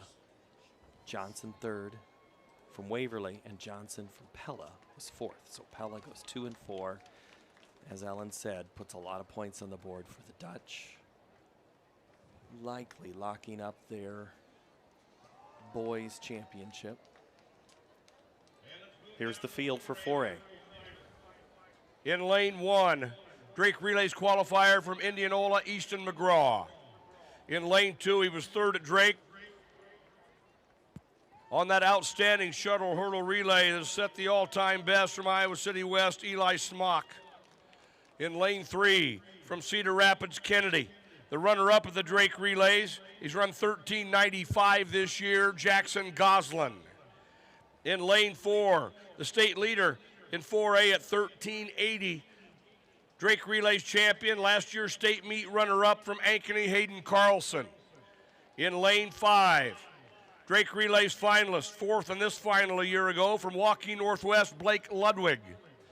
In lane 6,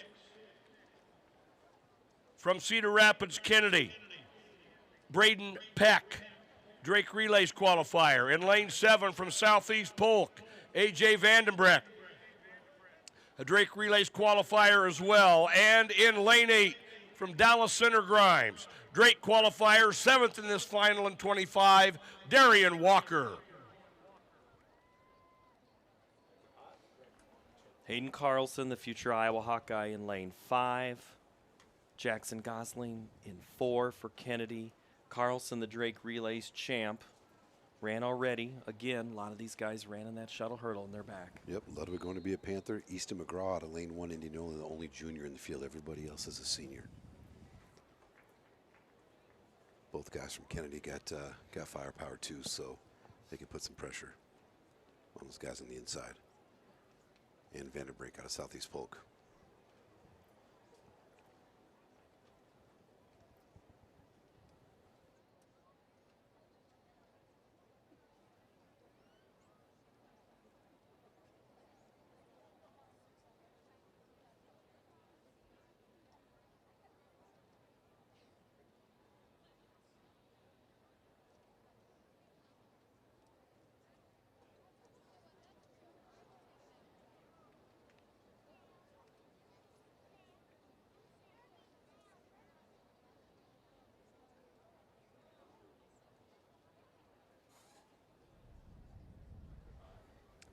Little warning from the official for lane 4 for coming up a little late and a little slow. Little gamesmanship that happens on these at these starts of these races. Got a guy who's going to the Big Ten. You gotta play the game a little bit.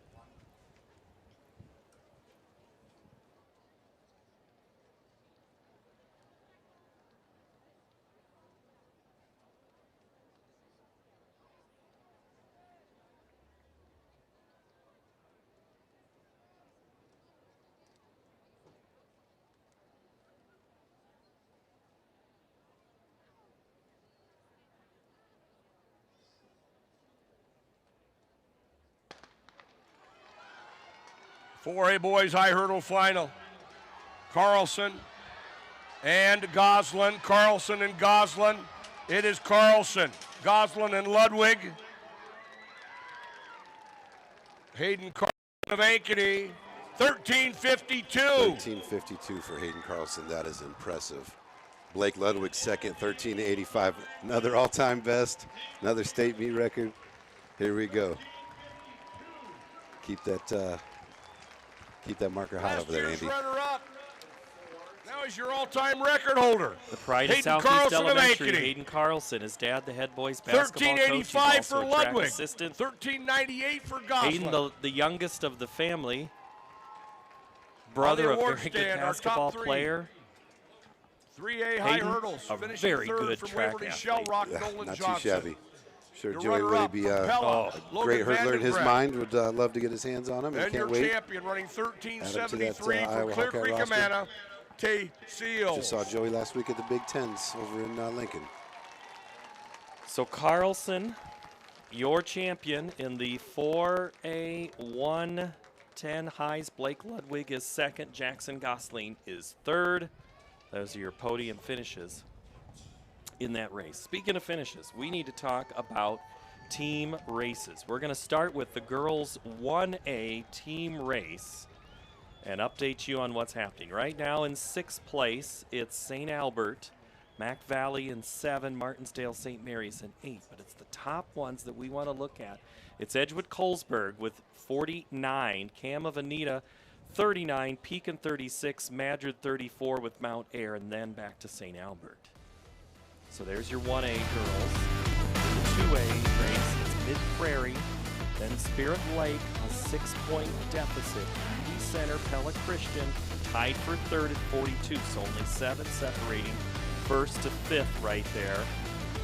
What do you see in 1A, 2A that stands out before we flip to 3A? Oh, 1A, 2A that stands out. I mean, I think on the 1A side of ththings, I see Mount Ayr is that, again, I've been talking about them, and they've kind of been this team that's kind of hovering. I think they got a little bit left, but I think Edco is probably going to end up sneaking out of here with the gold trophy by the end of it, but Cam Anita, I don't think it's going away.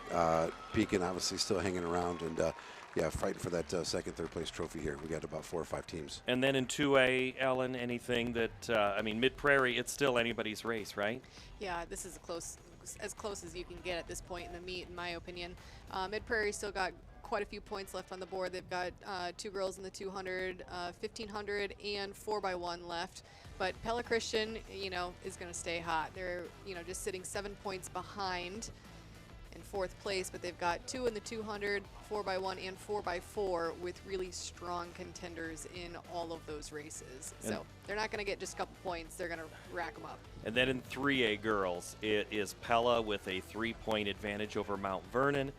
That disqualification kind of hanging around. Sioux Center 45, ADM in third. 4A girls, it's Waukee Northwest 105.5, Cedar Falls 53.5, Ankeny in at third, and Ames at 45. Now we'll go to the boys 1A team scores. Riverside of Oakland for 1A boys in the lead right now by 1.5 points over Iowa Valley, 43 to 42.5, and then Van Buren County and Lisbon. So really, it's Riverside and Iowa Valley in that team race. Yeah, they've separated themselves there a little bit, and see what kind of firepower the rest of these guys have here the last 4 or 5 events. And then for boys 2A, Grundy Center and Albernet, 3 points separate the two of them. Actually, they're tied. They're tied now, They're 46. tied 46. It changed right in front of me.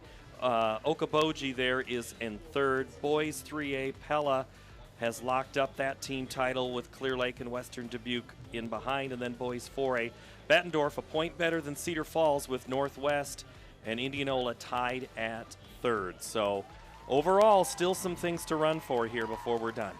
Yeah, absolutely. I'm really excited about the girls 2A team hunt. That's going to be fun to watch unfold. Give us something to talk about other than these, slow track meets. Let's see, 5, 10, 15, 20, 25, 27 state meets, state records have followed. We'll take a break. We'll come back. There'll be some ceremonies on the field that you'll have PA for to walk you through what's going on. And then we really get cooking. The 200, the 15 and 16, and then the 4x1 and 4 before we're done. You have been watching the Iowa High School State Track Meet from Des Moines. Back in a moment here.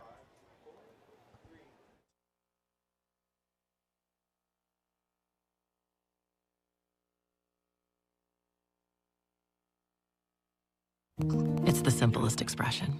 The smallest thing that changes everything. A smile. So easy. Smile lights it up. Apologizes. And welcomes unconditionally. Because the shortest distance between two people is a smile. Thank you. Hy-Vee, where there's a helpful smile in every aisle.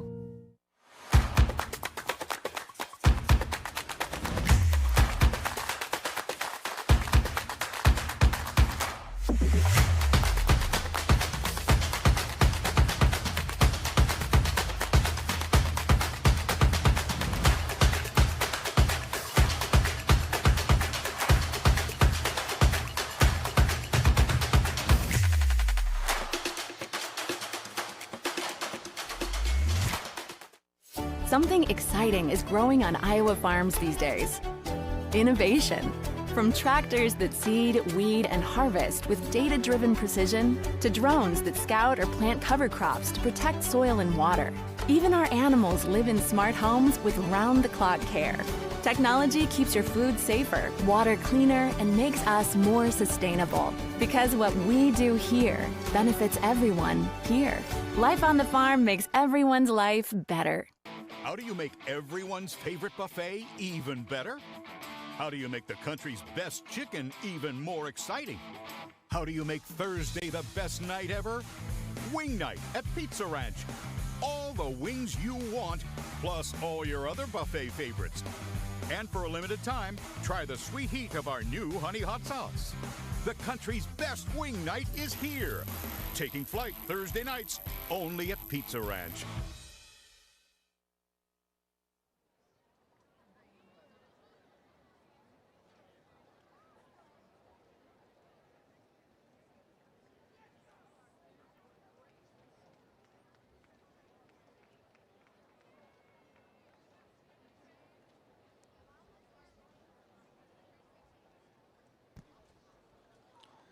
The Iowa Association of Track and Field Coaches and the Iowa Association of Track and Field Officials honor coaches for their years of service. Presenting awards are IATC President Ben Dewey, Vice President Abby Schmitz, and Award Chair Mitch Anderson. Coaches with 25 years of experience. Our first honoree is Dion Brait from Earlham. Brian Case from Southern Cal and South Central Calhoun. From Earlham, Chris Caskey. From Cascade, Chris Curry. From Davis County, Michael Finneran. From Bettendorf, Aaron Flynn. From Cascade, Tim Frake. From Lewis Central, Ron Frasht. From Orient Maxburg, Bill Huntington. From Cascade, Phil Cowder. From Monticello, Donnie Kramer. From Southeast Valley, Travis Nuss. From Cedar Rapids, Kennedy, Curtis Pockabeer. From Earlham, John Peterson. From Pella, Dak Rasmussen. From Southeast Polk, Don Starcevich. From Southeast Polk, Chris Staroska. From Lewis Central, Burke Swenson. From Pella, Brent Van Houen. And from Tipton, Mike Wade.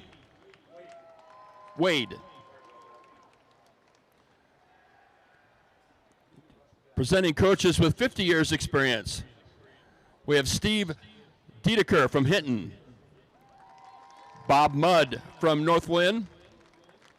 Steve Roth from Washington. Congratulations and thank you to these coaches for all of their years of service to Iowa High School track and field.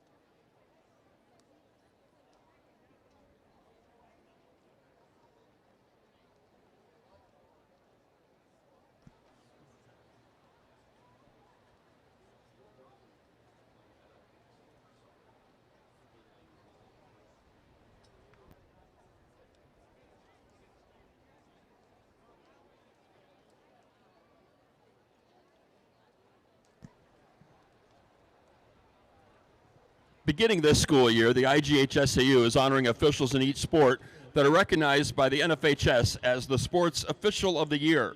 The NFHS Iowa Girls Track and Field Official of the Year is Dave Huff of Greenfield. Presenting Dave with his award is the IGHSAU's Jim Dewey and Executive Director Aaron Gerlich.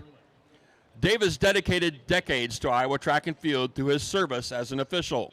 He became a certified track and field official in 1989 while serving as athletic director at Wilton High School, wanting to ensure a starter would be available if cancellations affected home meets. Dave transitioned into a full-time track starter following his retirement in 2015.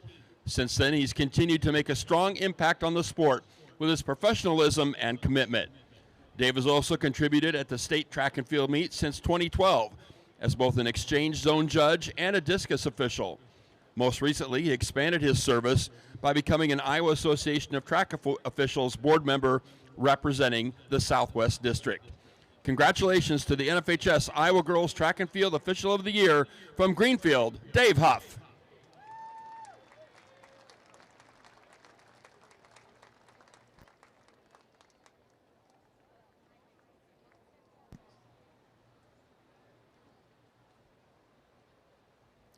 The Iowa Girls High School Athletic Union's Golden Plaque of Distinction Award honors the Iowa coach who has demonstrated a successful career while making notable contributions towards school, community, and the coaching profession. Presenting the 2026 Golden Plaque of Distinction Award is Girls Athletic Union Track and Field Administrator Jim Dewey, along with IGHSAU Executive Director Aaron Gerlich. The 2026 recipient of the Golden Plaque Award in Track and Field is Bruce Henderson from Atlantic.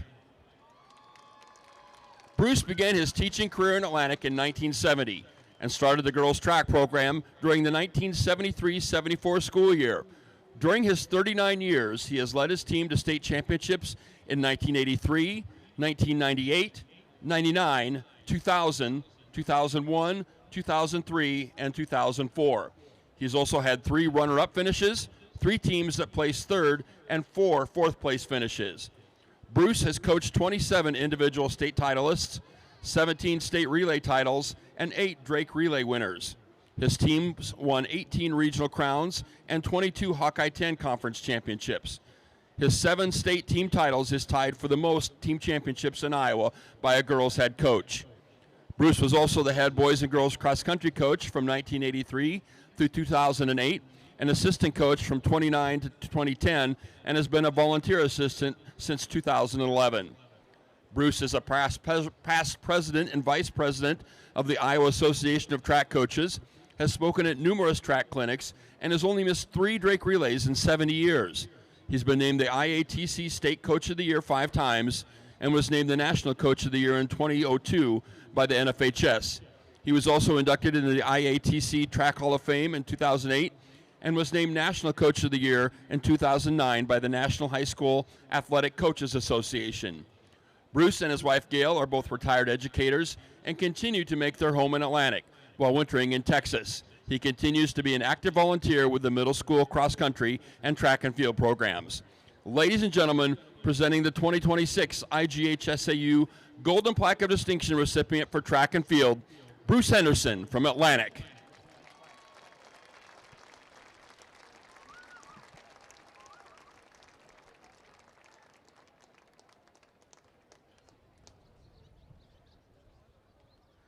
The Iowa Girls High School Athletic Union takes time each year at this meet to honor the Iowa Girls' rich track and field tradition with the induction of athletes into the Iowa Girls High School Athletic Union's Track and Field Hall of Fame. This year we have another stellar class. Presenting awards today is IGHSAU Executive Director Aaron Gerlich. Our first nominee starred in track and field at Northeast High School from 2012 through 2016.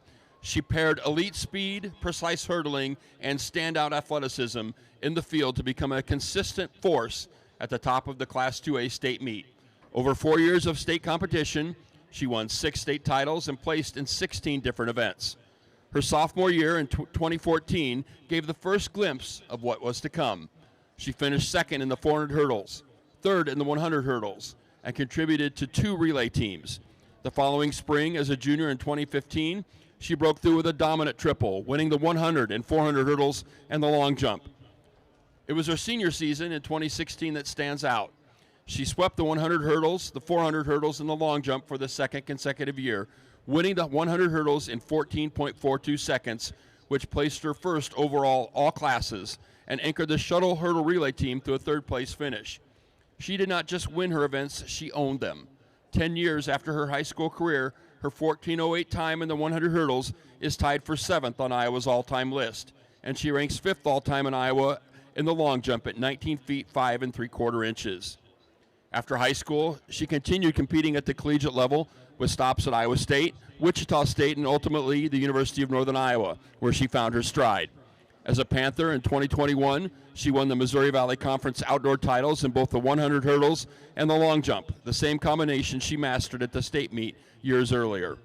Following her graduation from Northern Iowa, she has pursued a career in children's behavioral health and is now attending Adler University while working towards a master's degree in psychology. She lives in Des Moines with her husband, Kashawn Baker, and are the parents to a 6-month-old daughter.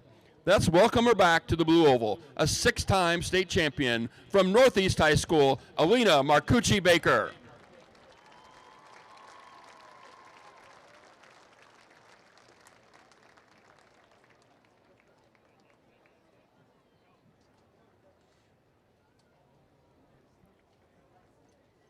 Our next inductee makes history today as she joins her mother, Bonnie DeBoer, as the first mother-daughter duo to be inducted into the Track and Field Hall of Fame.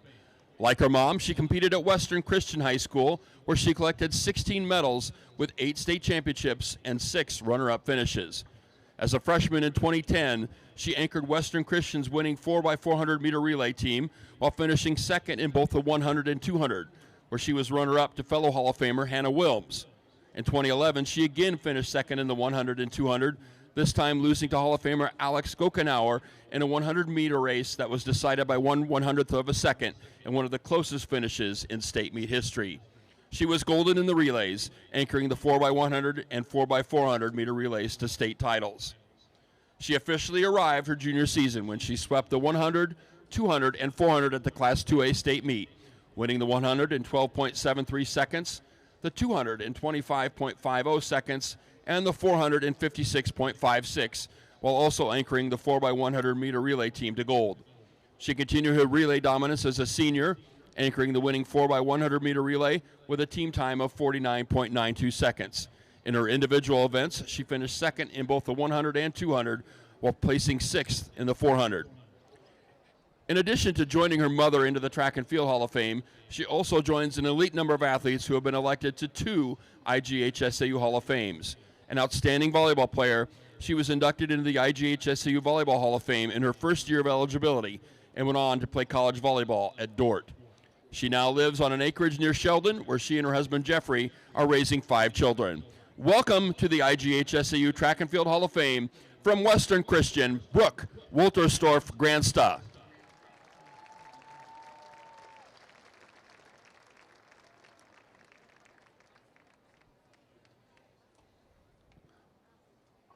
Today's third inductee owns one of the most decorated resumes in Iowa girls track and field.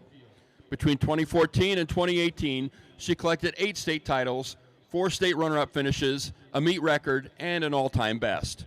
Her state meet story began as a freshman in 2015, when she won the Open 400 and added relay gold in both the 4x800 and the distance medley relays.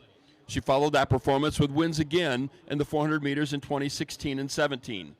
In 2018, she delivered a dominant individual performance. She won the 400 hurdles in a meet record, 1 minute .15. She anchored the sprint medley to a state title in a time of 1:43.64, an all-time best and state meet record. She ran the second leg on the winning 4x100, and she finished second in the Open 400. At the Drake Relays, the spotlight shined just as bright. In 2018, she won the 400 hurdles, anchored the winning sprint medley to a then all-time best record of 1:44.07. She ran the second leg on the winning 4x100 and took second in the 800. For her efforts, she was named the outstanding performer in the high school division. She still ranks number 3 all-time in the 400 hurdles and is tied for 8th all-time in the 400 meters. Continued success followed her at the University of Iowa, where she scored at the Big Ten Outdoor and Indoor Championships, ran on a second-place Big Ten 4x400 meter relay, anchored relays at the Drake and Mount Sac relays, and competed at the NCAA Indoor Championships. Following graduation, she remains in Iowa City and serves as a project manager at NG North America. She and her husband Bryce are expecting their first child in September. Let's welcome her home. Congratulations to Linn-Mar Hall of Famer Peyton Wenzel Hunger.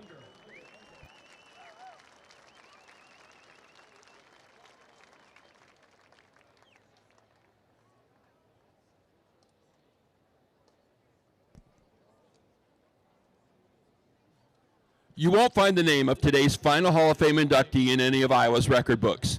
She competed at a time when girls track and field in Iowa was brand new. There were no traditions to follow, no records to chase, because none had yet been set. However, her biggest accomplishment was that she set the standard for everyone that followed here. When Iowa held its very first state track and field meet for girls in 1962 at Pleasantville High School, she was a freshman for Central of Fenton. She helped Central win the team championship at that historic inaugural meet by winning the 60-yard hurdles and anchoring the 440 relay in a race where she brought the team from 5th to 1st. She also contributed to a 3rd-place 440 medley relay. The following year, Central again repeated as state champions, and she again was the catalyst. In 1963, she won the long jump at 16 feet 1.5 inches and anchored both the winning 440 medley relay and the winning shuttle hurdle relay.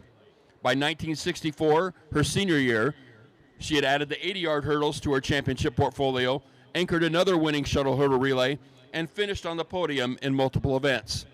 When her high school career was finished, she claimed 7 state titles, 3 individual and 4 on relays.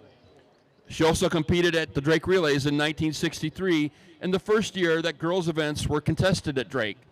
She held the state record in the 60-yard hurdles and shared the National Junior Olympic record in that event, a mark that placed her among the very best young hurdlers in the country. She did not stop at the state level. At the Iowa Federation meet in both 1963 and 1964, she continued to win and place in multiple events. On the national stage, she represented Iowa at the U.S. Federation meet, where in 1963 she finished 4th in the 80-meter hurdles, the first time she had ever run in the event. In 1964, she was a finalist in both the long jump and 80 hurdles at the U.S. Federation meet, while finishing 2nd in the 200 hurdles at the AAU National Championships. Competing in the pre-Title IX era, there were no collegiate opportunities to continue her track and field career. She moved to Minnesota, where she married Dr. Tom Lang. The couple raised 3 children and have 7 grandchildren and 3 great-grandchildren. Ladies and gentlemen, standing on the Jim Duncan track for the first time in 63 years, let's welcome one of the pioneers of Iowa high school track and field into the Iowa Girls High School Athletic Union's Track and Field Hall of Fame. From Central of Fenton, Linda Ramus Lang.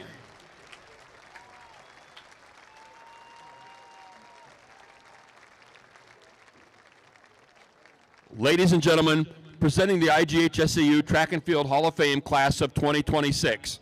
From Northeast, Alina Marcucci. From Western Christian, Brooke Wolterstorff. From Linmar, Peyton Wenzel. And from Central LaFenton, Linda Ramus. Congratulations.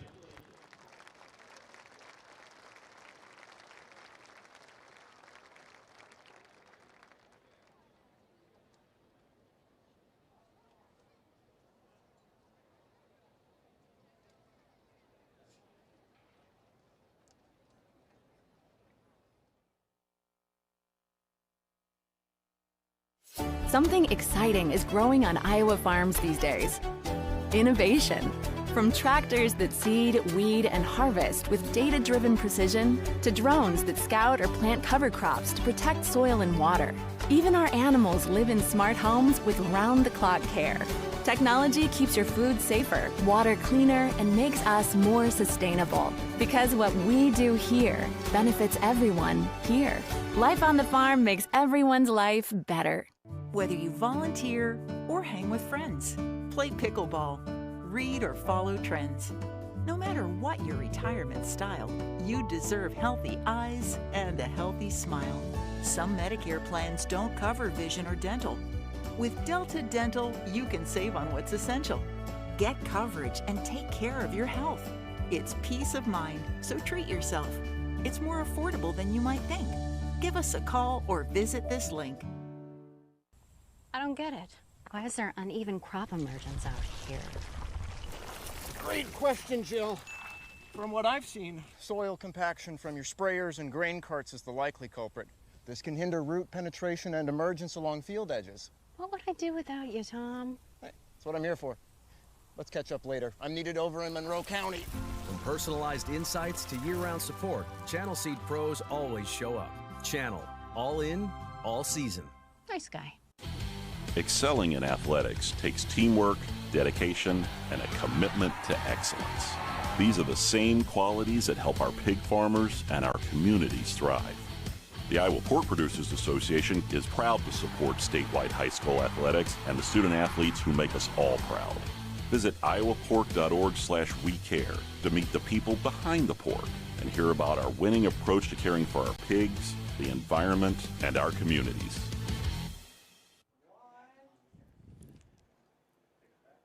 We're back in Des Moines at the state track meet here, and it is a glorious afternoon. Just had a moment to step outside, and everybody had a chance to pause things over. I'm Paul Yeager. This is Tim O'Neill. Ellen Davis, you might remember her as Ellen Reese, and we just had the Hall of Fame ceremony there, Hall of Famer. Where's your Hall of Fame plaque? That's in my office, I think, unless my twins have rearranged things for me down there. But yes, you know, I see that thing often. It's something I'm really proud of. So being a part of that fraternity, and you're seeing some athletes here today, who have you seen? I'm not going to make you put anybody in the Hall of Fame today, but who's had some very good performances that we've seen? Gosh, we've seen so many. I can't believe you're going to put me on the spot like that. I think Kakmarinsky is really, really impressive from Mid-Prairie. I think Coy Cones is someone that, you know, we're going to be talking about for quite a while. Caden Coons, I think, winning 3 titles already and going for 4. And Tim O'Neill would even let speak on camera, but we are letting you speak. Who do you want to put into that conversation? Well, I think Katie Willits will be one of those young ladies at some point in time from Waukee Northwest. She is a phenomenal athlete. I mean, Morgan Carr from West Des Moines Valley would be one of those two that has put up some significant accolades that at some point, whoever that committee is that makes those decisions, that she would be one of them as well. All right, and you've been coaching. We've talked about you've had those state championships. You've had this break. We're getting ready for the 200 here. This is the 200 girls final.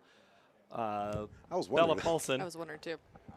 And Peyton Moss and Ellie Wunderlich will be on the track, and we'll let the commentary. Actually, yeah, that's our 3 that are running or that are wheeling in this race. So thank you for indulging me on that, putting you on the spot. But we are going to talk about the better athletes here before the day is through. But we also, Coach, as we have this pause, we now get going. We just, right before that, the ceremonies there, we did talk about the team race. There's still plenty of things up in the air.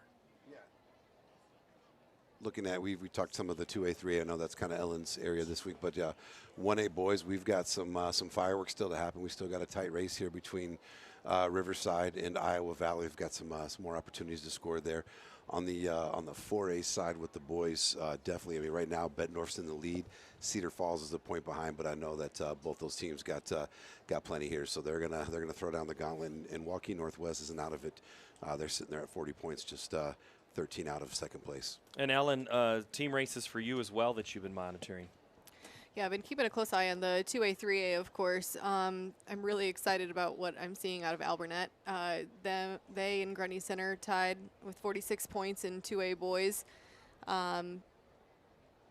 This is going to be really interesting. They've each got one guy in the mile, and Alburnett's got the 4x4 left. So see how it all shakes out. All right, you said the M word. Let's talk about the mile. We've got a pretty good race coming up here in Class 3A in just a little bit, where we're going to see Quentin Nauman come back onto the track. And I think that's what's, if you want to call it a tease in broadcasting, that's what's keeping a lot of people here. That is scheduled to run. We'll talk about that here in the next hour, because that is scheduled to run just after, in about an hour from now. But there's a huge... Quentin Nauman didn't win the 800, and there was a surprise there. And is there the potential for a surprise in that 16? You know, I think anything is possible at this state meet. I think we've seen Quentin become human, right? We thought that he was absolutely untouchable, and you know, there's just such great competitors in that 3A boys mix, and you know, I think I trust that Quentin's going to finish his high school career on a note that he's proud of, and we're all going to cheer for him no matter what happens, because he has brought us all so much joy over the last 4 years. All right, on the track now, the girls' 200-meter para wheelchair. Here's Mike J. Ellie Wunderlich, Council Bluffs Thomas Jefferson, was the runner-up in the 200 last year. Peyton Moss, a senior from West Liberty, in 4. Ellie Wunderlich, the sophomore from Council Bluffs Thomas Jefferson, in 5, and that's Bella Paulson, the Johnston freshman, in 3.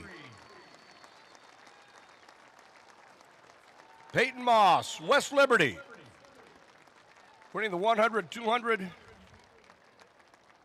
the 800. And there is how it finishes. Peyton Moss, a 48.27. Ellie Wunderlich from Council Bluffs Thomas Jefferson, a 49.06. And Bella Paulson, 56.66. That's how you go 1, 2, and 3. So congratulations for there. Those three have been busy this weekend at various competitions that we've seen here on and off the track. But now we got ourselves a pretty heated, heavy race in the boys' 200-meter wheelchair. Let's meet the contestants. Champion is in 3. Titus Sting of Shenandoah, your defending champion, and this year's 800 champion, is in 4. Josh Anderson of Washington, third a year ago, is in 5. Carson Johnson of Clarinda was 4th last year, and he'll be in 6. Ryan Stevenson of Pleasant Valley in lane 7.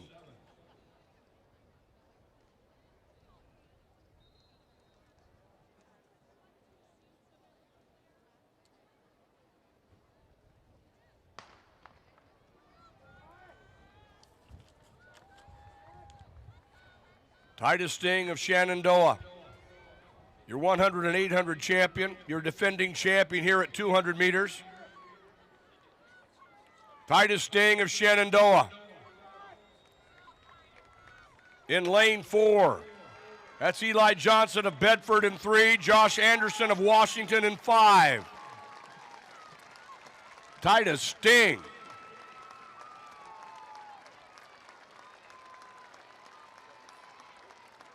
Titus Sting, 30.76. Johnson, 32.40. Titus Josh Sting Anderson, again, 33.63. showing his dominance from Shenandoah. He won the 100 earlier and won with a 37.6. So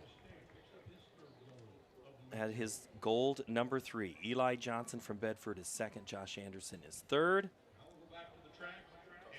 And we'll be back in a moment with the girls' 200-meter final 1A version when we return here to the state track meet.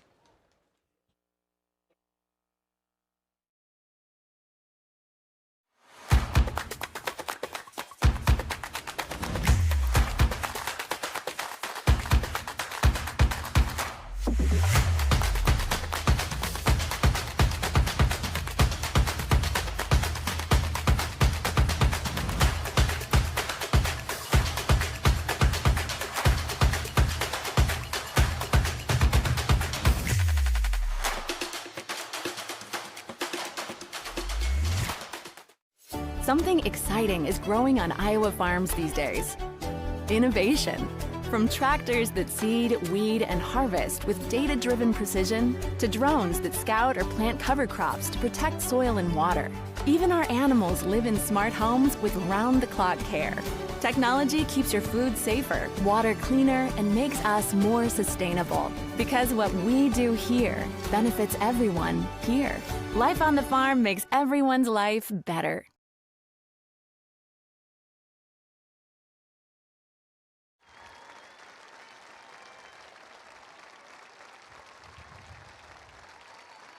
Josie Green of Cascade in lane 4.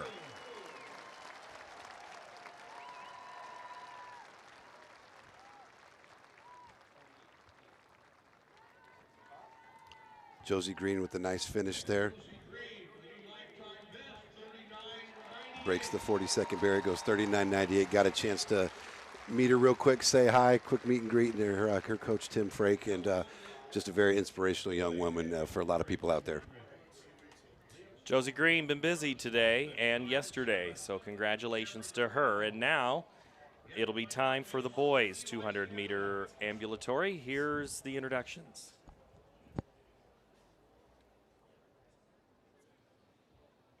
Steffler from North Cedar in 2, Carter Swanson from Hudson's in 3, Cameron McGraw from Albernetta's in 4.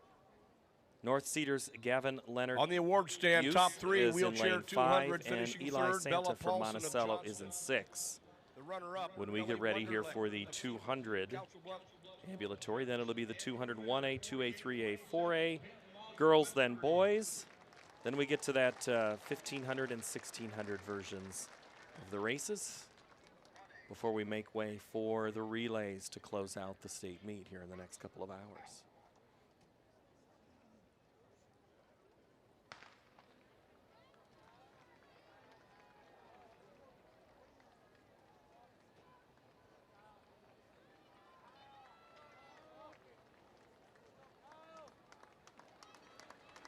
And here they come off the turn. Ambulatory 200. Simmons of Maquoketa. He's had a big day. Kyle Simmons of Maquoketa, the 200 champion, 28.54.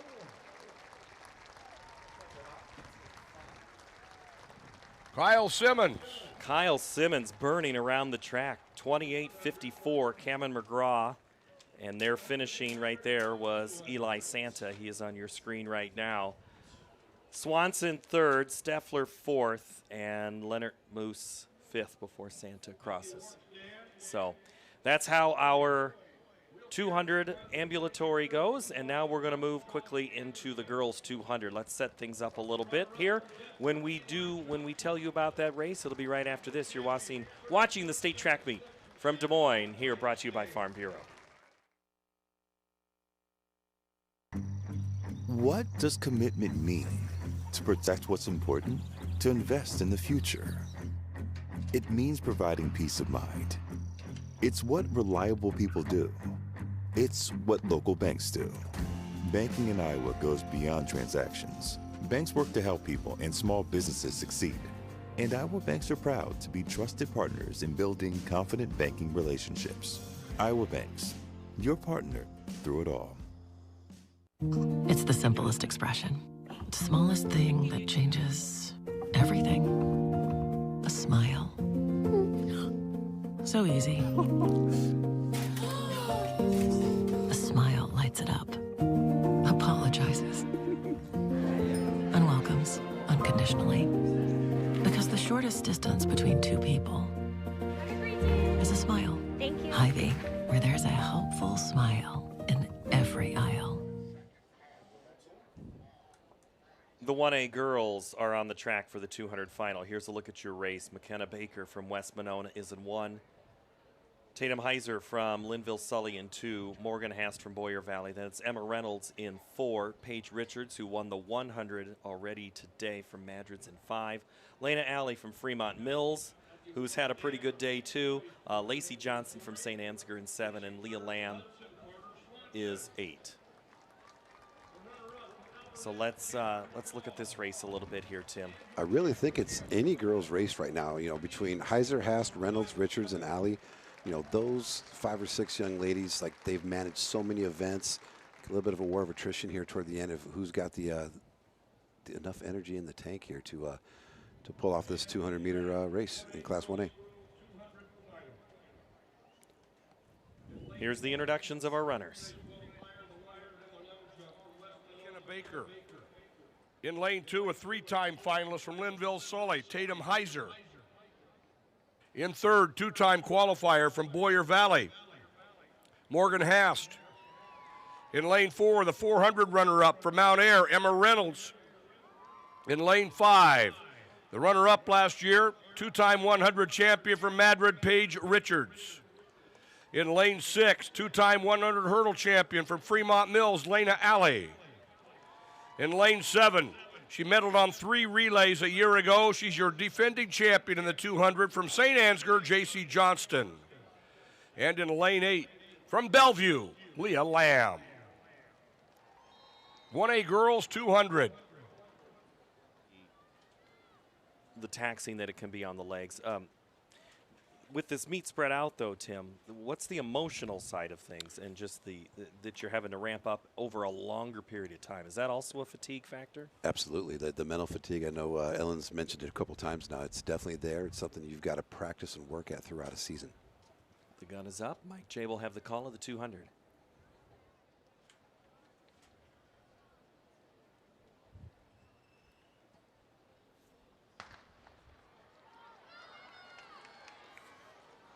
Baker, Heiser, Hast, Reynolds, Richards, Alley, Johnston, and Lamb. Richards defended her title in the 100. Reynolds anchored Mount Ayr to a win in the sprint medley. J.C. Johnston, the defending champion from St. Ansgar. And a great close in lane 4. Emma Reynolds. We'll get the results here on this. And it's J.C. Johnston, St. Ansgar, 25:30. Alley, 25:31. Lamb, 25:32. I think if you're going to look on your that page 200, here, we're not very far apart in times. No. 25:30 for Johnston, Alley, a 25:31, and a 25:32 for Lamb. 0.12 of a second separate first and fourth. And Johnson came out of 7. And defends her title. Something about lane 7 here. I'm telling you, I beat you to it. I'm sorry. I was going to set you up for it. I'm telling you, I love lane 7 here. Something about it. All right, let's meet our 2A girls. Finalist at 200 meters from Mid-Prairie, Jovi Evans. In lane 4. She's now a 9-time state champion after winning her second 100 title earlier today with a new meet record from Pella Christian, Rachel Kakmarinsky. In lane 5, the 400 runner-up, and also on the runner-up sprint medley for Northeast Goose Lake, Jordan Tegler. In lane 6, 9-time champion. She was on the winning 4x2. She's a 2-time defending champion at 200 from Pella Christian, Meredith Van Wyk. In lane 7, 4th in the 100 final, Dighton New Hartford Junior Chloe Paulson. And in lane 8, from Denver, Marin Loris. From West Lyon, Bila is there in lane 1. Georgia Evans in 2. Jovi Evans in 3. Some person named Kakmarinsky from Pella Christian, I'm guessing that Ellen's going to tell us about. Well, the first thing that I have to do is apologize because I said that Rachel Kakmarinsky was from Mid-Prairie, and she is not. She is from Pella Christian. You've clearly been saying that a lot of times. It happens. I know, but I've been kind of on, for quite a few days, and I think that was one of a few slip-ups, so I really apologize for that. But Rachel is in 4, Evans in 3. We just saw the winner come out at 7, and that's Paulson. And now we're going to step up out of the block, so we have a chance to set this race up a little bit more. I'll take that opportunity to talk about the Evans sisters in 2 and 3. We just have a couple more races together before Jovi graduates, so I'm sure they're feeling some feels today too, as are their parents. As they settle into the blocks here. Your 25 champ in 2A.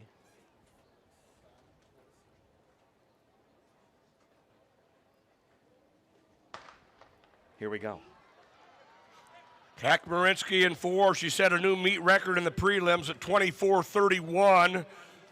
Chasing title here at 200 meters after winning her second 100 title. It's Kakmarinsky and Van Wyk. Rachel Kakmarinsky, the Pella Christian Junior.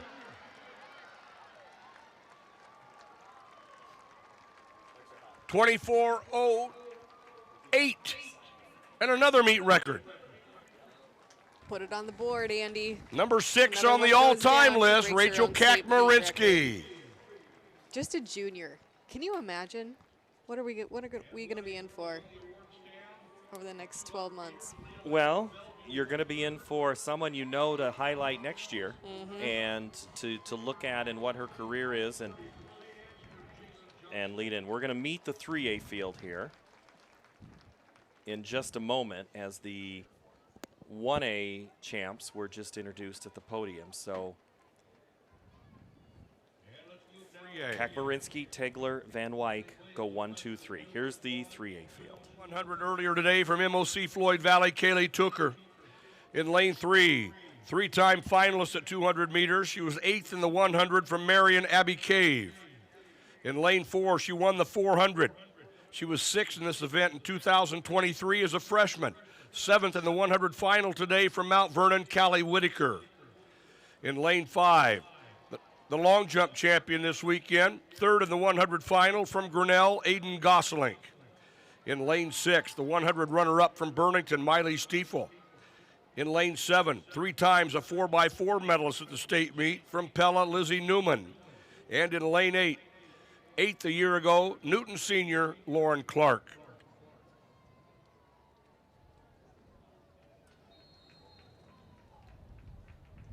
In this 3A field, Ellen,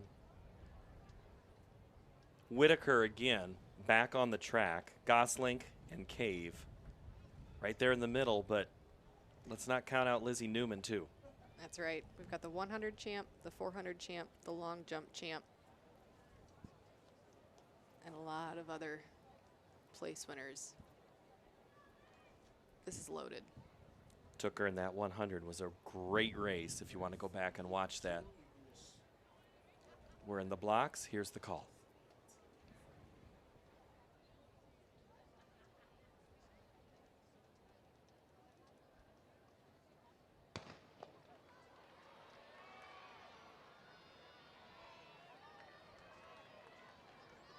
.3A 200.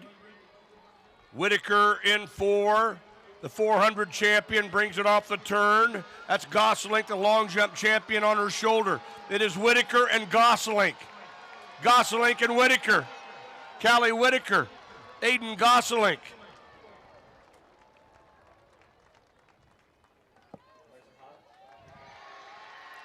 Callie Whitaker, 24-44. Holy cow, that was a close race. Wow. Do you think they're working on that in practice? I hope not too much. Somebody's going to get hurt. I don't read a lot of lips, but I did read that. She said, let's go. And let's go with another flag there for Whitaker. What a great performance there. 24-4-4. Gosselink at 24-4-5. stifle 24.92. So Mount Vernon puts another first place on the board, Ellen, in the team title. That was pretty impressive mental comeback after a disappointing start to the day. With the DQ, of course, is what I'm referring to in the sprint med for Mount Vernon. So that's a look at 2A and 3A. 1, 2, and 3 are done. That means we're getting ready for 4A.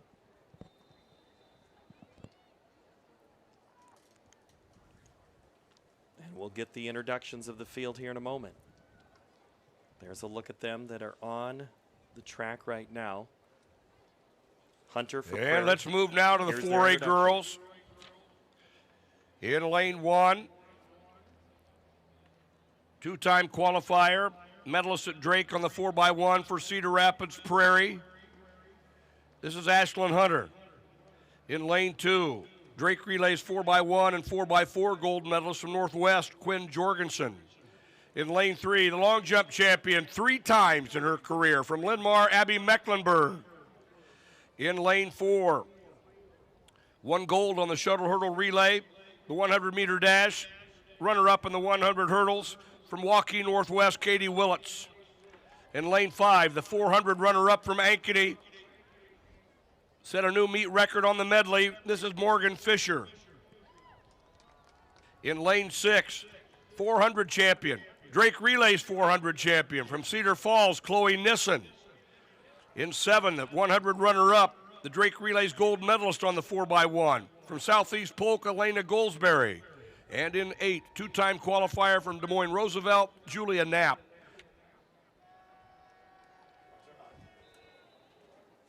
See that Abby Mecklenburg is not in the race, will not start. You know, they limited her attempts on the long jump runway too, so might have something a little nagging. Massive opportunity here for Waukee Northwest to score some big points. But I don't count out Neeson and Fisher and Goldsberry. I mean, absolute loaded field here in the 4A girls 200-meter dash final.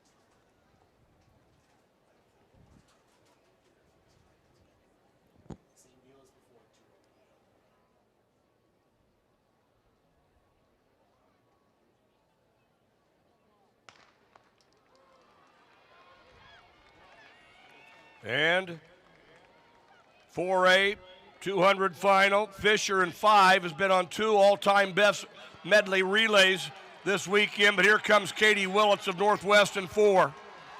Katie Willits. She's won the 100, the shuttle, runner-up in the hurdles. She's going to win the 200, 23.70.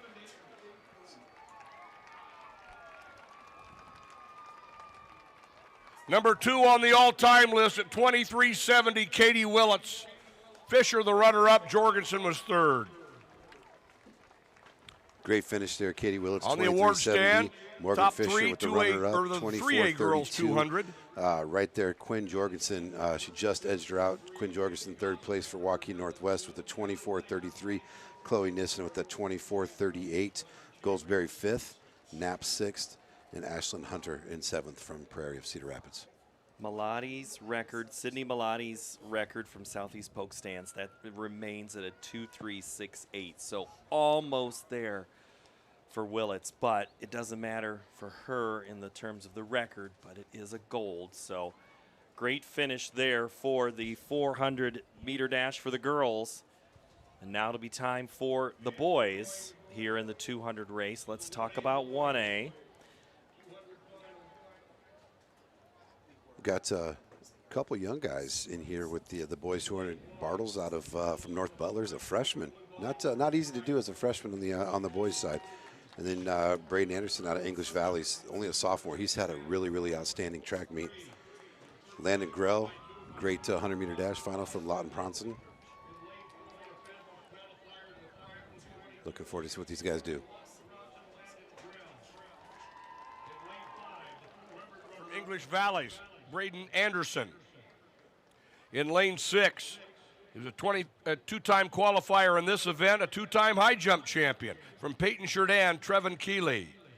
In lane 7, North Butler freshman Cameron Bartles, and in 8, it's Aaron Hint of St. Edmund. 1A boys 200 final.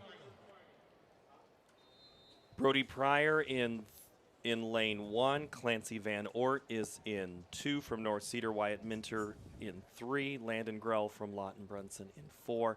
I just want to say, look at that picture of it's always so fun to see the start of the race. But look how many people are standing there on the backstretch, sitting in that crowd, filling this stadium. Just a great sight.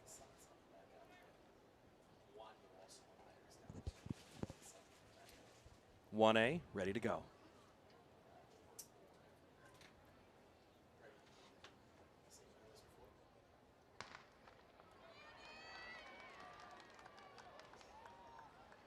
One A boys 200 final.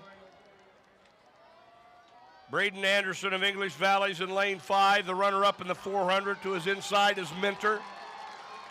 Keeley, the high jump champion, in 6. Landon Grell of Lawton Bronson. He came in as the fastest qualifier. And now he's your champion. 21.99. Landon Grell, Lawton Bronson. I thought we might have a guy go sub 22 there. We did. Landon Grell, 21.99. Trevin Keeley, 22.10. That looked like 100 moving across there. It was that even. Grell, Keeley, Bartles, 1, 2, 3. So great 200 there for 1A, and it's off to 2A here.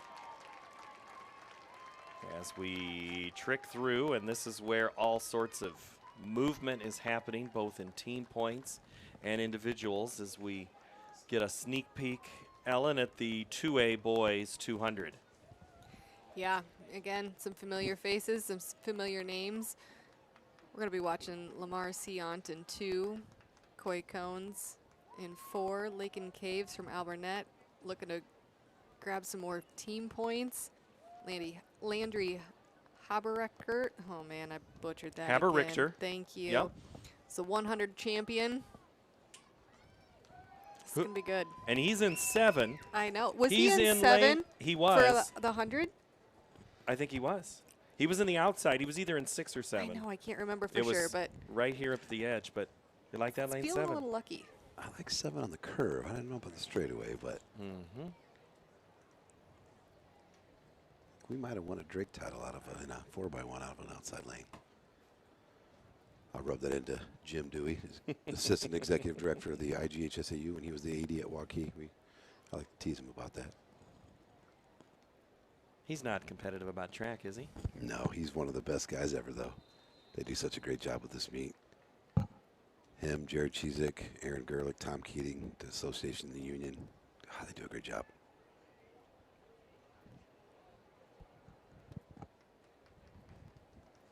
And they're getting ready to go into the blocks.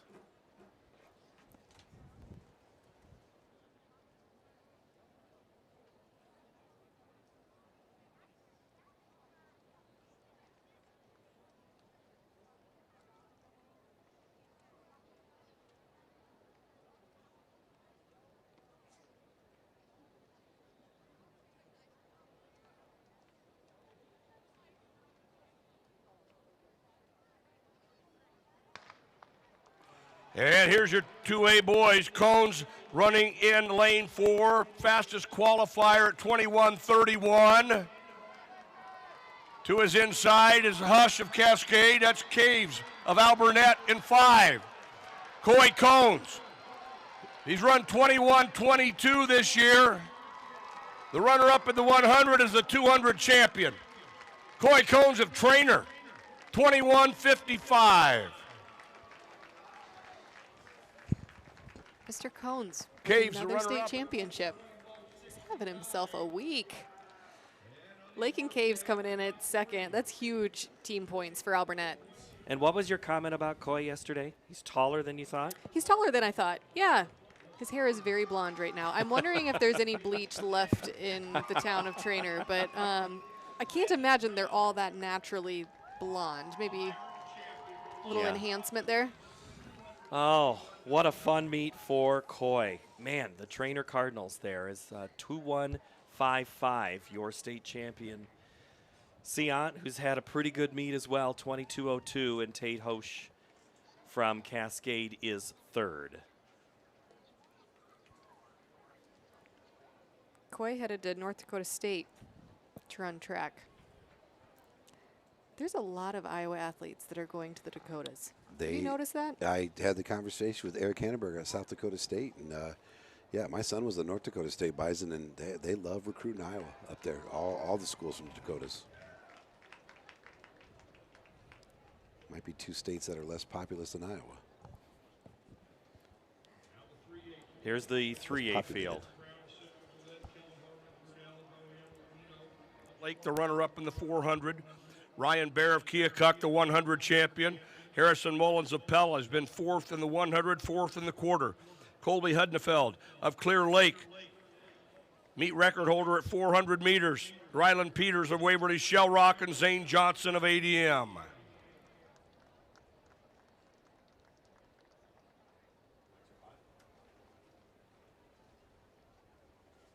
Ryan Baer for Keokuk, just Keokuk in general and him have had a lot of highlights too. We certainly make sure that we get things for him. Yeah, absolutely. Champion in the 100. We've got the 400 champion here. And I need to let Ellen read this one because that one is one that she wants to read. If.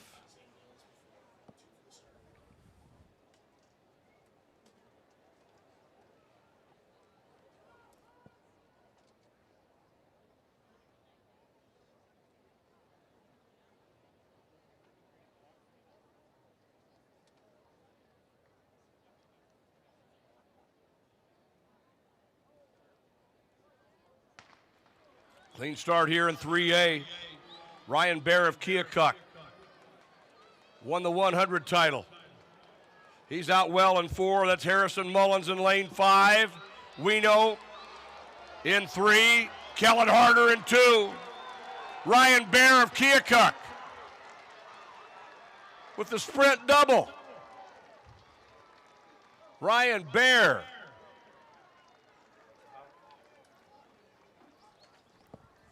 $21.45 for Baer. $21.45, new lifetime best. And that's a great run again and a double. Just incredible speed right there. I love to see the 1-2 combo. Are those peanut butter and jelly or just two peanut butter sandwiches together? I mean, how similar are they and how complementary are they? That's one of the weirdest questions I think I've ever asked. I thought we were going a different direction with that. Yeah. Sorry. But that's still, you got to have speed, not just in sprint speed, but then the 200 speed stuff. Right. Being able to run the curve and have the top end speed and being able to put those things together, I mean, how would I know? I couldn't run that fast if my life depended on it. Well, maybe if a bear was chasing me, but maybe Ryan Baer for that matter. Well, here are the introductions for 4A. 400 and the 100 from Norwalk, Caden Coons. In lane 5, the 100 runner-up from Waterloo West, Destin McMurrin.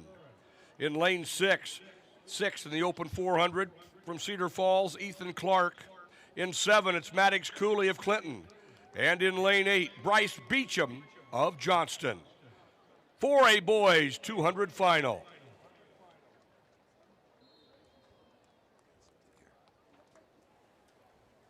Very impactful race right here for Cedar Falls and Bettendorf.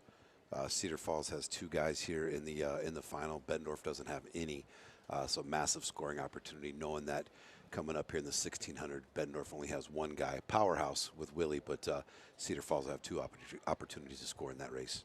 Tigers are in 3 and 5, but it's lane 4 with a special opportunity on the track for the Norwalk senior. We'll watch Coonsey and the 4A field now.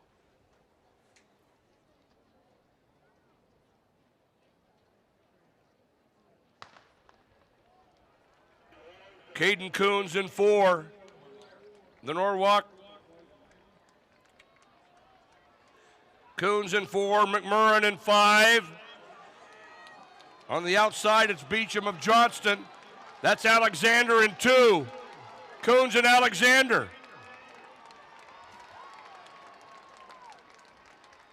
Caden Coons. 4 events, 4 gold medals this weekend. The 1, the 2, the 4, and the long jump. 21-45. Be taking his talents to South Dakota.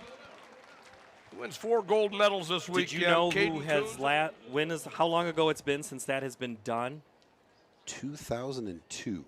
By some guy who we've mentioned this week. Adam Haluska. His daughter ran. So the story continues and keeps going. So first ever in 4A. Champion in the 100, the 200, the 400, and the long jump. Caden Coons. Impressive young man. Golden weekend for him. And that's another one of those athletes that's had an incredible year here. And that is how we end the 200-meter dash finals in 4A. When we come back, we get to go to a couple of premier races that are going to take a couple of laps. You're going to want to come back in a moment from Des Moines. What does commitment mean? To protect what's important? To invest in the future? It means providing peace of mind. It's what reliable people do. It's what local banks do. Banking in Iowa goes beyond transactions. Banks work to help people and small businesses succeed. And Iowa banks are proud to be trusted partners in building confident banking relationships. Iowa Banks, your partner through it all. It's the simplest expression. The smallest thing that changes everything. A smile. So easy. A smile lights it up. Apologizes. Unwelcomes unconditionally. Because the shortest distance between two people is a smile. Thank you. Hy-Vee, where there's a helpful smile in every aisle. 1A girls 1,500-meter run on the track as they get started. 24 runners, Tim. This is a great field. We've talked about a couple of these. Who do we need to watch? Yeah, Lily Den's going to go out there and probably handle business, but a couple other young ladies that are definitely going to be in the mix would be Oberender from Martinsdale St. Mary's. Her teammate, McLean German, could probably make some noise. And then Glosser as well. That's one of those top seed times out of Pekin. And then we've got Hannah Brandhorst out of Madrid, one of those, and Krogman from Starmont. Some of those early favorites to be medal winners today. Out in front, 17, that's Lily Denton. We'll let Mike J. walk you through this race. Nothing worse than 5th place. She got 2 cross-country titles as well. One of the best to ever wear an Iowa Prep jersey, and she's your leader here at 1,500. Lily Denton of St. Albert, the Drake Relays champion. She won it here a year ago, 2nd and 24, 3rd and 23.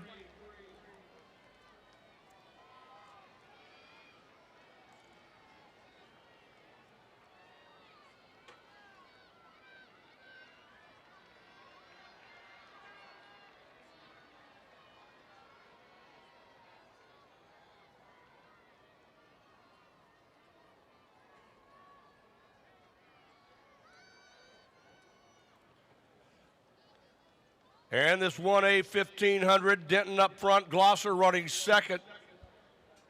Oberender of Martinsdale St. Mary's in 3rd.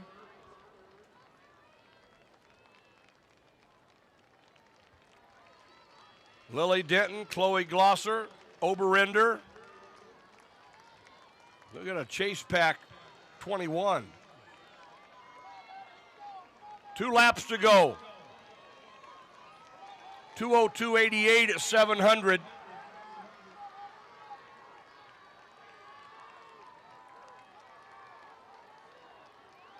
Glosser won the 3,000 on Thursday, and Denton was the runner-up.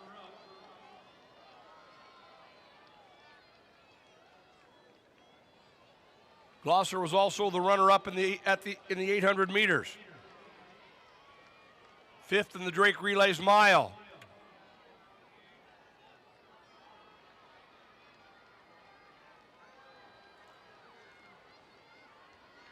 Lily Denton, Chloe Gosser.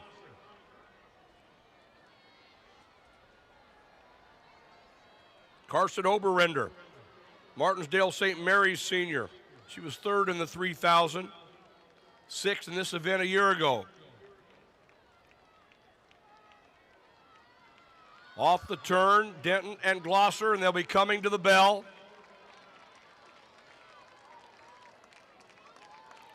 Each have won 3 medals at 1,500 meters.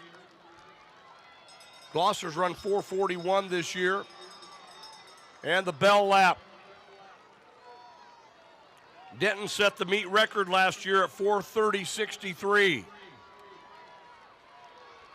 Lily Denton and Chloe Glosser. Lily Denton, Chloe Glosser. Denton of St. Albert, Glosser from Pekin. Oberender of Martinsdale St. Mary's in 3rd. Allison Johnson of Logan Magnolia running 4th. Lauren Hilseland of North Iowa. Lauren Krogman of Starmont.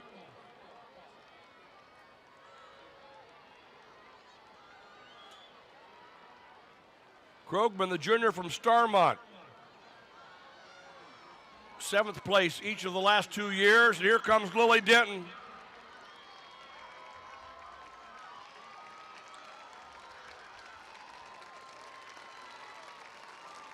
Lily Denton, St. Albert. Chloe Glosser of Pekin.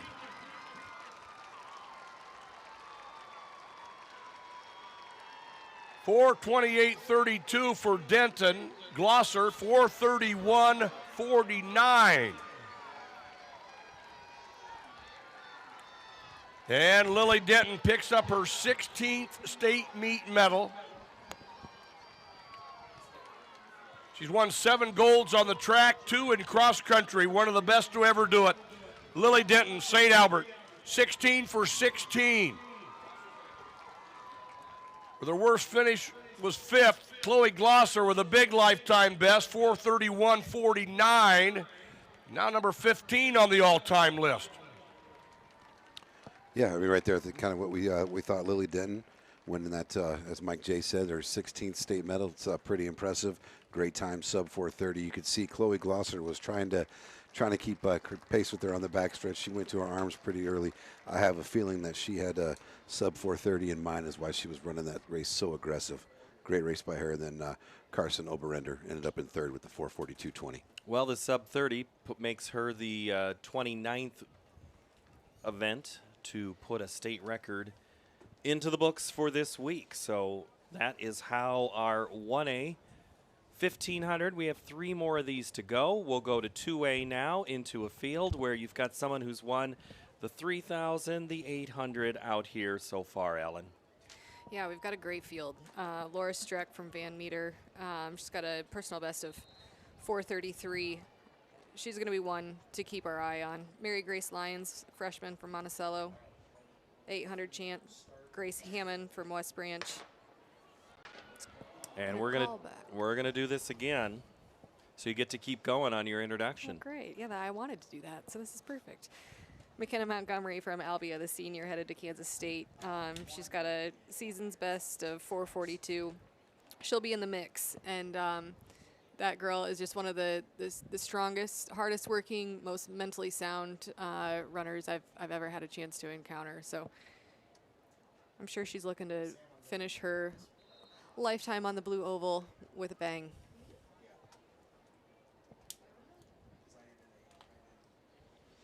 Scarlett Burns from Osage is headed to Drake to run, so she's just, another race on the blue oval for her. This one has less of a clear-cut winner in mind, right? This one much more could be an actual race back and forth, right? Laura Streck on paper looks to be the favorite. Her PR is quite a bit faster than anyone else, but all of these girls have a lot of laps on their legs at this point in the weekend, so we'll see what happens. We'll let it unfold. We're pretty packed up in the first and second turns as we come into the back stretch. We'll let Mike J get you the rest of the way here. Runner-up in cross country in the fall is the Icebach of Nottoway Valley, McKenna Montgomery of Albia.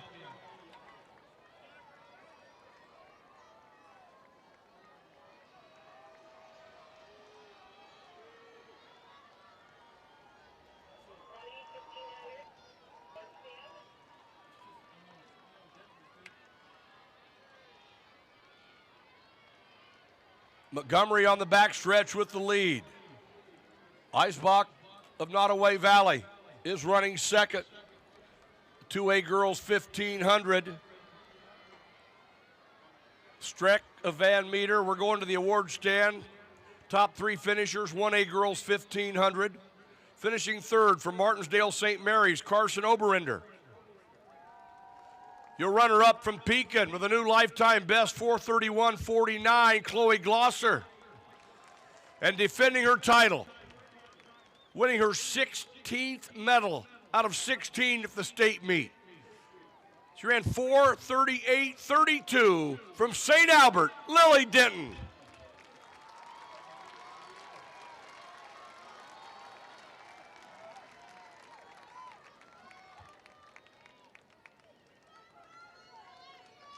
.800 meters to go. Laura Streck took them through 700 in 2:05. Streck, Montgomery, Lyons, Icebach, Hammond, Rockholtz, the top 6.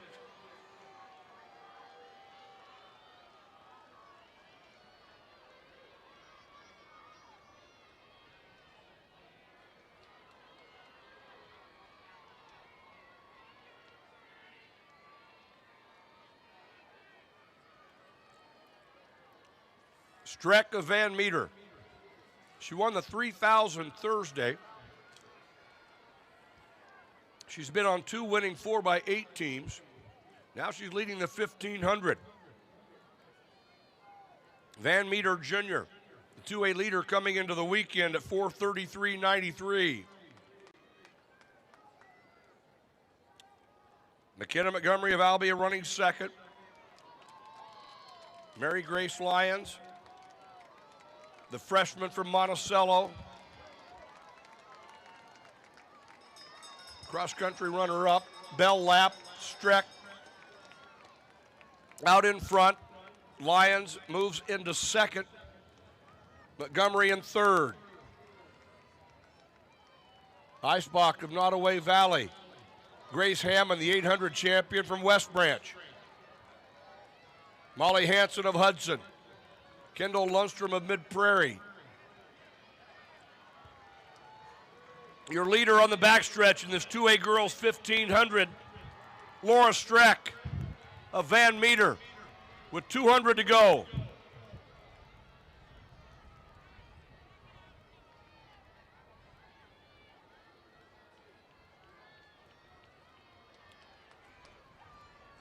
Some changing of places going on behind her.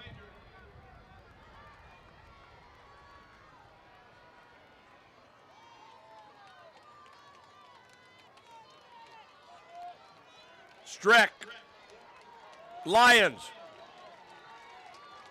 Kylie Rockholtz, a junior from Panorama.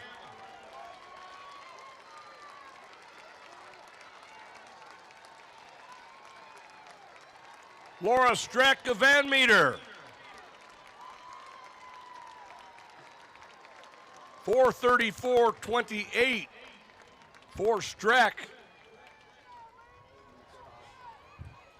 4:39.92 for Monticello freshman. Great race for Laura Streck. Just a second over her PR. I am so proud of her. She struggled last year at this meet and made it a goal to correct some things, and she has just been dominant.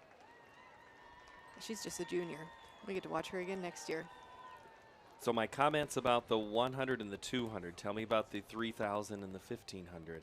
for girls. Yeah, I mean, similar structure in the training. I mean, you're obviously putting in a decent amount of miles. You're doing similar types of training, but it's really impressive when you can show that range at this in this age. You know, it used to be that you could do a lot, right? Everyone could do all the whole distance quartet, but not so much anymore. But Laura Streck just proved that wrong. She was dominant in the 3K, dominant in the 1500.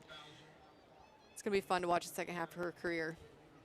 So Streck, Mary Grace Lyons, Kylie Ruckholtz of Panorama go 1, 2, 3. Grace Hammond for West Branch and McKenna Montgomery is in 5th place. Mary Grace Lyons had a huge PR. I do not want to overlook that. She's the freshman from Monticello that I am really excited to watch over the next 3 years as well. She just PR'd by about 7 seconds. You don't just do that in the 1500. You don't just do that. Yeah. All right, we're getting ready for the 3A girls 1500 meter run. We have our 4x8, one of the members of that team, Molly Isaacson from Sioux Center. And then we also have someone who won the 800 and the 3000 as well. Yeah, made for some really interesting races. This is going to be a fun one. Again, we've got Avery Fedler from Mount Pleasant, the phenom from Mount Pleasant, the freshman phenom from Mount Pleasant. We've got Marissa Farabee, who's just been a staple in this mid-distance crew in 3A. We've got Evelyn Moeller, Aaliyah Causey from CPU has been really impressive. Natalie Anderson from MOC Floyd Valley. And you mentioned Izzy Harden already, the senior from Maquoketa, headed to UNI. She's right there with that middle section of runners as we come across here to the home stretch. With this first pack, anything emerging yet? It's pretty early, except look at someone who's not getting boxed in. I see that. I see that. Yeah, that's Ruth Dunham in second.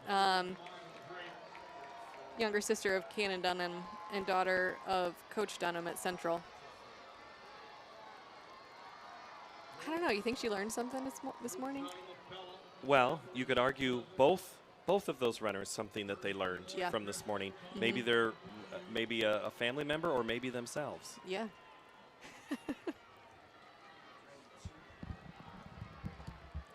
All right, before we toss it to Mike, just give me a little bit here on your niece, Evelyn Moeller.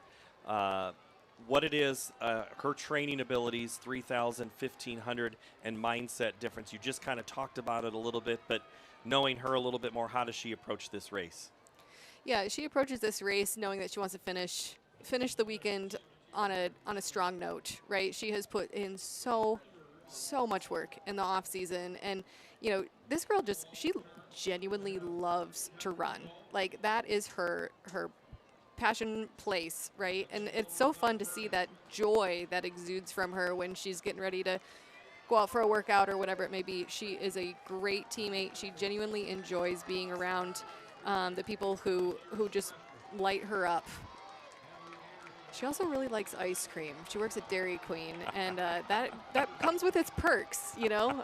So hopefully DQ gave her a little bit of time off this weekend, and she can celebrate with a blizzard when she gets home. Hope she doesn't get those medals in the way of serving of those blizzards. Let's let Mike J. and let you enjoy, and the rest of us here in the last of the 15 here in Class 3A.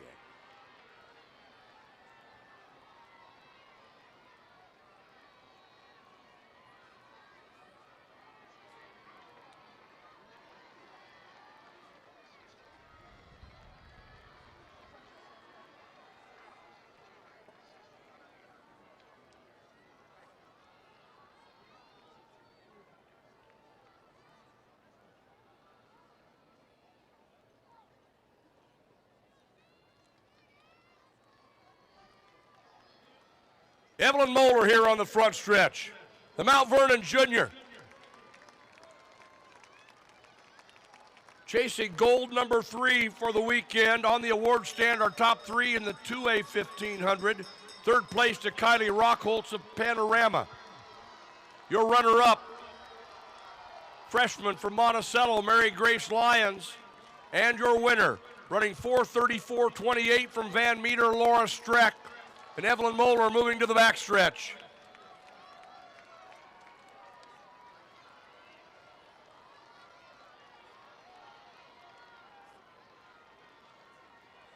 Moeller, Erzen, Anderson, Hergen Raider of North Polk, Fedler of Mount Pleasant, Rump of Fort Madison,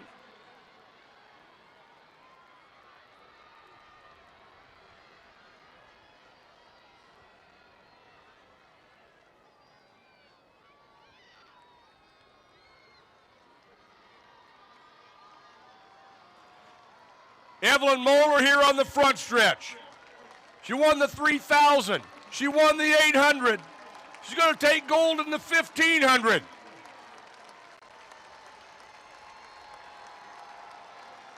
And nothing better than the special moment that her little brother Kellen will present her with the flag at the finish line.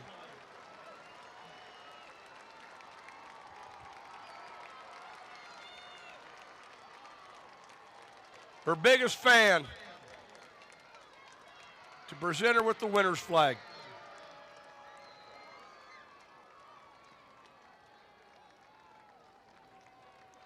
.428.07 for Moeller.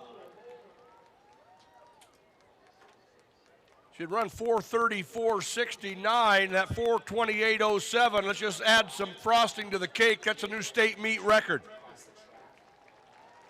Taking down the record set by Peyton Noe of Ballard, 23. Yeah, her brother got onto the track. I don't know who let him on, but he does have an official badge, so you can't kick him out. I saw him get that. And Mom gets the first hug on the rail. Mom and Dad. You know, that was really impressive. That was a good exclamation point on a really fun weekend. Brother Brian. You enjoying this? A little bit.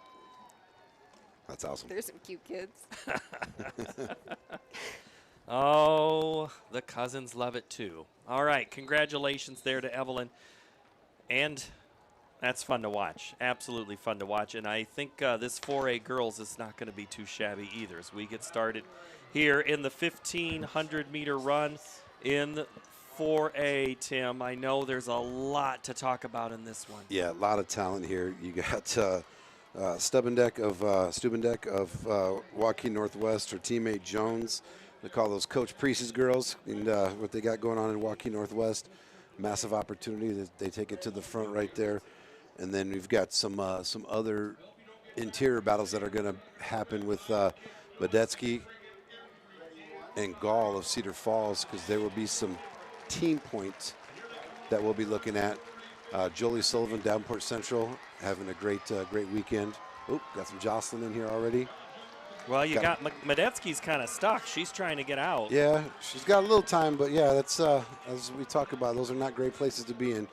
You just start having to change gears like that. You start shedding a half a second here and there off your overall time. Ames has a couple girls. They're still in it. Ankeny still in it for the team race. So, yeah, we're going to see how this shakes out.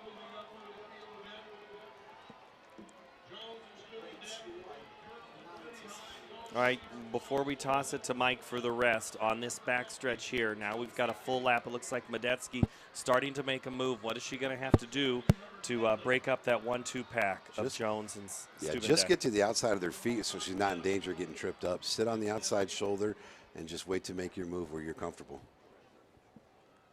As they head by the scoreboard on this race, this is the 1,500-meter 4A girls. Very cautious pace here.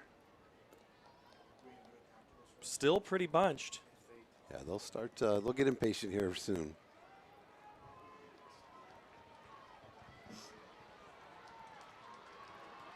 Ames coming right there on the shoulder of Ankeny. And now it's a 1-2. All right, Mike J. finishes home. Ames was having an outstanding meet. She was third in the 3,000. Medetsky, the Drake Relays 800 champion, Emma Stanley. In our hometown, connections are personal, and trust is important. At Northwest Bank, we're more than just your bank. We're your neighbors. We're proud to give back to the communities we call home, supporting local businesses, schools, and the causes that matter most to you. Founded on integrity and honesty, we focus on relationships rooted in trust and care. Northwest Bank. We are commitment you can bank on. He runs 4:28.07 from Mount Vernon, Evelyn Moeller.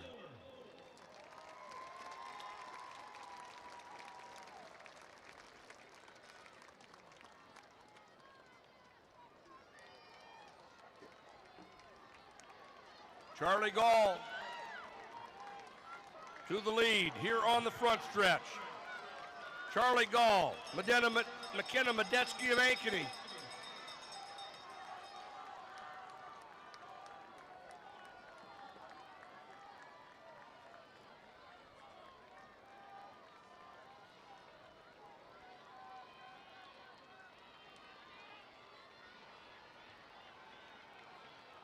Charlie Gall on the backstretch. Charlie Gall of Cedar Falls, your defending champion. Won the 3,000. She was the Drake Relays mile champion as well. And she's your leader at the scoreboard.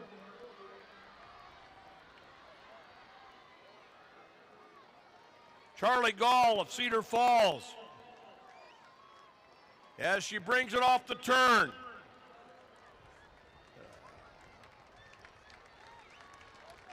Charlie Gall.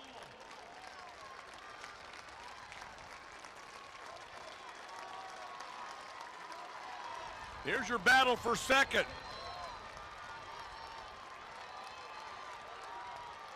Medetsky and Stubendek. 4:27.41 for Charlie Gall. Number 4 all time for Charlie Gall, the sophomore from Cedar Falls. Medetsky ran 4:33.17, Stubendek 4:33.62. Last 500 meters were pretty impressive. She got impatient, just said, all right, it's time to go. She's a grinder, man. That was impressive. She just put her feet down, her cadence changed, arms down, head down, and she went after it. And the way she was going, I didn't think she was going to break 4:30, but she definitely turned it and burned it there especially last 300. Charlie Gall, fun to watch in cross country and in track. She gets the gold in the 1500. We'll be right back for the boys. 1A 1600 meter right after this. Hey, Frank. Oh, it looks like you spilled some grease. Grills are multiplying and you need flavor that's bold. There's nothing left for you to do but to go to Fairway, your dream for Midwest meat.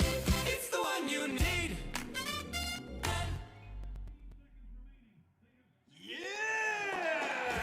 Fairway, it's the one you need. What does commitment mean? To protect what's important, to invest in the future. It means providing peace of mind. It's what reliable people do. It's what local banks do. Banking in Iowa goes beyond transactions. Banks work to help people and small businesses succeed. And Iowa banks are proud to be trusted partners in building confident banking relationships.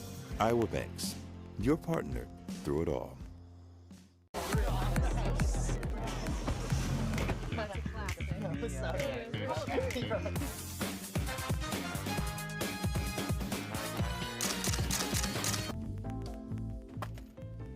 Excuse me, man. You dropped this.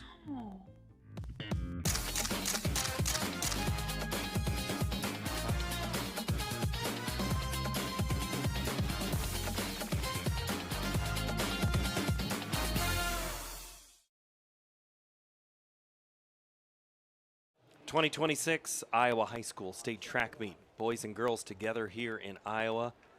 They've been running around the track. We just had the 1500 girls. Charlie Gall, the winner for Cedar Falls in 4A. Now we go to the 1A 1600 on the track right now.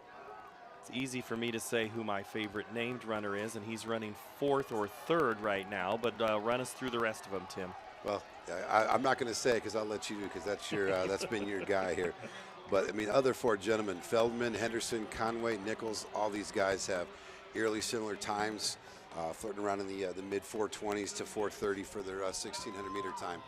I have a feeling the way it's playing out already, there's going to be those 5 or 6 guys kind of jockeying, and just like we've seen in the ladies 1500s, at some point somebody's going to be ready to make that move somewhere, probably 400 or 500 meters to go. So let's, before we step away, there's team implications here in the 1A race. If there could be Riverside get a couple of scores out of this, might go a long way to a 1A title.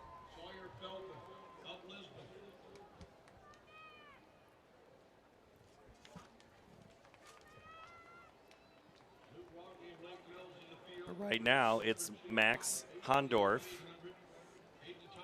And he ran last week at Colfax Mingo to qualify, and saw him shortly after the race. He didn't even look tired. Sometimes the great ones are that way. As we pass the home stretch here, Tim, we're still bunched up a bunch, but when are we going to start seeing some movement? Right about now? We're going to start seeing it now. These guys are feeling pretty confident that they've got 700 meters in them, but I anticipate in the next 200 meters we'll start seeing guys actually move, really move. All right, Mike J will get us the way home.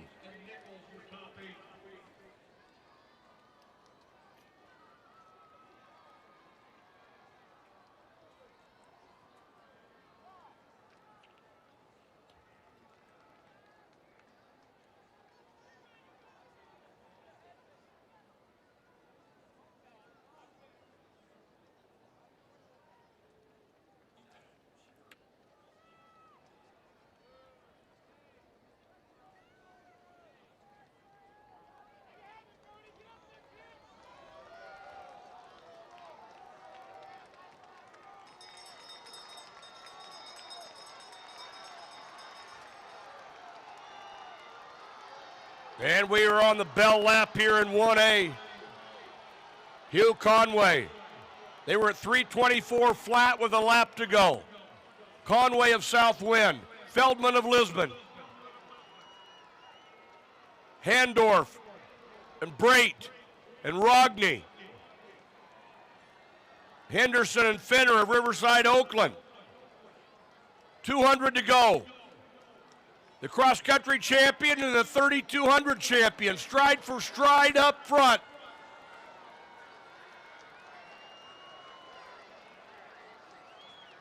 Here they come off the turn. Conway on the rail, Handorf of Baxter, and there's Rogney, the 3,200 champion. Conway and Rogney. Newt Rogney. He gets the double here in 1A. 4:23.17. Hugh Conway, the runner-up. The sophomore runs 4:23.57. Conway ran a fantastic race, but Newt Rogney, the machine comes from the outside, all parts humming. He hammered it down there at the end. That is a smooth machine. About a 250-meter kick. He trusted it, went with it, swung wide, and opened it up down the straightaway. That was great, brilliant. He's had an incredible weekend. And that was a lot of tight there. Hugh Conway second, Max Hondorf in third, Sawyer Feldman and Dawson Brait for Earlham in the top 5. So that's the 1A 1600 as we quickly roll back over to the 2A boys in the 1600 race. There, Ellen Davis. We have, again, in those numbers, I'm seeing a lot of champions already looking to add.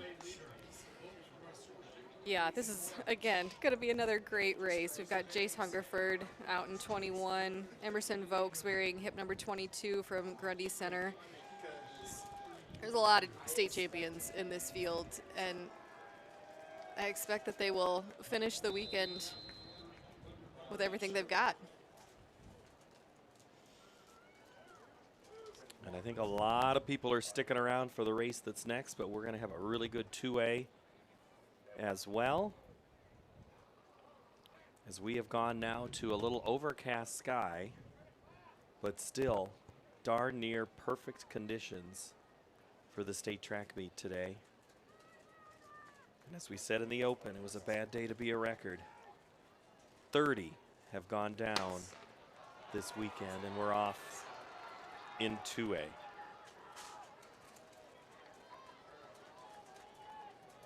I guess, Ellen, we discussed in the 800 on some of that strategy on that double waterfall. What is some of the thoughts? Is it all about a sprint? It's position. I mean, we're so tight. What are we looking to do? You know, there's so many runners on the track right now. With 24 runners, you do have to pay attention. You know, there's oftentimes that some athletes will end up running in lane 2 or 3 for the first 400 meters and tack an extra 10, 20 meters onto their legs, which does really impact things. You know, in the long run, that could end up being a couple of seconds, 3 seconds. Sometimes there's nothing you can do about it. You just have to deal with it because you're not willing to get pushed to the back. But, you know, that takes a little bit of a mental toll, too, right, as you're jockeying for position and trying to stay out of the – oh, looks like we got a little trip on the rail there. But, you know, the goal is to get out, get a lane, get some open space. Vokes off to a good start.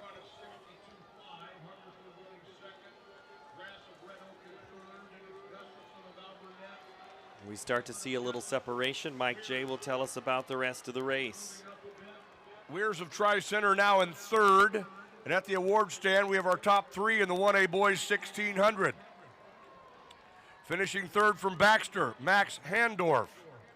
Your runner-up from Southwind, Hugh Conway.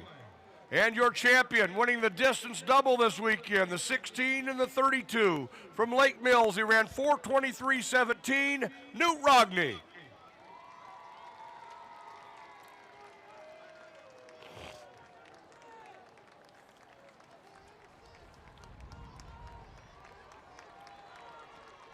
And Grundy Center's Emerson Vokes is up front with 800 to go. Weirs running second.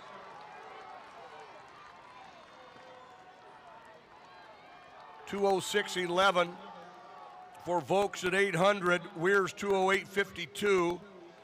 Then it's Hungerford and Grass and Anderson and Wendell, their top 6. Gustafson running 7th and Nesbitt in 8th.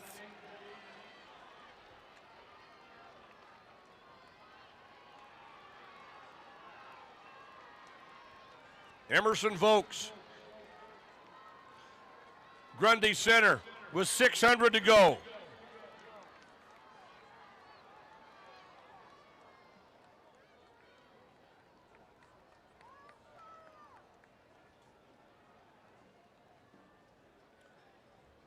Emerson Vokes. Vokes of Grundy Center. Vokes and Weirs. Wendell of Mediapolis into third. He was the runner-up in the 3200. Anderson of Sheraton running fourth. 3:11.8 with a lap remaining for Emerson Vokes as he head to the backstretch. He's gone 62.5, 63.6, 65.7. Emerson Vokes of Grundy Center. Wendell of Mediapolis moves into second as they head down the backstretch. Anderson of Sheraton. Weirs of Tri-Center. Grass of Red Oak. Emerson Vokes, 2-time cross-country champion, 2-time 3200 champion. He's been 5th and 4th at 1600. And he's going to add that gold medal to his collection. Emerson Vokes. Lucas Anderson. Wendell and Weirs. 4:15.96, and that is a new meet record, taking down the record that Lance Elliott of Montezuma set in 1989. Emerson Vokes of Grundy Center. Wow, what a statement. A record? A record, a new PR. That was great from Emerson. Lucas Anderson, a PR. Simon Wendell, a PR. Haven Weirs, a PR. It's your top 4.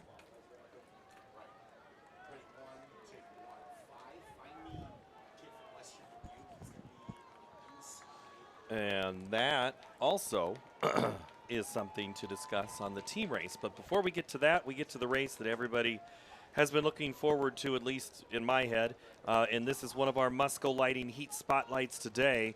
This is the 3A 1600 in this event. Quentin Nauman right there, getting ready to run. Musco Lighting, we make it happen. That's the one to watch, but he's not the only one in this race, Ellen. Yeah, we've got, again, the same familiar faces. We've got Cannon Dunham from Pella, who is our 800-meter champ. Logan Blake from Gilbert, who's been all over this track all weekend. Carson Squires from Gilbert as well. This is going to be a fun race. I know all eyes are on Quentin, as they should be. He has just put together a phenomenal 4-year career for Western Dubuque, and it's been so fun to cheer him on. He's a big Star Wars fan, hoping to find a little Jedi magic here. Possibly. Out really good. Out really well there Those to first open. 5 steps were just... And we'll see if what he can do as he gets out into the front. Nauman, you know, the humbleness of the kid, you know, works the job. He'll have a track meet. It's possible he has a shift tomorrow at the grocery store. That's right. And he's going to go to the University of Oregon. He is a guy who you can thank COVID really for getting him into the running. That's when it really kind of took off 6 years ago, and he's had a fantastic last 5 years. Elite before then. So let's go through in the first 3 here. What do we have? We've got Quentin, Logan, and Cannon, our top 3, leading the pack, which is what we would expect. They're very familiar with that spot, very familiar with one another. Again, just always pushing each other, always raising the standard, which is just, again, we are just so blessed in the state of Iowa to have runners like these guys. So we'll let Mike J talk at this race, and I can imagine, listen to the crowd as this gets close to the end, and there might not be anybody seated as this race finishes. Muskemon of Clear Creek, Amana. Alex Torres of Vinton Shellsburg also in that top 6. He was the 2A champion a year ago. Dawson Scheil of Mount Vernon had that outstanding kick on the medley. Gavin Weber of Algona. Cade O'Connor of South Tama. Blake now to the lead. Blake, Dunham, Nauman. Weber of Algona. Torres.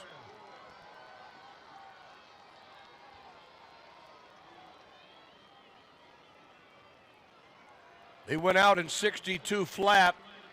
They went through 800 in 2:07.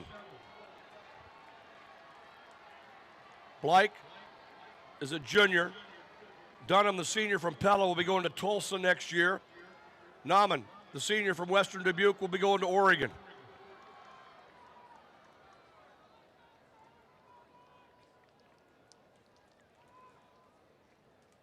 Logan Blake of Gilbert. Kanan Dunham of Pella. Quentin Nauman of Western Dubuque.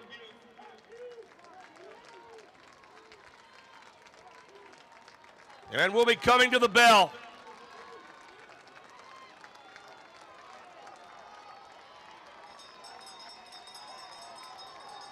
Squires of Gilbert leading the chase pack. 400 left.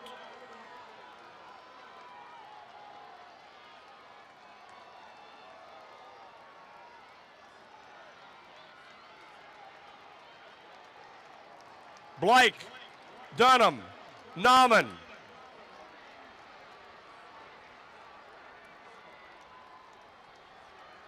And Dunham to the lead. And Quentin Nauman. Quentin Nauman to the front. Dunham running second. He's going with him. Blake in third.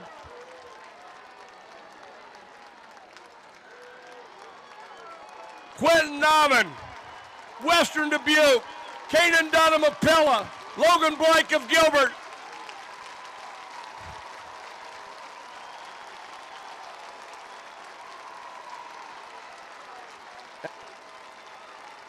Quentin Nauman of Western Dubuque, three-time champion at 1,600 meters. He closed in 57.3. Dunham went in 60 flat, ran 4.11. Blake ran 4.14. What a trio of talent. Torres was fourth at 4:15.60.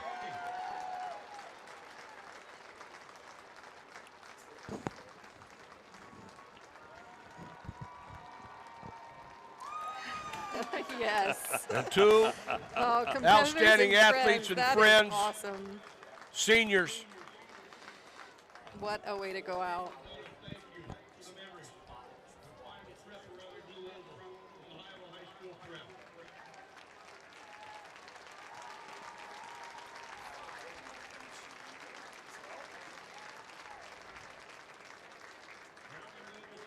There really are barely words to describe the impact that that kid has had on this state. You know, I thought there would be some noise, and then all of a sudden at the top, when he just like, all right, I've had enough. That's when the whole place just, I think everybody was kind of waiting for that moment to happen, and it did. I think there was a little bit of, you two were a little anxious about that. A little angsty. Yeah, because, you know, we've seen, like I said before, we've seen Quentin Nauman be humanized today. This weekend, we've seen him get beat, and we've never seen that before. We've seen him struggle on the home stretch, where we were used to seeing him just, blazing the final 400, and you want it for him so bad because he's done so much. And Tim, I know we're going to get into the 4A race here, but again, put this perspective too from your what Quentin Nauman has done. I think he learned something about himself. As Ellen said, he became human, and he's still a kid, still trying to figure it out, a young man. But for him to go out there, he's like, I don't need to make the move at 400. You know what? Let me sit where I actually feel comfortable. And he sat till 200 meters to go, and then he just did what he needed to do. All right, we are off in the 1600 for Class 4A. So now let's turn our attention here. There's some runners in here that have been surprises, and there's been some standards that we're going to see. So I'm going to say this, all right, and Ellen may agree or disagree, but I think there's a big difference between a runner and a racer, and I think here at Class 4A, you're going to see a bunch of racers absolutely get after. 16 guys are sub 420 in the 1600 meter this year. Keegan Decker up front from Liberty, low 404 guy. He can absolutely get after it, so he's going to lead the pack, and I think you're going to see everybody else jockeying for position. And then that last 400 or 500 meters, there's going to be some guys cutting loose. Willie from Bettendorf, Gutma, Ike Smith from Ankeny, Nepp from PV, Mole from Centennial. There are so many talented kids, Crushing from Johnston. So looking forward to this race. And again, they're stretched out a little up front, but there's still a massive pack from 4 through 24. Decker, your leader right now. Preston Johnson, Gudema from Sioux City North, AJ Willie from Bettendorf, and it's Buck Heister right in behind. A little bit of movement going on in the back of the pack, Tim. Point implications here too. Bettendorf, Cedar Falls still in that team race. Cedar Falls took a lead. I think right now Cedar Falls is sitting pretty good, but their guys still have to execute, score some points in this race going into those 4x1 and 4x4s. But Willie here would be a big pickup here if he can stay to the front of the pack and score big points for the Bulldogs. All right, let's let Mike J. tell us about the rest of the race here in the 1600 meter race for Class 4A.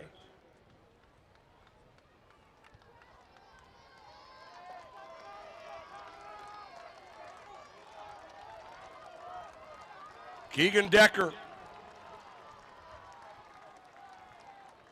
Decker Johnson, Gutema, Willie, Buckheister, Crosland. 205.76 at 800.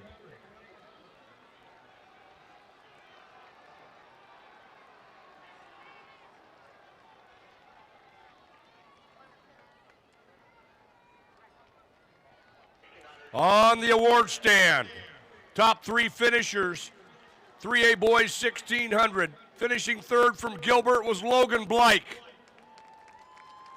Your runner-up from Pella, Kanan Dunham.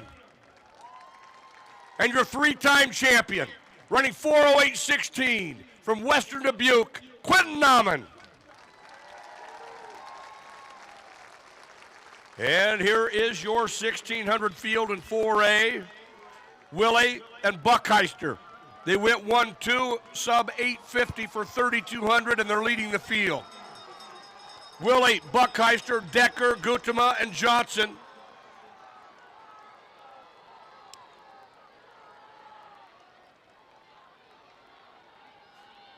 In that lead group of five, we've got two seniors, two juniors, and a sophomore, and Preston Johnson, the junior from Marshalltown, moves to the lead.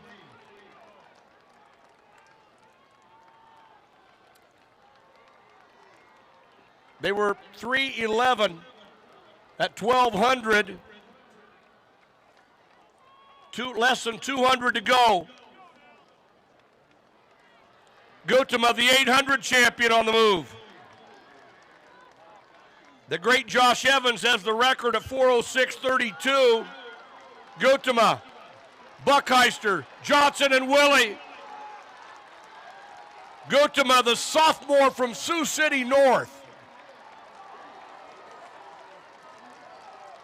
wins the 8 and the 16, running 4:09.63.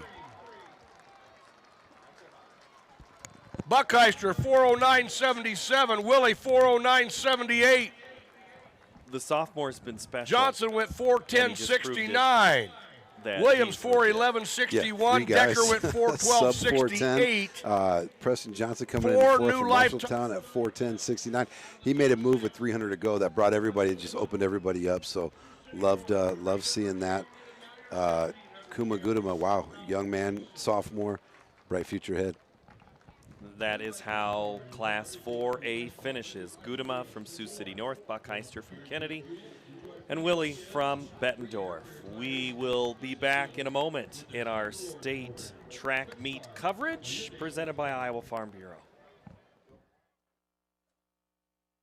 In our hometown, connections are personal, and trust is important.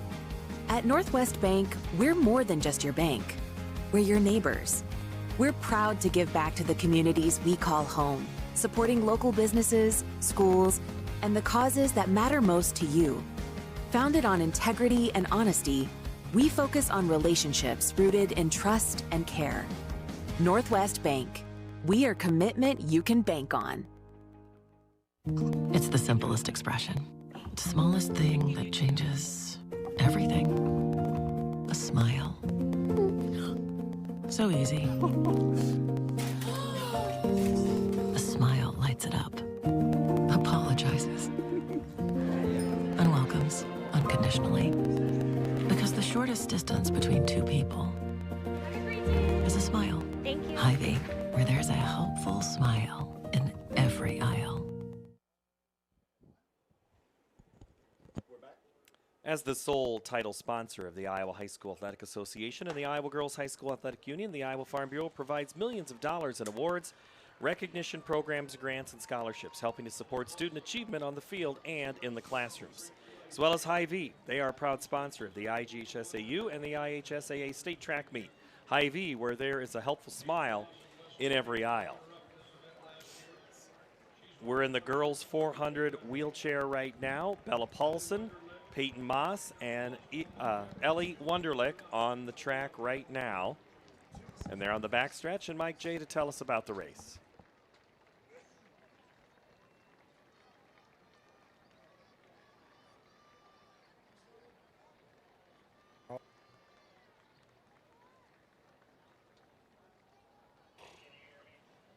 Peyton Moss in 4. Ellie Wunderlich in 5, Bella Paulson in 3.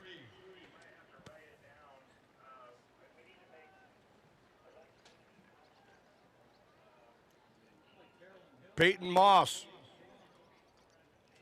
West Liberty.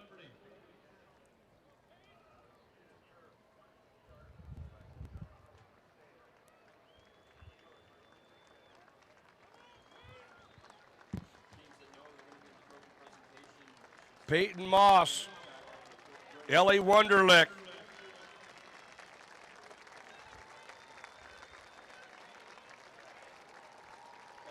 Ellie Wunderlich, Council Bluffs Thomas Jefferson out of lane 5. Great race here on the front stretch. Ellie Wunderlich, 136.85. That's a big PR for Ellie. Peyton Moss, 137.77, a lifetime best for her as well. This is Bella Paulson. Been third in the 100 and 200. She'll finish third in the 400 as well. The freshman from Johnston, Bella Paulson.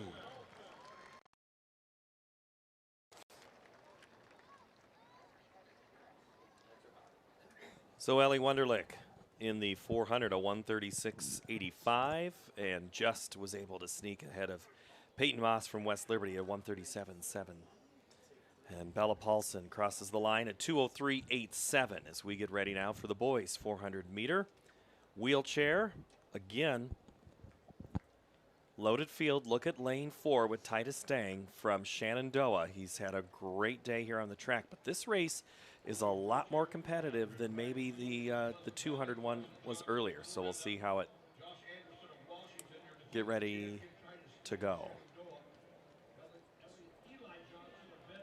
Logan Schwery of Ankeny Centennial, Titus DeCoster of MOC Floyd Valley.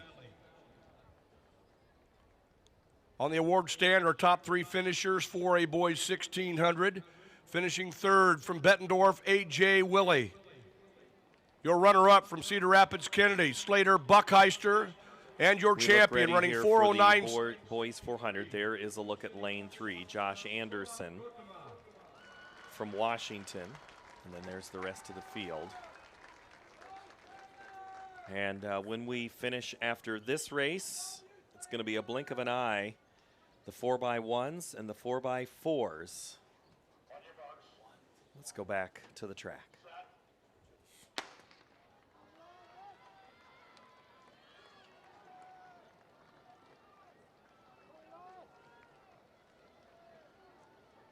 Titus Sting in 4, the Drake Relays champion. He's your defending champion at the state meet. He's won the 1, the 2, and the 8 so far this weekend. Eli Johnson in 5 was the runner-up of the Drake Relays, the runner-up here last year. Been second in the 100, the 200, third in the 800. He's a 4-time cross-country champion. Josh Anderson of Washington in lane 3 was 4th a year ago. Third in the 100 and 200 and the runner-up in the 800. And here they come off the turn. Titus Sting of Shenandoah in 4. Eli Johnson of Bedford in 5. Anderson of Washington in 3. Titus Sting, Shenandoah. His 4th title of the weekend. 101.55 for Sting. Johnson went 102.76. That's a new lifetime best. Anderson with a lifetime best, 106.42.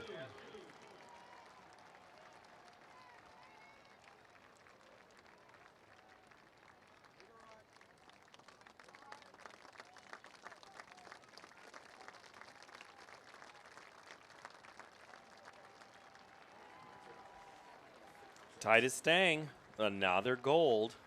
Shenandoah, a 101.55. Eli Johnson from Bedford, a 102.76. Josh Anderson is 3rd. Logan Schwery is 4th. And when we come back, the final 2 races of the day, the 4x1 and the 4x4 when we return to Des Moines and the famed Blue Oval and the state track meet. Whether you volunteer or hang with friends, play pickleball, read or follow trends. No matter what your retirement style, you deserve healthy eyes and a healthy smile. Some Medicare plans don't cover vision or dental. With Delta Dental, you can save on what's essential. Get coverage and take care of your health. It's peace of mind, so treat yourself. It's more affordable than you might think. Give us a call or visit this link. Need money for college? Our scholarship registration is quick and easy. ISL Education Lending Scholarship is open to both students and parents. Visit iowastudentloan.org/award for details. Multiple awards are available, and you learn valuable financial literacy tips as part of the process. Register online today for your chance to win $1,000.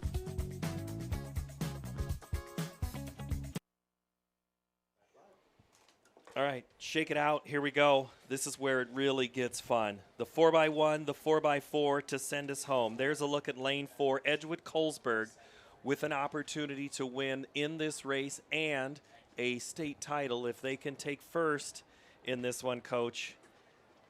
The title's going to Edgewood. Yeah, We're all going to meet you at the locker. Yeah, I think that's the exciting part about it. I think that's the nerve-wracking part about it too. Is there's probably a little bit of extra focus going on here because they want to finish this thing off with an exclamation point. So it is about handoffs. It is about execution. Easier said than done at this point when they know what's on the line. A lot can happen with teenage kids. They can disappoint you, but they can surprise you. For the most part, it works out in the end. North Mahaska in 1, Maquoketa Valley in 2. In 3 is Fremont Mills with Edgewood Colesburg in 4. Hillcrest is in 5. Linville Sully in 6. Bellevue in 7. Highland in 8. This is the 4x1 1A girls. State title on the line here. Blink and we'll be done in about 50 seconds. Let's see how it shakes out.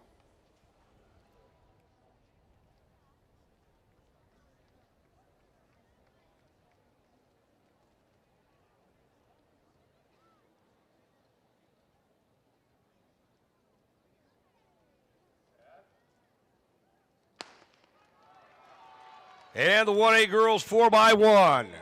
North Mahaska in 1, Maquoketa Valley in 2. They were 6th a year ago.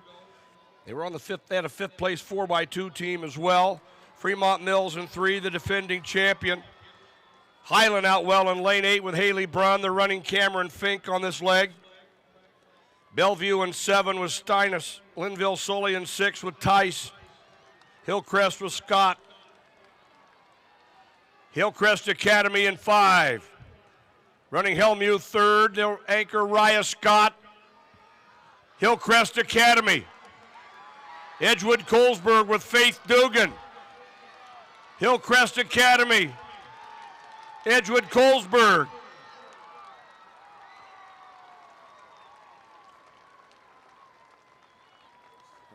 Hillcrest Academy 49-29. Hillcrest Academy. At the award stand, our top 3 finishers in the wheelchair 400. 4x1 and a 4.929, just ahead of Edgewood Colesburg's 49.63 with Linville Sully coming in 3rd. So the pink flag's going to Hillcrest Academy, which is out of the Kelowna area near Iowa City. 0.8 of a second PR for coming into the state meet. So great weekend for those young ladies putting that together. And that's a look at your girls 4x1. We move on to the 4x2 as we start to get our 2A 4x1. 2A, sorry. What did I just say? Did I say, was I jumping to 4A? You said 4x1. 4x1, 2A. 4x2 is 1A. You should It's know all good. I It's all say good, a yeah. lot of things. 2A girls 4x1 in this heat. It's the only one for the finals. We had the prelims yesterday. Hinton, Trainer, Spirit Lake, Pella Christian, Mid-Prairie, Garner Hayfield, Ventura, and Clarinda along with West Lyon, Ellen. Yeah, our eyes are going to be on the middle of the track as they have been for the last 3 days. We got Pella Christian and Mid-Prairie duking it out, which becomes really interesting because they are 1-2 in the team race. Just 2 points separate them. So we're going to see some blazing speed at Kakmarinsky. Just going to bring it home for Pella Christian. And you've got the 2 Evans for Mid-Prairie. That's right. Last time we'll get to see them.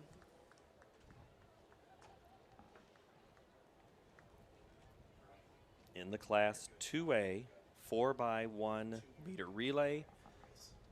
As they get settled into the blocks, we'll listen in to the start and the call.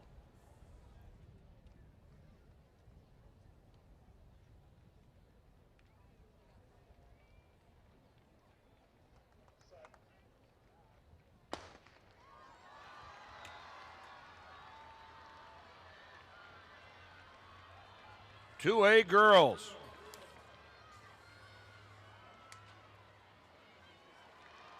Pella Christian, your defending champion in 4. They've won the 4x2. That's Mid Prairie in 5. Running pole second. They'll run Hirschberger on the third leg, and Jovi Evans will anchor. Spirit Lake in 3 with Wells. They'll anchor Leopold. Spirit Lake, Pella Christian with Rachel Kakmarinsky, the 2-time 100 champion. Pella Christian, Mid Prairie. Pella Christian, they set the new meet record in the prelims at 48:10. That moves to the wayside, and they run 47:83. Pella Christian, meet record, 4x1. Pella Christian with the state meet record. Man, are you sure there's not 2 of her? I feel like she has been here, I swear she's done more than 4 events. My gosh, that was pretty impressive. 4783, and that is going to go. And on the award stand, our top 3, 1-8. Set by, imagine this, Pella Christian. They beat their own record. So that was a great race, but right at the end, they're still attending to one of the athletes, the anchor for Mid Prairie. That's one of the Evans sisters. One of the Evans sisters. And I saw her halfway down the straightaway here, just had this look of sheer panic on her face. I saw her stick out her tongue and kind of like her eyes got big. Looks to me like she either did something to her hamstring or something does not look good down there. So we hope that she's able to recover after a big week. Big week, I know. Big week. Hate to see it. You never like to see it, but man. We'll give a shout out to our sports medicine crews down there on the field because they are doing some work right now. Keep them busy, right? Unfortunately. We're going to move to the 3A girls 4x1. Bishop Heelan is an 8, Clear Creek Amana in 7, Decorah, Wahlert, ADM in 4, Mount Pleasant in 3, Grinnell in 2, and on the inside, Western Dubuque.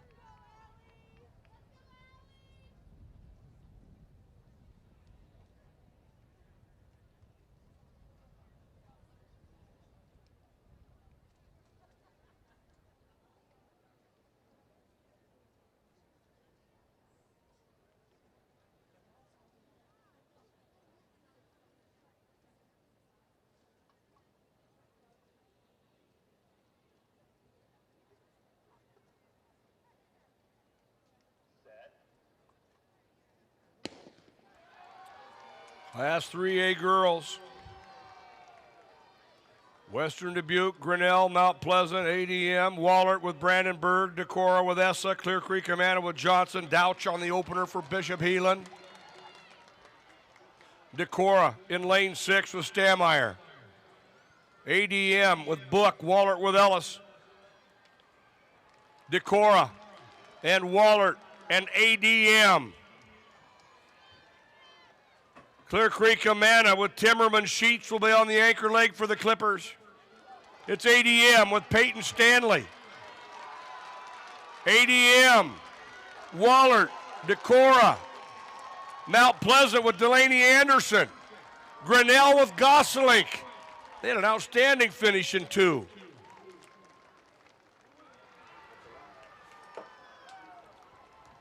ADM's quartet of Nelson, Book, Morse, and Stanley. 48-4. They were flying, and they had very clean exchanges. I got to give them props for that, because you don't win that race without clean exchanges. Nice work, girls. Decorah, 48-55, and then Wallard is third. So they win the 4x2, third in the 4x1 for the sprinters from Dubuque-Wallard. In the 4A finals now of the 4x1. This is where we might sound a little bit like a broken record in the last two races in the 4A girls. Yeah, Waukee Northwest, Southeast Polk. I'm sure Waukee Northwest wants to avenge. They had a mishap with the stick at the Drake Relays. Didn't get that title. Southeast Polk did. So I'm sure Waukee Northwest has a little something to prove. Different quartet here, but certainly talented. Valley, Cedar Rapids Prairie, Pleasant Valley in lane 2, Johnston in 1, Urbandale in 8, Linmar in 7.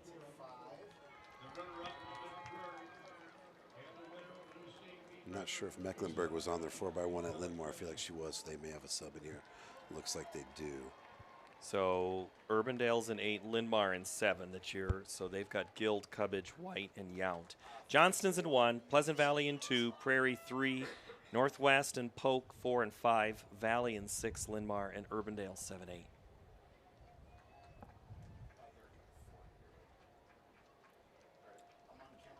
Mentioned that leadoff from Waukee Northwest earlier. Her mom was a 9-time state champ from Central DeWitt, Audra Bark. Oh, now Audra Adams, yeah. Yeah. She's Audra Bark? That's her daughter right there, yeah. I never knew that. Yeah. Well, now we have something else to talk about. It's great. She might shoot me a text after that. We'll see. Great athletic track family.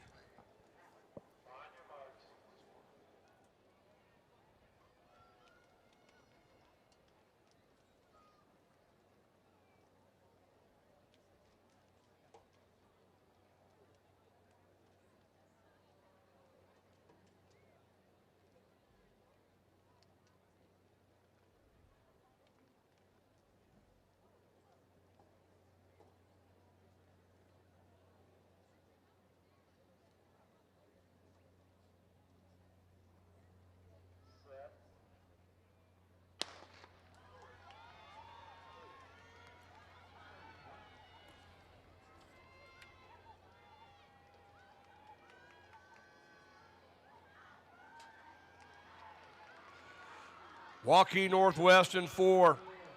They set the meet record of 47.07 in the prelims. Southeast Polk in 5 with Tarpla. On the third leg, the Lanker Goldsberry. Southeast Polk, they were the Drake Relays champions. They were the runner-up in the 4x2. It's Northwest and Southeast Polk. Northwest with Caldwell, Southeast Polk with Goldsberry. It's Northwest and Southeast Polk.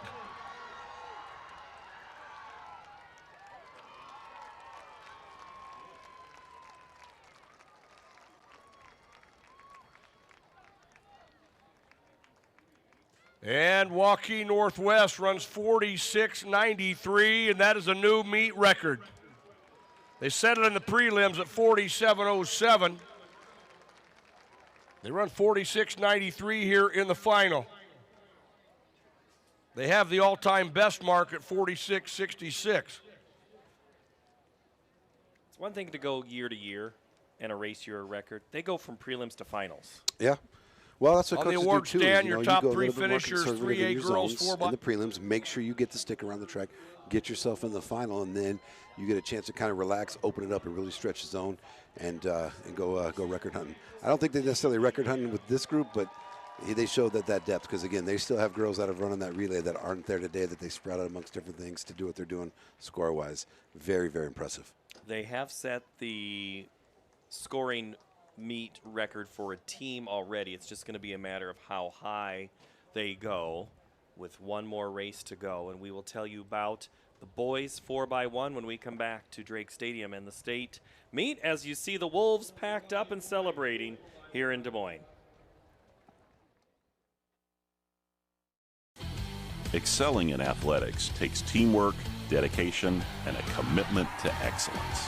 These are the same qualities that help our pig farmers and our communities thrive. The Iowa Pork Producers Association is proud to support statewide high school athletics and the student athletes who make us all proud. Visit iowapork.org/wecare to meet the people behind the pork and hear about our winning approach to caring for our pigs, the environment, and our communities.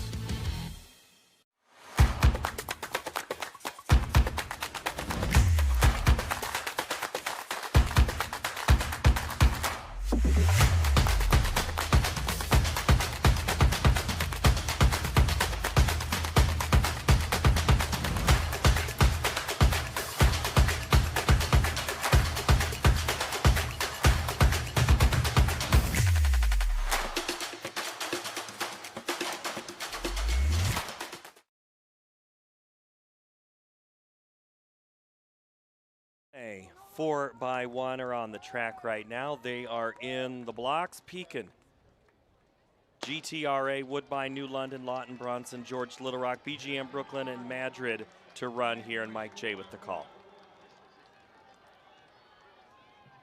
New London in lane 4, the defending champion, all 4 back here today. New London in 4, Lawton Bronson in 5. They'll be anchoring Landon Grell, the high hurdle champion. New London and Lawton Bronson. Franklin, the long jump champion, runner-up in the 100 on the anchor leg for the Tigers. That's George Little Rock with Minter in lane 6, but it's New London out front. New London and Woodbine. New London defending their title. 42-73.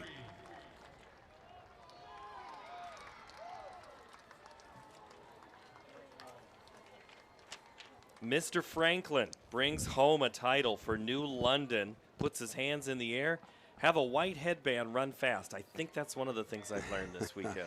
That bleached hair, so there's probably a lot of chemicals missing off the shelves in the state of Iowa State Track Meet Weekend. So great time, 42-73. That's phenomenal. Again, anytime you go sub 43, don't see it a ton at the 1A schools, but that's great. Lawton Bronson second, 43-04. George Little Rock, 43-18, and Woodbine in fourth with 43-27. Westerbeck, Strawhacker, Porter, and Franklin were the quartet. So Cole, Gavin, Braden, and London, as Franklin again flexes how tough he is as a 100-meter runner, which means now 2A is warming up. There's a look at Regina getting ready to run out of the blocks, and Sven.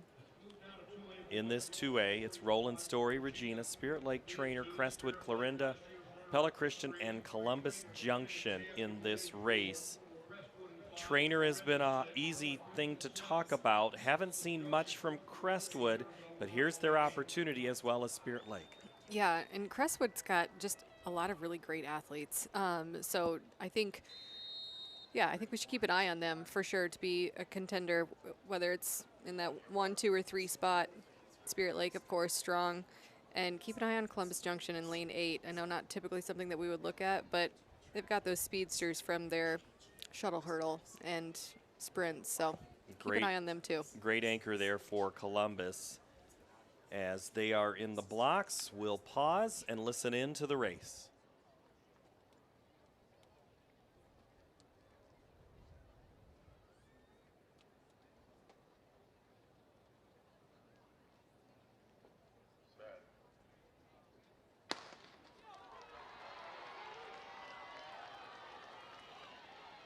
Two A boys.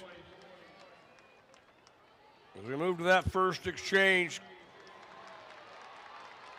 Columbus Junction with Reese. Out in lane 8, the runner-up in the high hurdles. That's Pella Christian with Richard in 7. Trainer in lane 4 with Lauver. They'll run Dirks third. They'll be anchoring Cones. Trainer and Crestwood. Trainer with Cones. Crestwood with Marr. It's Trainer and Crestwood. It's Spirit Lake with Grau. Columbus Junction with Seont.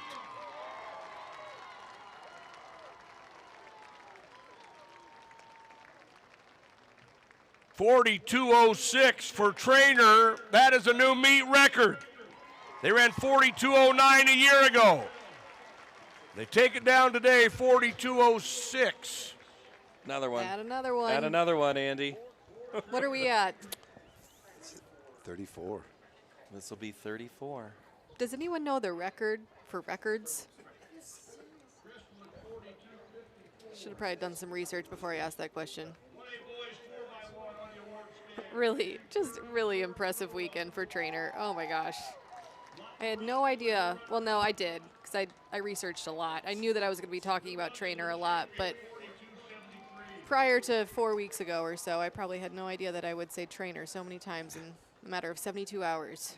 And you have a lot there. Myers, Lauver, Dirks, and then the man who took all the peroxide off the shelves of Trainer to get into his hair. I know it's a fun team thing. It's not peroxide, it's probably dye.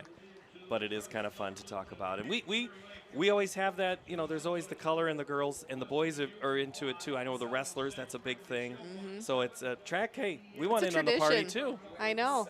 It's food and hair. You know, the team meals and the team hair.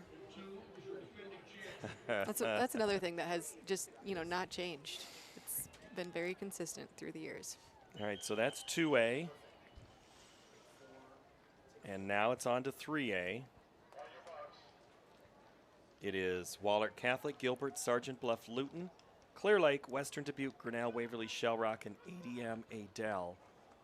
Real quick on this race.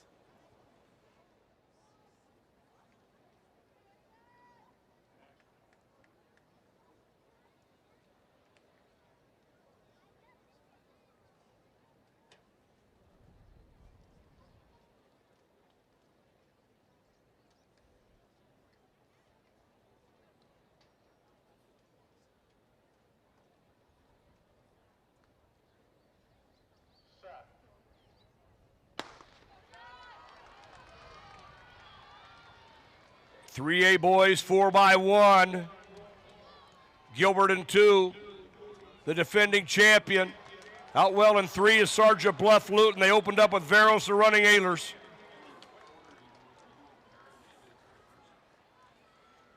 Sergeant Bluff Luton. Clear Lake.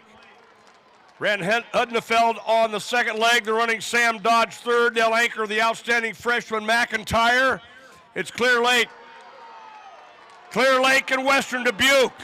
McIntyre and Bergfeld. Clear Lake, Western Dubuque, Sergeant Bluff Luton. Grinnell right there in the mix with Kellen Harder.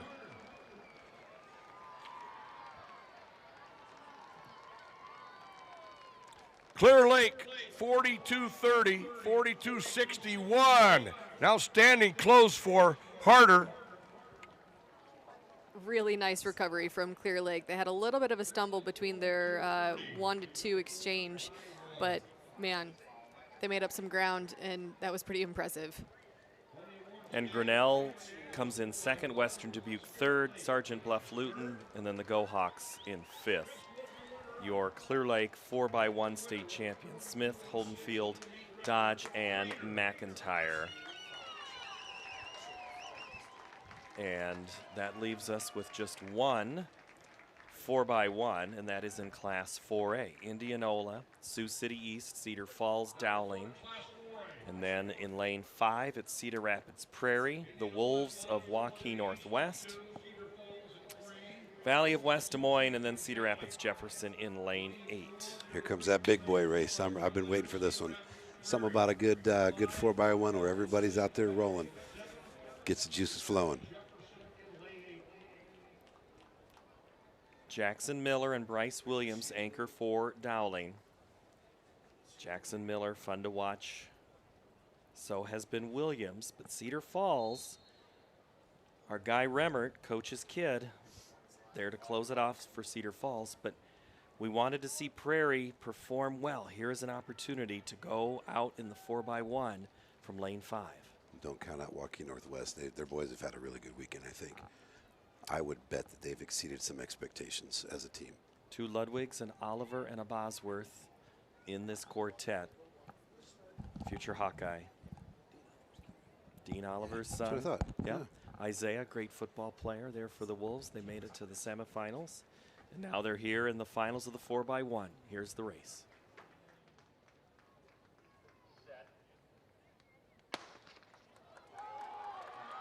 And 4x1 for the 4A boys.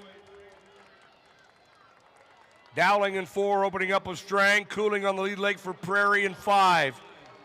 Dowling and Prairie. Northwest in 6 with Griffin Ludwig. Valley running Trevin Good, and they're in 7. West Des Moines Valley in 7. Lela Shore running this leg for West Des Moines Valley. It is Valley. Valley and Dowling. West Des Moines Valley, Alexander on the anchor leg. West Des Moines Valley, whoa! 40-84. The all-time best, West Des Moines Valley.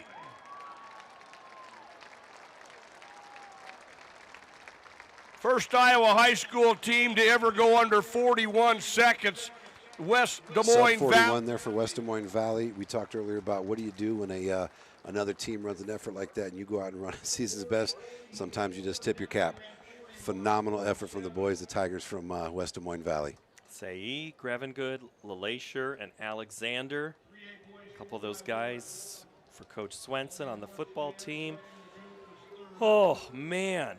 Hard to put into words right there with Alexander with that close. Just a fantastic finish. Yeah, that was impressive, and just I'd say the track was heating up. It's staying hot. It is on fire right now. And guess what? We are down to the final race, the 4x4, when we return to the Blue Oval in Des Moines.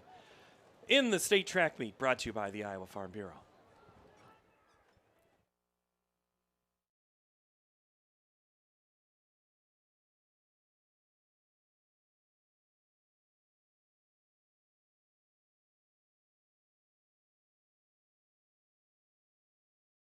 Something exciting is growing on Iowa farms these days.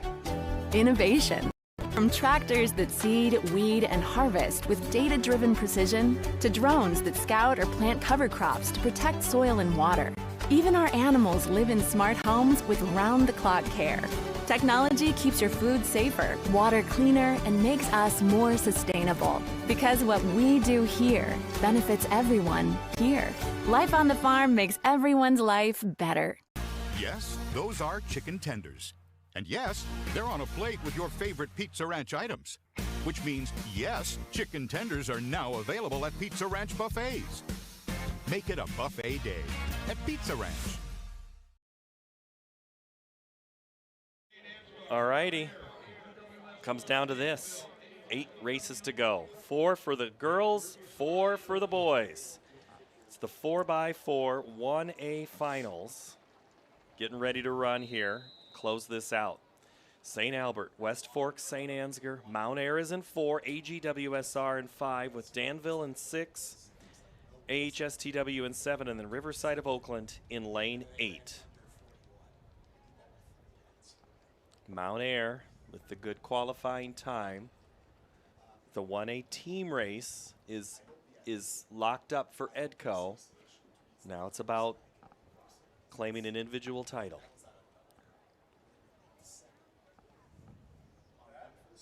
Reynolds set to anchor for Mount Ayr. Keep an eye at Danville, HSTW.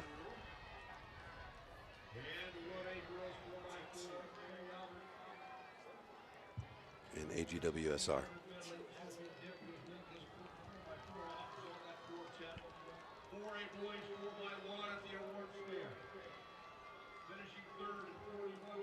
Waukee Northwest. Your runner-up. They ran 41-47, Dowling Catholic. And your winner. All right, didn't get a chance to talk strategy the 4x4 here at this point of the meet because it is not necessarily in this class, but in other classes. What are we looking here to do? Everything's fair game? Yeah, pretty much. I mean, like you kind of know your girls. You're like, hey, look, like if I want to go out there and front load this and just put someone out there, get your names announced, go out there, see how long you can hang on. That's certainly one strategy. If you need those team points, you might save your hammer to the very, very end. put your second fastest runner first, make sure you're in contention, and then hope that your 2 and 3 can jockey for position and keep you in the race. St. Albert, West Fork, St. Ansgar, Mount Ayr, AGWSR. But you do have to make sure that you trust your second leg, that they know how to run all the way around the curve. A lot of eyes here at the state track meet. Make sure when you get to the break point that you've done it before and know how to do it. Crucial for coaches to be able to do that throughout an entire season to make sure all kids have been put in that spot. Dalby on the track for Riverside. Paulson for HSTW. Danville has Bauer. Wagoner for AGWSR. Mount Ayr with Larson. Witt for St. Ansgar. Huff out there for West Fork, and St. Albert has Larmy on the track. We'll let Mike J finish the rest of this race. And here comes your field. AGWSR, Danville, Riverside, Oakland, AHSTW,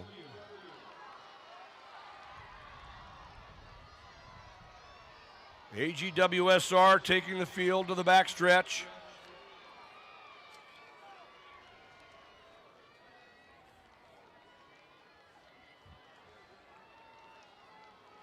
AGWSR and Danville.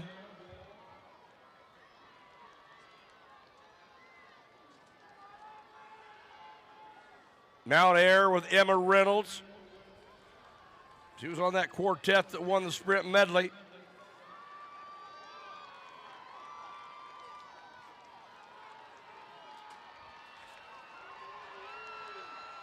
And here comes your field.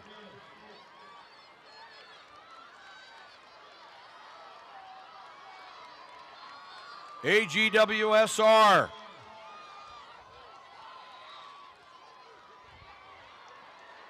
AGWSR.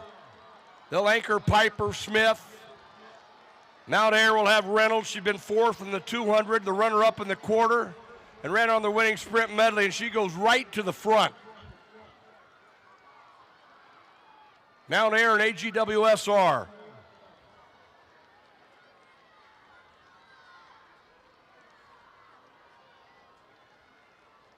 Mount Ayr, AGWSR.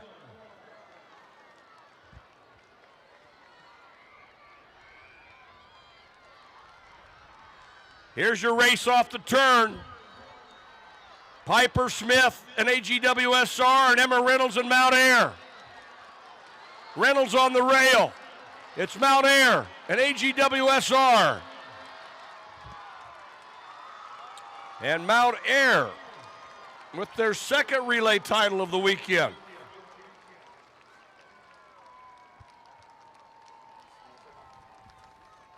And the fourth medal for Reynolds, two of them gold. Massive close there to win it for Mount Ayr, but she got some help from her third leg with Shields. They were down 2.5 seconds going into that exchange, got them back in the hunt, and I would tell you what, though, Piper Smith from AGWSR, I'd take her in a back alley. That's a girl right there. She's got a little fight. She's got some fight in her. That's a tough little kiddo right there. I'm sure Coach is very proud of the effort that she gave there to try to bring that home for them, still with the runner-up finish. Frederick, Larson, Shields, and Reynolds take the pink flags home as souvenirs and also as memories for winning the 4x4 Class 1A. So now we move to 2A.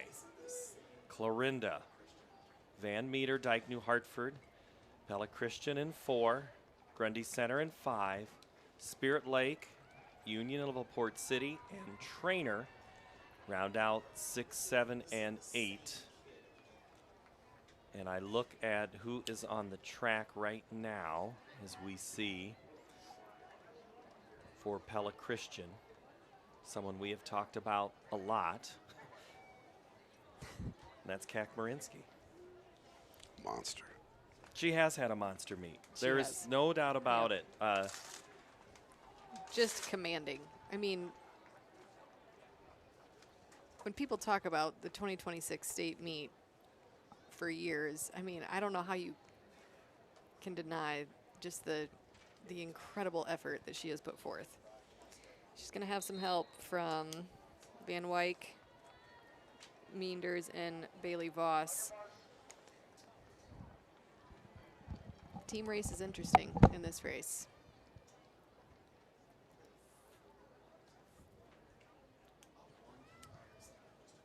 Going into this race, Mid-Prairie and Pella Christian tied at 68. That is a two-team race. Last I checked, when you have the same point, that means you're tied. Spirit Lake at 48, Van Meter at 47. So a lot on the line here in the last race, and they're off. Mid-Prairie not in this race, but Pella Christian, Spirit Lake, Van Meter, all gonna rack up points here. It's a fight for first, as long as Pella Christian gets the baton around the track. As Coach O'Neill would say, the baton has to cross the finish line, otherwise you ran for nothing. That's right. Clarinda with Wagoner, Tieglin for Van Meter, Sager leads off for Dyke New Hartford. Kakmarinsky for the Eagles. The Spartans have Hendershot. Spirit Lake has Peterson. Hegdahl for Union Level-Port, and Trainers Kirkman on the track as they finish their first lap. First leg in lanes. Kakmarinsky is going to be your leader, and first to get rid of the baton and pass it to Van Wyk.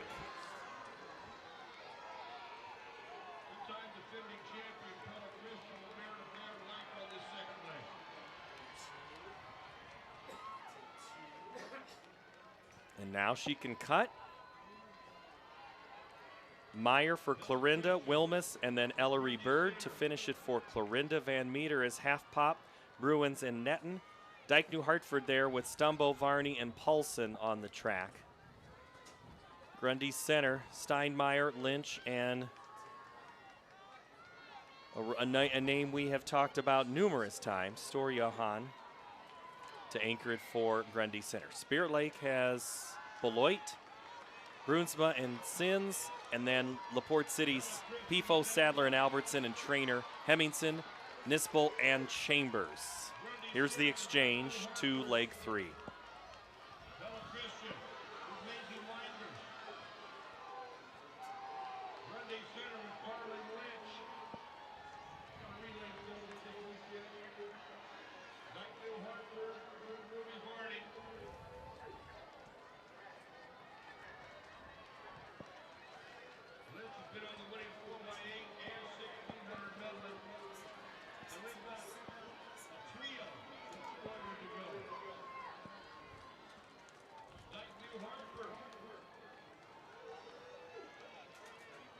Dyke New Hartford, Grundy Center, Pella Christian, Ruby Varney giving Dyke New Hartford an outstanding carry.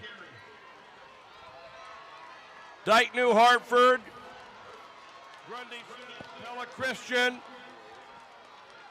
Dyke New Hartford will be anchoring Chloe Paulson. Let's watch what Bailey Grundy Voss Center does with here. Grace Storjohan. 400 champion. Pella Christian with Bailey in the Voss. hunt. On the hunt. It's probably a better way to talk about it. And look at her go. Heading into turn 2.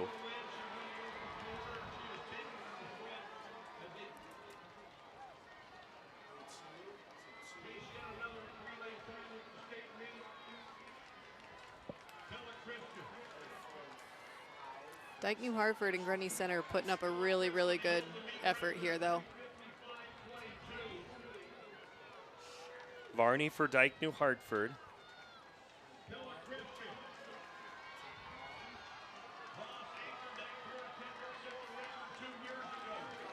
Are they going to get it again?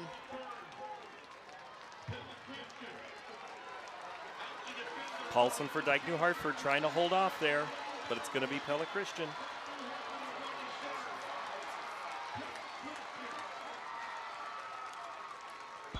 And another one goes down.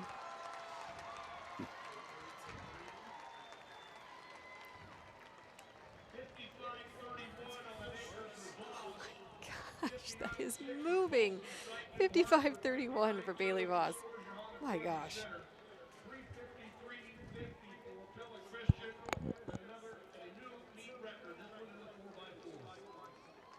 So they just had to get the baton across. They did a little bit more. They did, yeah. It's so extra of them. Really impressive, Bella Christian. Oh my gosh. Dyke New Hartford second, Grundy Center third, Spirit Lake fourth, Clarinda 5, Van Meter Trainer, and Union of LaPorte. So that's going to lock up the team title for the Eagles of Pella Christian. They will be your 2A team title. So Edco, your team champion in 1A.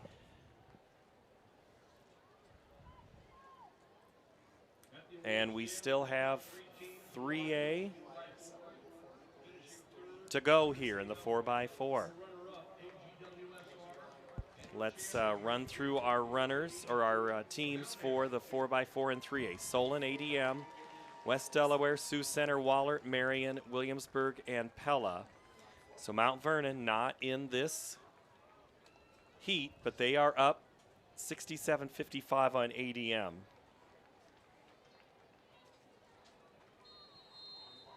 What else in this race? ADM had a charge today. I did not realize they were scoring that many points. Wow. All right. We're looking at a lot here. Sioux Center's in the middle of the track, and they've got premier quarter milers, half milers. They're going to be moving. We've got Dabrowski sisters from Marion in lane 6. Pella is going to anchor with Lizzie Newman. We know she's had a huge weekend. A really great weekend. Williamsburg is going to anchor with Hooker, who was runner-up in the 400. It's going to be a great race. Solon's leading off with Jersey Hluska, who we mentioned her dad earlier today. She's having a great meet. Solon girls are really putting together a really solid effort. I would say they're Coach Jess' new mother this track season. So yeah, we talked about that yesterday. Yeah, I'm hoping she brought someone to the state track meet. She told me earlier this season that she'd be on the track in no time. So I'm excited for her and her new ventures, juggling being a coach and being a mother. I got some interestingly timed emails from Coach Jess this season. She would email me at all hours of the night, probably up with that little one. Her and Coach Amy do a great job over there. They really do. It's Hluska to Schmidt for Solon, and then Coughlin Novelli for ADM. O'Rear and Schulte combined for West Delaware. Oldenkamp just took the baton from Bitker. Belkin on the track for Wahlert after Sherman led off. Dabrowski to Dabrowski for Marion.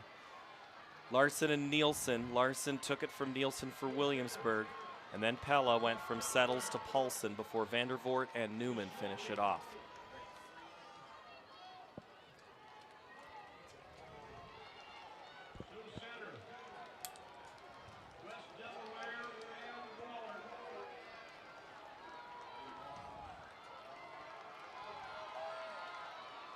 Sioux Center, West Delaware, and Wahlert. Here comes ADM on the outside with Williamsburg coming in at 5th. As we go to the exchange.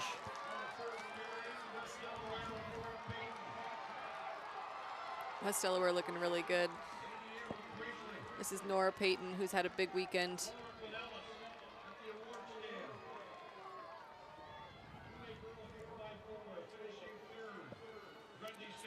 All right, so for the 3rd and 4th laps, Mike J will bring it home. Winner with a new meet record, 350-350, Pella Christian.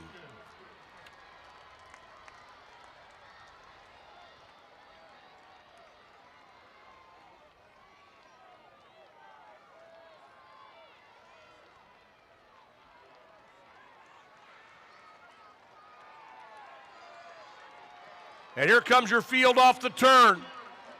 Sioux Center. Wahlert. Wallert's the defending champion. They got a good carry from Ellis. And they'll be anchoring the sophomore, Claire Brocious.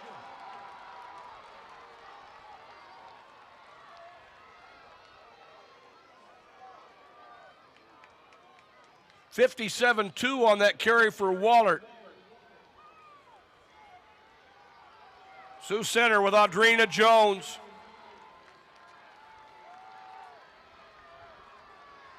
Sioux Center with Jones. That's Wallard up front with Brocious.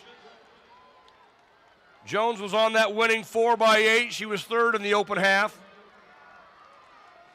Wallard with Brocious. She was on the 4x2 that took home gold and a medal winner on the sprint medley. And here they come off the turn.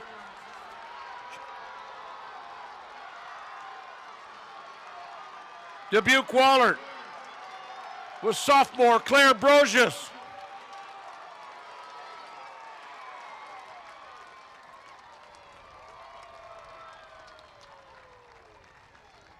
Dubuque Wallard 3:52.04, and that is a new meet record. The record was MOC Floyd Valley's 3:53. Dubuque Waller with the state meet, and Solon with the record as, no, now my information is changing. Waller. There we go. West Delaware ADM.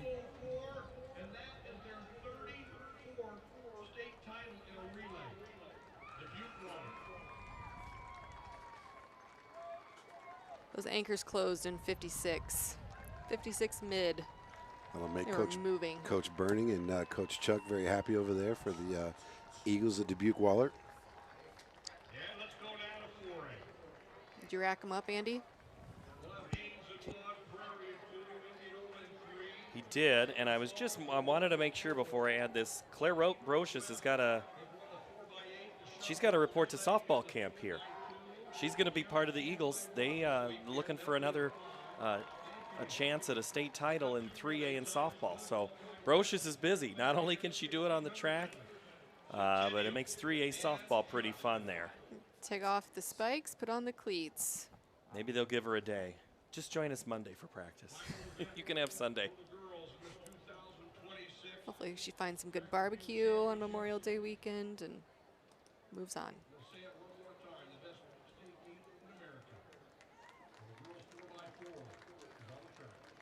All right, girls 4x4. Ames, Prairie, Indianola, Cedar Falls, Waukee Northwest, Ankeny, Centennial, and Johnston. Well, we watched Cedar Falls and Waukee Northwest race each other in the prelim. We'll see what we get here in the final. Waukee with Jorgensen to start. Tomljanovich in 4 for Cedar Falls. Sandy for Indianola. Specht for Prairie. Ames has Aitinger out there. Sabula for the Hawks. The Jaguars bring Balashitis and Fitzgerald for Johnston.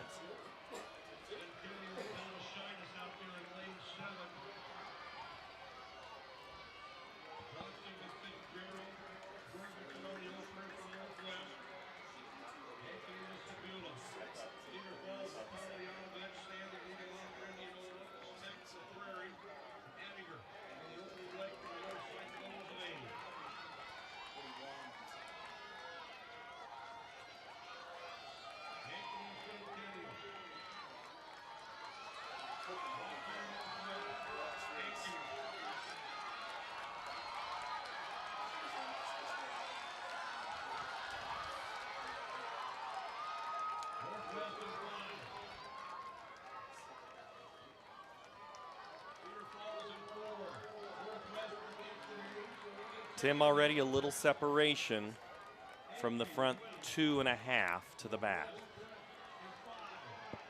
Yeah.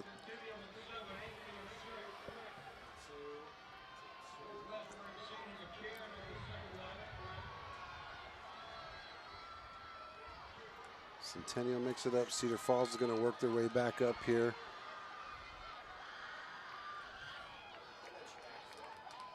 All right, we'll let Mike J call the rest of this race because this one we just want to watch.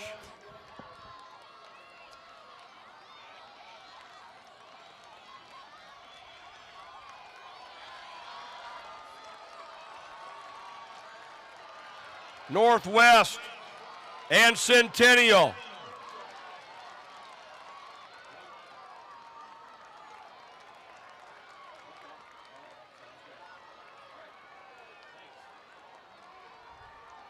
Northwest first at the exchange. Centennial running second.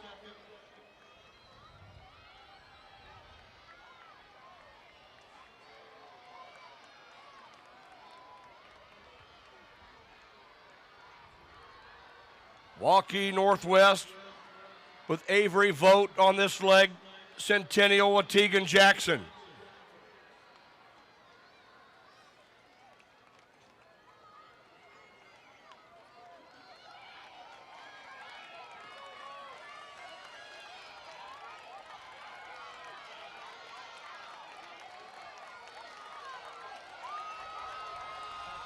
Waukee Northwest.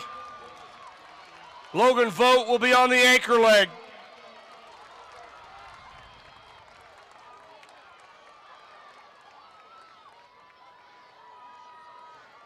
Waukee Northwest.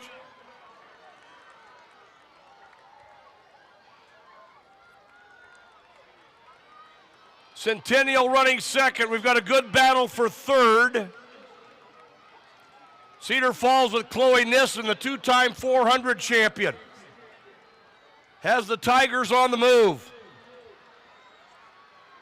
Northwest was at 249.2 at 1,200. The all-time best was 345.36. Here they come off the turn.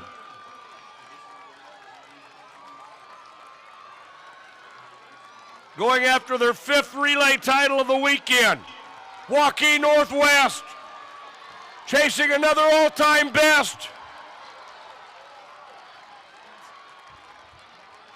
And they get it. 345.32. Waukee Northwest, the gift that keeps on giving. 345.32. They run 56 flat on the anchor. Nissen turned in a 54.67. Can you put that into words, what we just saw at all? Nothing I can probably say on the air. Right. I mean, that's pretty serious. I mean, that third and fourth lap from the votes. Yeah, there's so many emotions, like sisters running together, doing it for your team, all time on the line. Pretty darn impressive.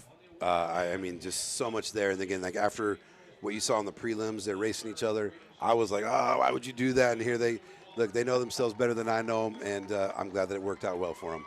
All right, so 38 records now with 4 more races to go. Waukee Northwest, 345.32. You're going to see that in the record books when you come back to the track next year. We will come back. The final 4 races of the 2026 season when we return to the Blue Oval in Des Moines. Yes, those are chicken tenders.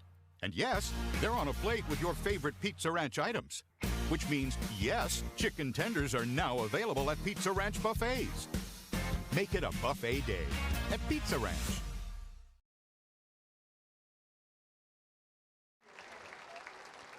A couple of notes here as we get close to the end. 10,758 attended today, which is a state record for attendance on a Saturday. For the weekend total, 39,627 came through the turnstiles here at Drake Stadium. 39,000 to see state track. That's a great number. We can talk about records and all of that stuff, but that to me says track is alive and well in the state of Iowa. Yeah, it absolutely is. And I think it just speaks so much to the community support that gets just infused into this sport, right? Like people want to show up. People want to see this. They want to cheer on the young people in their community. And you just love to see that. I mean, that's awesome because this isn't just about the athletes that we're seeing here on the track now.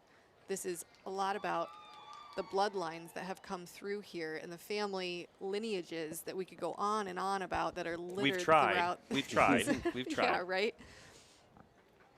The lineages are important. The families are important. The teams and I mean, we joked about it when we went on. Make sure you sit in section P and you sit in section J and we sit in section. I mean, I've been watching some of these teams over the day, and when the hugs happen, for some of these teams that have won time and time again, it does not get old for them.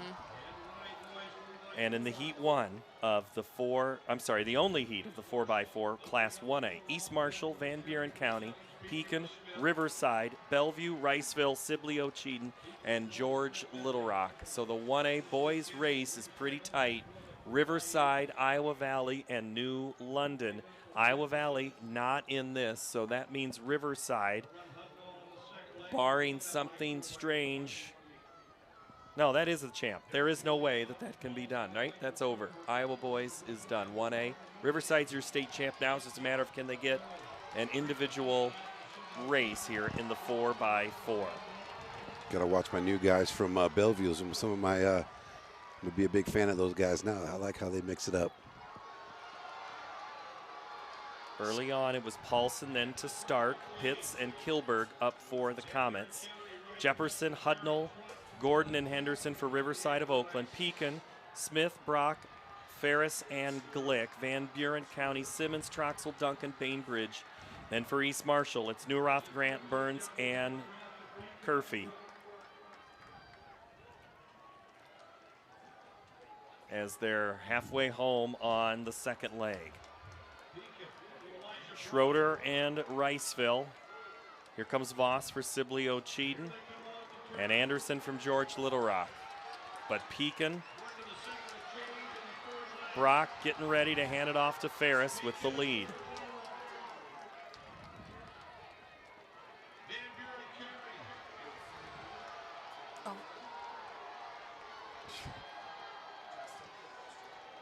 And we head to the end of the race with Mike J.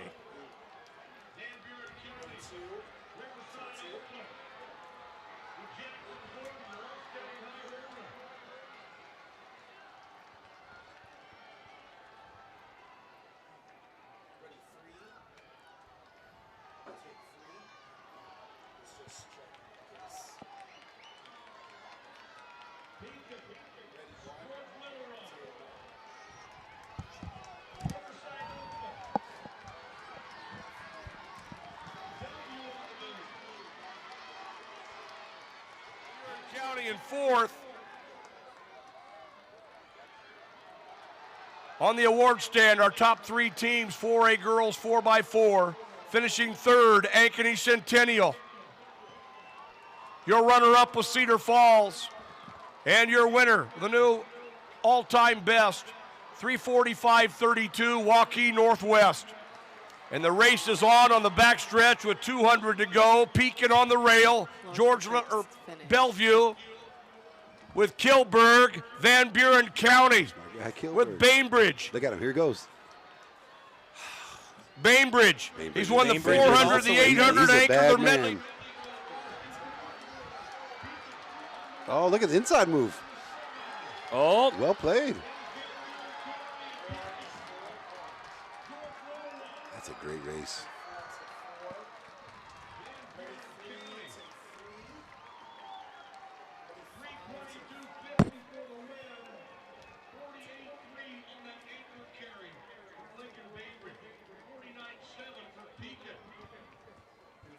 Simmons, Troxel, Duncan, and your guy, Bainbridge.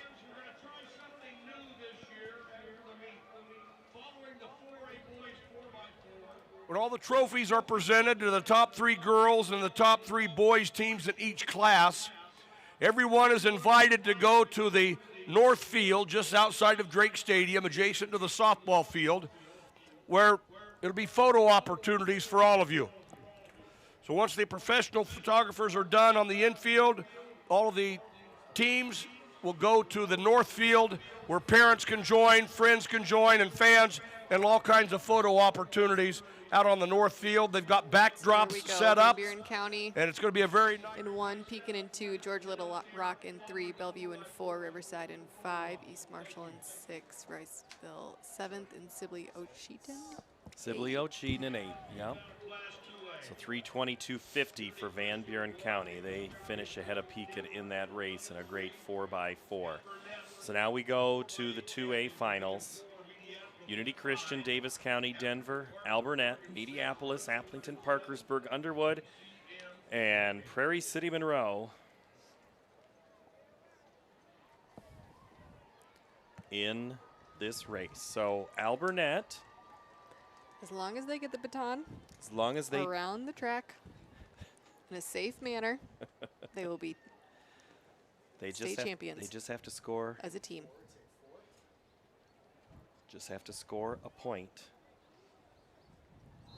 So Riverside of Oakland and Van Buren County. Van Buren County, with that win, pulls them into second in 1A, but 2A. So didn't we say the same thing about Pella Christian? All they had to do was finish, and look what they did. We did, I know. Well, maybe that's good luck. Let's just see what Alburnett can do here with Beckers, Osman, Gustafson, and Caves. Said those four a lot. Mediapolis will be right there as well. As we get ready for the 2A.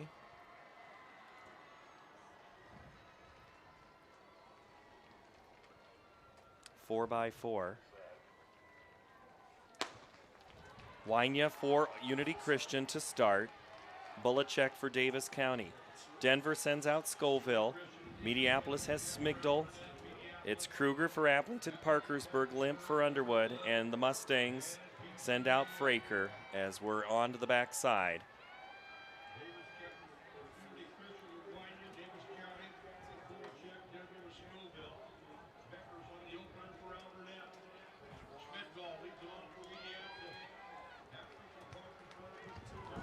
Alburnett, let's talk a little bit real quickly before we hand off here. Alburnett's events this week. What is it in this 4x4 they're looking to do? Yeah, I mean, I think they're looking to go home with another relay championship, honestly. You know, I've been so impressed by this group of guys. You know, I won't say they're small but mighty, but, you know, it's a core group of guys, and they have just showed up over and over and over again. Coaching staff did a really good job having them ready for this state meet and keeping them neutral, right? You could have been riding a lot of highs and lows, and they didn't experience very many lows, but, you know, it's just a long meet. And they've executed it perfectly. They're on the track now. As they come into the turn and get ready for the third exchange, we're coming up on the 90-second mark. Alburnett going out well with Osman. He's going to get ready to hand it off to Gustafson. And then let Leutenegger for Mediapolis. Thomas to Jansen for the Falcons. Underwood goes Hughes to Hultquist. Fisher to Fernanding for PCM. And now Mike J will help us home with the last of the 4x4 in Class 2A. Mediapolis. Alburnett running Gustafson. Mediapolis with Crow. Davis County with Hubbard. They'll be anchoring Frazee. Mediapolis moving up a bit through the field. They are into third. They'll be anchoring Henry Leutenegger. It's Alburnett up front. They'll have Caves on the stick. Appleton Parkersburg will anchor Owen Prusner.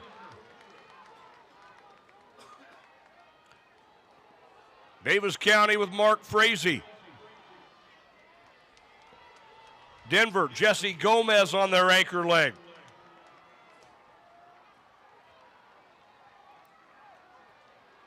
That is Alburnett out front with Lincoln Caves.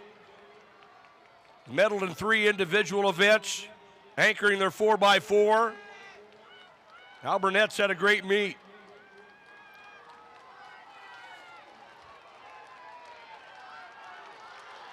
And the Pirates leading the 2A 4x4. Alburnett, Appleton Parkersburg, Davis County. Alburnett, 3:19.56, a 48.5 anchor carry for Caves. And again, they didn't just get it around the track. They did so in a dominating fashion. Now it won't even look like it was close until the end. Alburnett, Applington, Parkersburg, Davis County, and Mediapolis go 1 through 4 with Denver in 5. So the Alburnett Pirates clinch the team title there. And what makes for a fun little finish here as we get ready for 3A. We talked about Alburnett there. Beckers, Osman, Gustafson, and Caves. There is lane 3, which is Center Point Urbana. They get ready to go here with Maloney, Ballard, Clear Creek Amana, Center Point Urbana, Clear Lake, ADM, Adel, Decorah, Bondurant, Farrar, and Solon go 1 through 8 in our second to last race here. In this race, I know we talked about ADM a lot for the girls. The boys have been there a lot too. Clear Lake, though, with Brownlee, McIntyre, Jesperson, and Hodenfield. So that's fun. But Pella has locked up the 3A boys. But Clear Lake can run for second without Western Dubuque here on the track.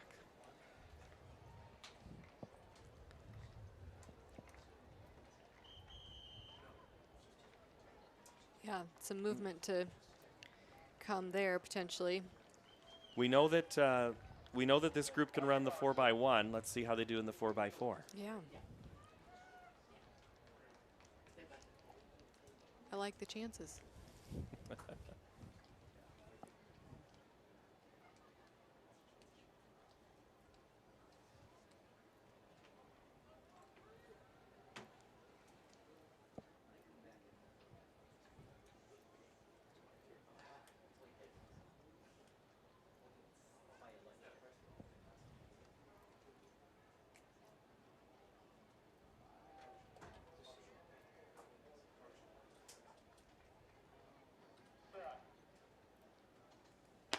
Leland for Ballard in lane 1.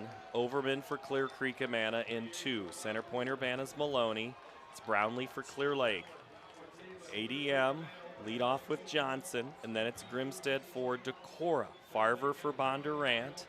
And then Solon has Holtkamp with the baton as they go on the backside into turn number 2.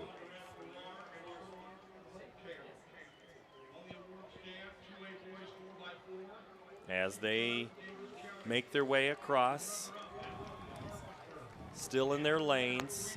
Herman for Ballard getting ready, as is Colvin for Clear Creek Amana. But likely getting the baton first is going to be Muller from Fervor for Bondurant Farrar as he makes his way in front. Campman to take it for Solon. Walter now for Decorah. It's Davison for ADM. McIntyre now with Clear Lake. Out there, Cruchet in 3 for the Storm and Pointers. Colvin for Clear Creek Amana, and then it's Herman for Ballard.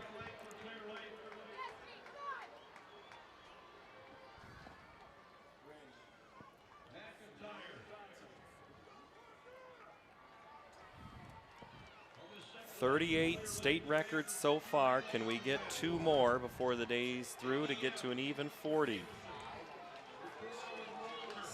Really nice carry for Clear Lake. Look like they're on a mission. Oh. Jeppesen takes it for the Lions.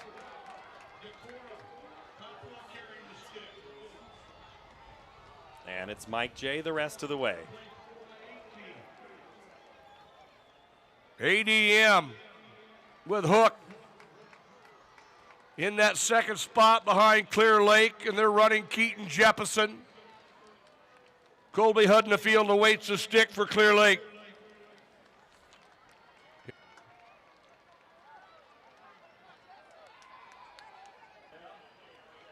Clear Lake. ADM.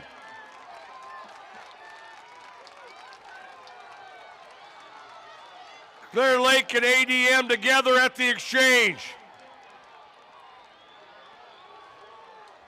Clear Lake with Hud in the field, ADM with Scholl at the award stand. Our top 3 teams. 2A boys 4x4. Finishing third was Davis County.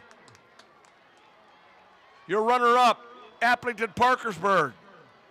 And your champion at 319.66, Alburnett. Clear Lake up front. Colby Hud in the field. ADM with Scholl. Decorah in third.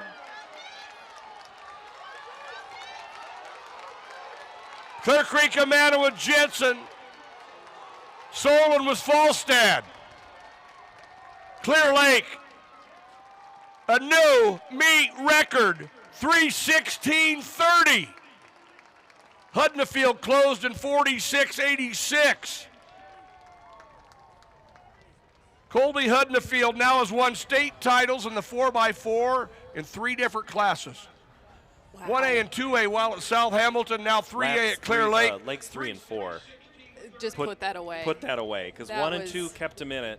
3 and 4 really shut the door. Yeah, that was a statement by Clear Lake. And you may have just heard it, but I'll repeat it again because it's worth repeating. With that win, Colby Huddersfield has been a part of state championship 4x4s in 1A, 2A, and 3A.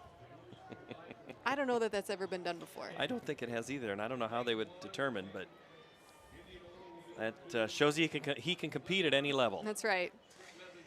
That is right, and he is headed to University of South Dakota to play football. Coyotes. Do you think they should get like a bus or a van or something that like should, there's gonna be a lot of traffic from Iowa going. A lot of ride shares that can happen. Northwest. Yeah. All right, so that's how 3A it goes.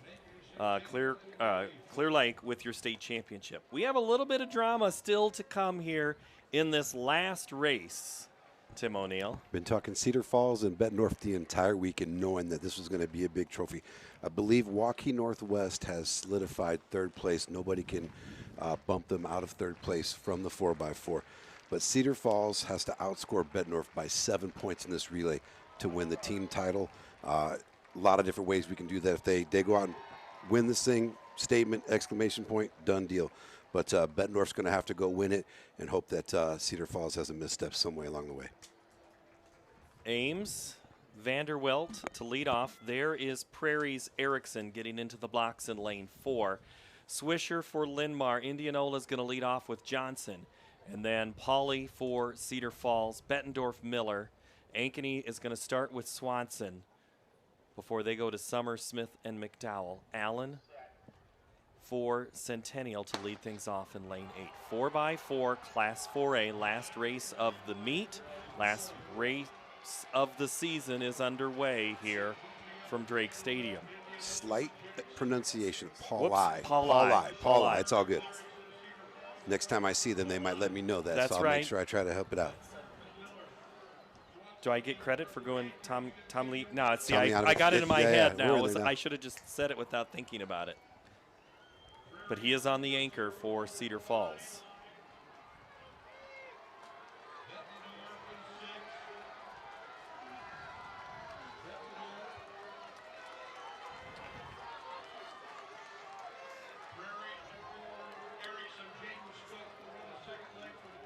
Prairie looking great.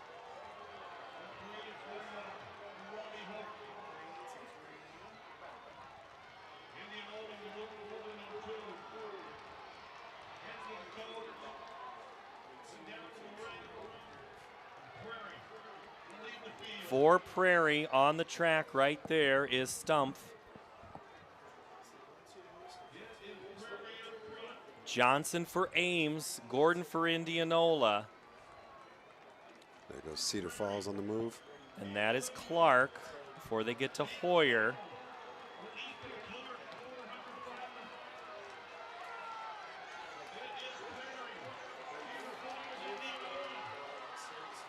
My guy from Centennial with the flow. I like it.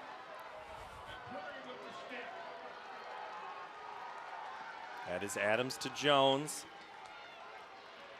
before Goebel takes over for Centennial. Quinn Summers to Ike Smith, and then Caden McDowell for Ankeny, McDermott, Harris, and Tucker for Bettendorf. Now Hoyer and Tomlanovich. Hoyer's moving up, Bettendorf moving up as well. Linmar making a strong move here on the backstretch. All right, let's let Mike J finish off this race for us here. Harris, 400 medalist.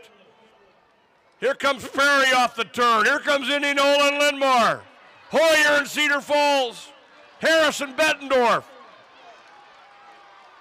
Prairie will anchor Drew Binnis. The final exchange has been made for Prairie and Indianola and Bettendorf. Tomljanovich has the stick for Cedar Falls. Linmar with an awesome. It's Prairie up front. It's Prairie. Bettendorf with Gage Tucker, the 400 hurdle champion.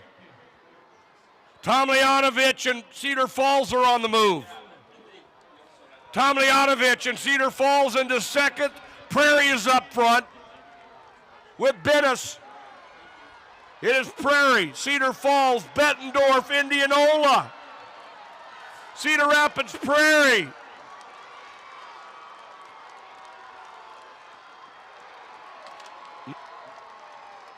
.313.17, a new all-time best for Cedar Rapids Prairie. Why wouldn't we end the meet with an all-time best? 3:13 once again for Cedar Rapids Prairie. 3:13.17, 47.19 I didn't think it on would the actually happen. I just said it'd be nice to have 2 more records. We said 2 records in 3A and 4A boys here in the 4x4 championship for Prairie. 3:13.17. Cedar Falls second, Bettendorf third. What a finish. Couldn't ask for anything better. For every record that was broken, we had about 1,000 people in attendance. So 40 records, about 40,000 people. What a way to end the weekend. 4A boys, 4x4. That was incredible. So that was a great finish for Prairie as they finish the 4x4 and the way the season goes. So now we're going to have a little bit of a recap for you because we are going to name the Quick Star Star of the Meet. And this one was really kind of fun to discuss as we have your quick stars of the meet. First up for the boys, let's look at Norwalk, Caden Coons. Heck of a meet there. Tell me why Caden Coons is selected. Well, Caden Coons put together a really, really great meet, winning the 100, 200, 400, and long jump. Never been done in 4A, hasn't been done at this meet since 24 years. So yeah. 2002. 2002, yes, my numbers got switched up. So pretty impressive effort out of Caden Coons. And an even better kid. That's the cool thing about him.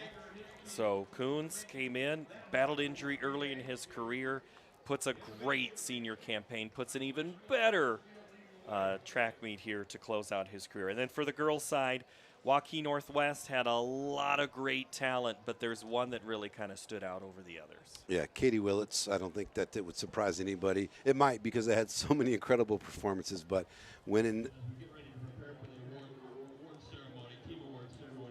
So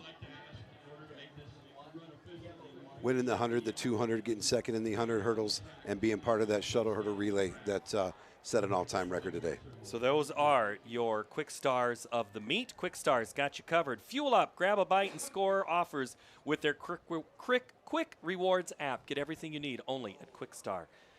Okay, now let us move to the team titles. We've kind of talked about this through a little bit, but what we're going to do is clean up exactly who is your state champions. For girls, it's going to be Edgewood Colesburg taking a trophy back to Northeast Iowa. Mount Ayr is second, and St. Albert is third in 2A for their team titles.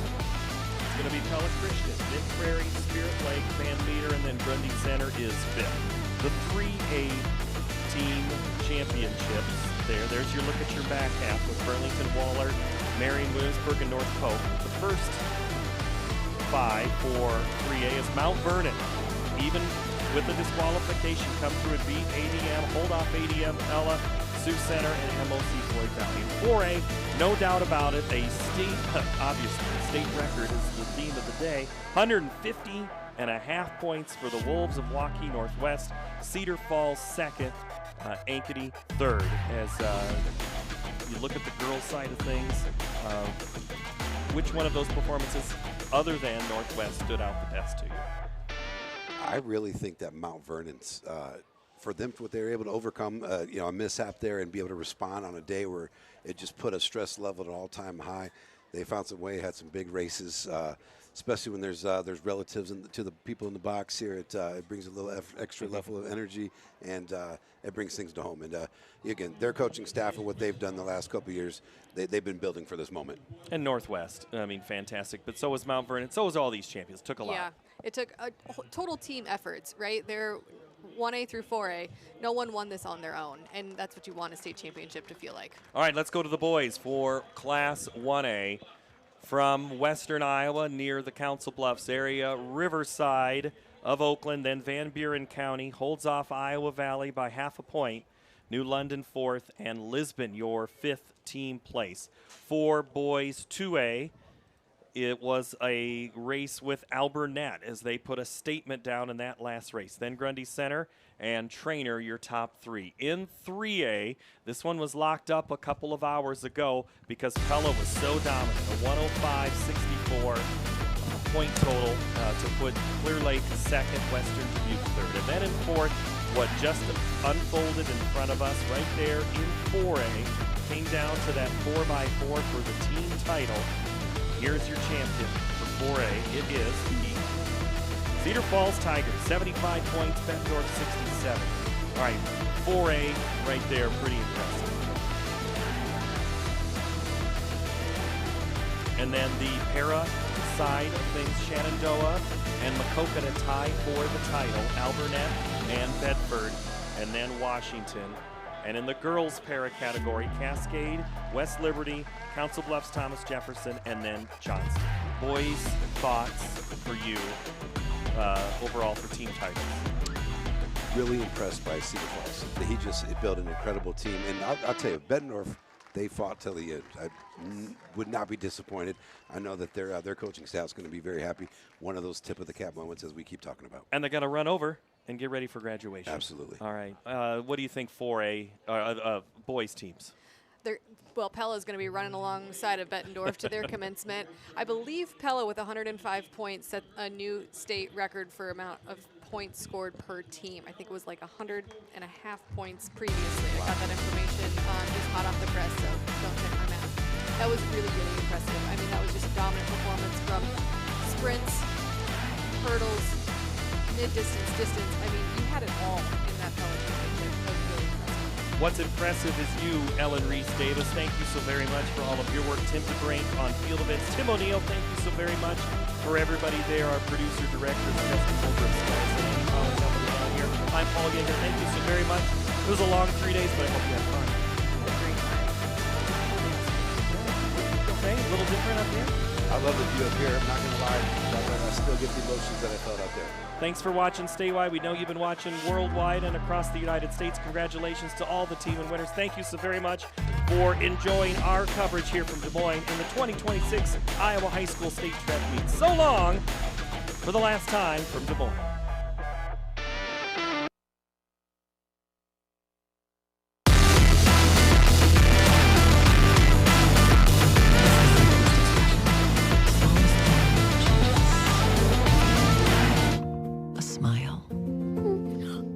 So easy. A smile lights it up, apologizes, and welcomes unconditionally. Because the shortest distance between two people is a smile. Thank you. Hy-Vee, where there's a helpful smile in every aisle.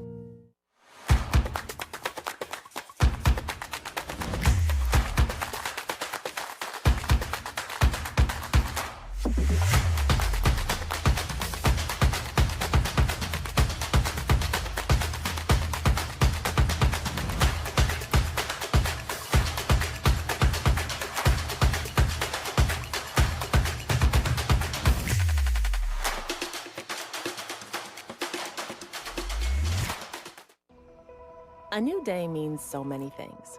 Possibility and potential. New opportunities and challenges. And when you're building something that matters, you need a partner who truly understands.